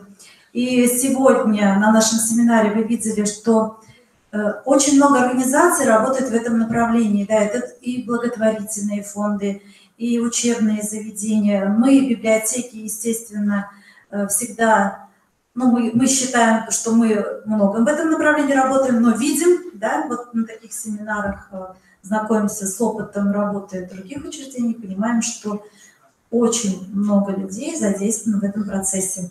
Поэтому спасибо всем. Ну, круглый стол, вы понимаете, что если у вас сейчас возникли какие-то вопросы, а может быть, кто-то хочет рассказать немного об опыте, немного, потому что время уже все торопится, я думаю, домой, немного рассказать о своем опыте, то, пожалуйста, я приглашаю вас сюда. Или задавайте вопросы, или скажите свое слово. Есть желающие? Может быть, какое-то пожелание, отзыв. Вы знаете, что мы тифлосессии проводим, наша библиотека во многие районы уже приезжали. Каждый год, 4 раза в год приезжаем в районы. Сейчас мы сделали их зональными. Мы как раз по работе по адаптации людей с ограниченными возможностями здоровья, все о библиотечной деятельности рассказываем в этом направлении. Поэтому, если у кого-то есть потребность, чтобы мы провели, допустим, хотя у нас уже план расписан, конечно, но мы все равно вносим коррективы, добавляем. Вот нефтекамск звонили нам, давайте у нас проведите. На следующий год, я говорю, приедем, но если в другой район, то пригласим и вас, раз мы зонально это проводим. Поэтому учебу мы всегда, обучение проводим, 1 раз в год проводим семинар, на следующий год тоже будем проводить, естественно. Желающих у нас всегда много. Если есть какие-то пожелания, с удовольствием вас выслушаем и учтем. Ну, похоже, нет. Похоже, все хорошо. Да, да. Вопрос сейчас. Вам большое спасибо, было очень интересно послушать. В этом году объявили год волонтера, мы в Авдеевском районе решили организовать такой кружок театральный, это называется инклюзивный театр, где объединяют детей, школьников и ребят, которые школы не могут посещать в связи со своим здоровьем. И у нас сейчас начал только работать такой маленький театр, куда ходят дети с ограниченными возможностями, и с ними вместе ходят и обычные дети. И не только по моему мнению, а по мнению большинства людей, не надо этих детей с ограниченными возможностями адаптировать к обществу, а в первую очередь общество само должно адаптироваться для этих детей. И надо с малых лет прививать детско-садовского возраста детям, что дети с ограниченными возможностями, они такие же, как и они ни в коем случае на улицах не должны на них смотреть как-то по-другому, и тем более тыкать пальцем. И мне кажется, вот в маленьких даже библиотеках с малых лет, куда ходят дети, уже детсадовского возраста, которые ходят знакомиться с библиотекой, уже в той библиотеке надо знакомить этих детей и организовывать совместные кружки, чтобы они вместе... Да, конечно, мероприятия, кружки, все совместно. Вы даже знаете, вот мы отчет, когда собираем, да, мы же у вас спрашиваем, сколько проведено мероприятий, в том числе для инвалидов, но подразумевая, что там участвуют инвалиды, в том числе, поэтому всегда как бы участников много, я думаю, смотрю по отчету. Дети, которые, школьники обычные, кроме детей, которые с ограниченными возможностями. Данную библиотеку много посещают детей, школьников обычных. Да, посещают, но больше мы чаще к ним сами ездим, потому что им, к сожалению, не так легко передвигаться иногда по городу. Мы сами ездим, у нас же много пунктов выдачи. Мы проводим мероприятия, и они к нам приезжают, и мы к ним ездим. И кружки разные у нас, детский центр учит. Вот сегодня же Альбина Михайловна рассказывала как раз о нашей библиотеке. Да. Ирина Николаевна, простые дети у вас есть? А, вы про простых детей? Ну, простых детей в рамках определенных проектов, например, вот «Живая книга», мы рассказывали же, да, когда вот мы привлекаем детей для создания, вот тот же опыт, что и Елена Николаевна рассказывала, то есть здоровых детей привлекаем для создания тактильных рукодельных книг, например. А читать нет, у нас читают дети, у нас специальная библиотека. Да, проводим определенные мероприятия с привлечением обычных детей. Да, День добра, например. Мы приглашали детей с обычных школ. На библиосумерки. У нас это мероприятие называется не библионочь, а библиосумерки, потому что мы проводим не поздно, чтобы люди незрячие, слепые, слабовидящие, они возвращались домой еще засветло, если это получается, конечно, иногда все равно засиживаемся. И в этом мероприятии у нас тоже люди обычные приходят, не только инвалиды по зрению и не инвалиды вообще. Разные категории людей у нас участвуют. Тоже полная библиотека бывает у нас, тут просто продыху нет, можно сказать, и разные площадки. Ну, вы, наверное, знаете, не мне вам рассказывать, такие мероприятия проводят во всех ЦБС. Еще вопросы? Может, кто-то еще что-то хочет рассказать об опыте своим коллегам? На следующий год. Да, на следующий год, хорошо. Только теплые слова благодарности за организацию семинара, за такую хорошую подготовку и за очень полезную и важную информацию, которую мы все получили. Большое спасибо. Спасибо. Спасибо вам. Спасибо, что нашли время. Сами дальние приехали. Спасибо, что нашли время, что выслушали нас и обоюдно идем, я думаю, довольно здорово. Спасибо всем. До свидания. Сертификаты получите сейчас в инновационном методическом отделе. Девочки, можно материалы, которые сегодня были? Эльмира, игры Все. Игры, да? Игры нету. А ты что сейчас? Все материалы, которые сегодня были. Это на флешке сколько времени?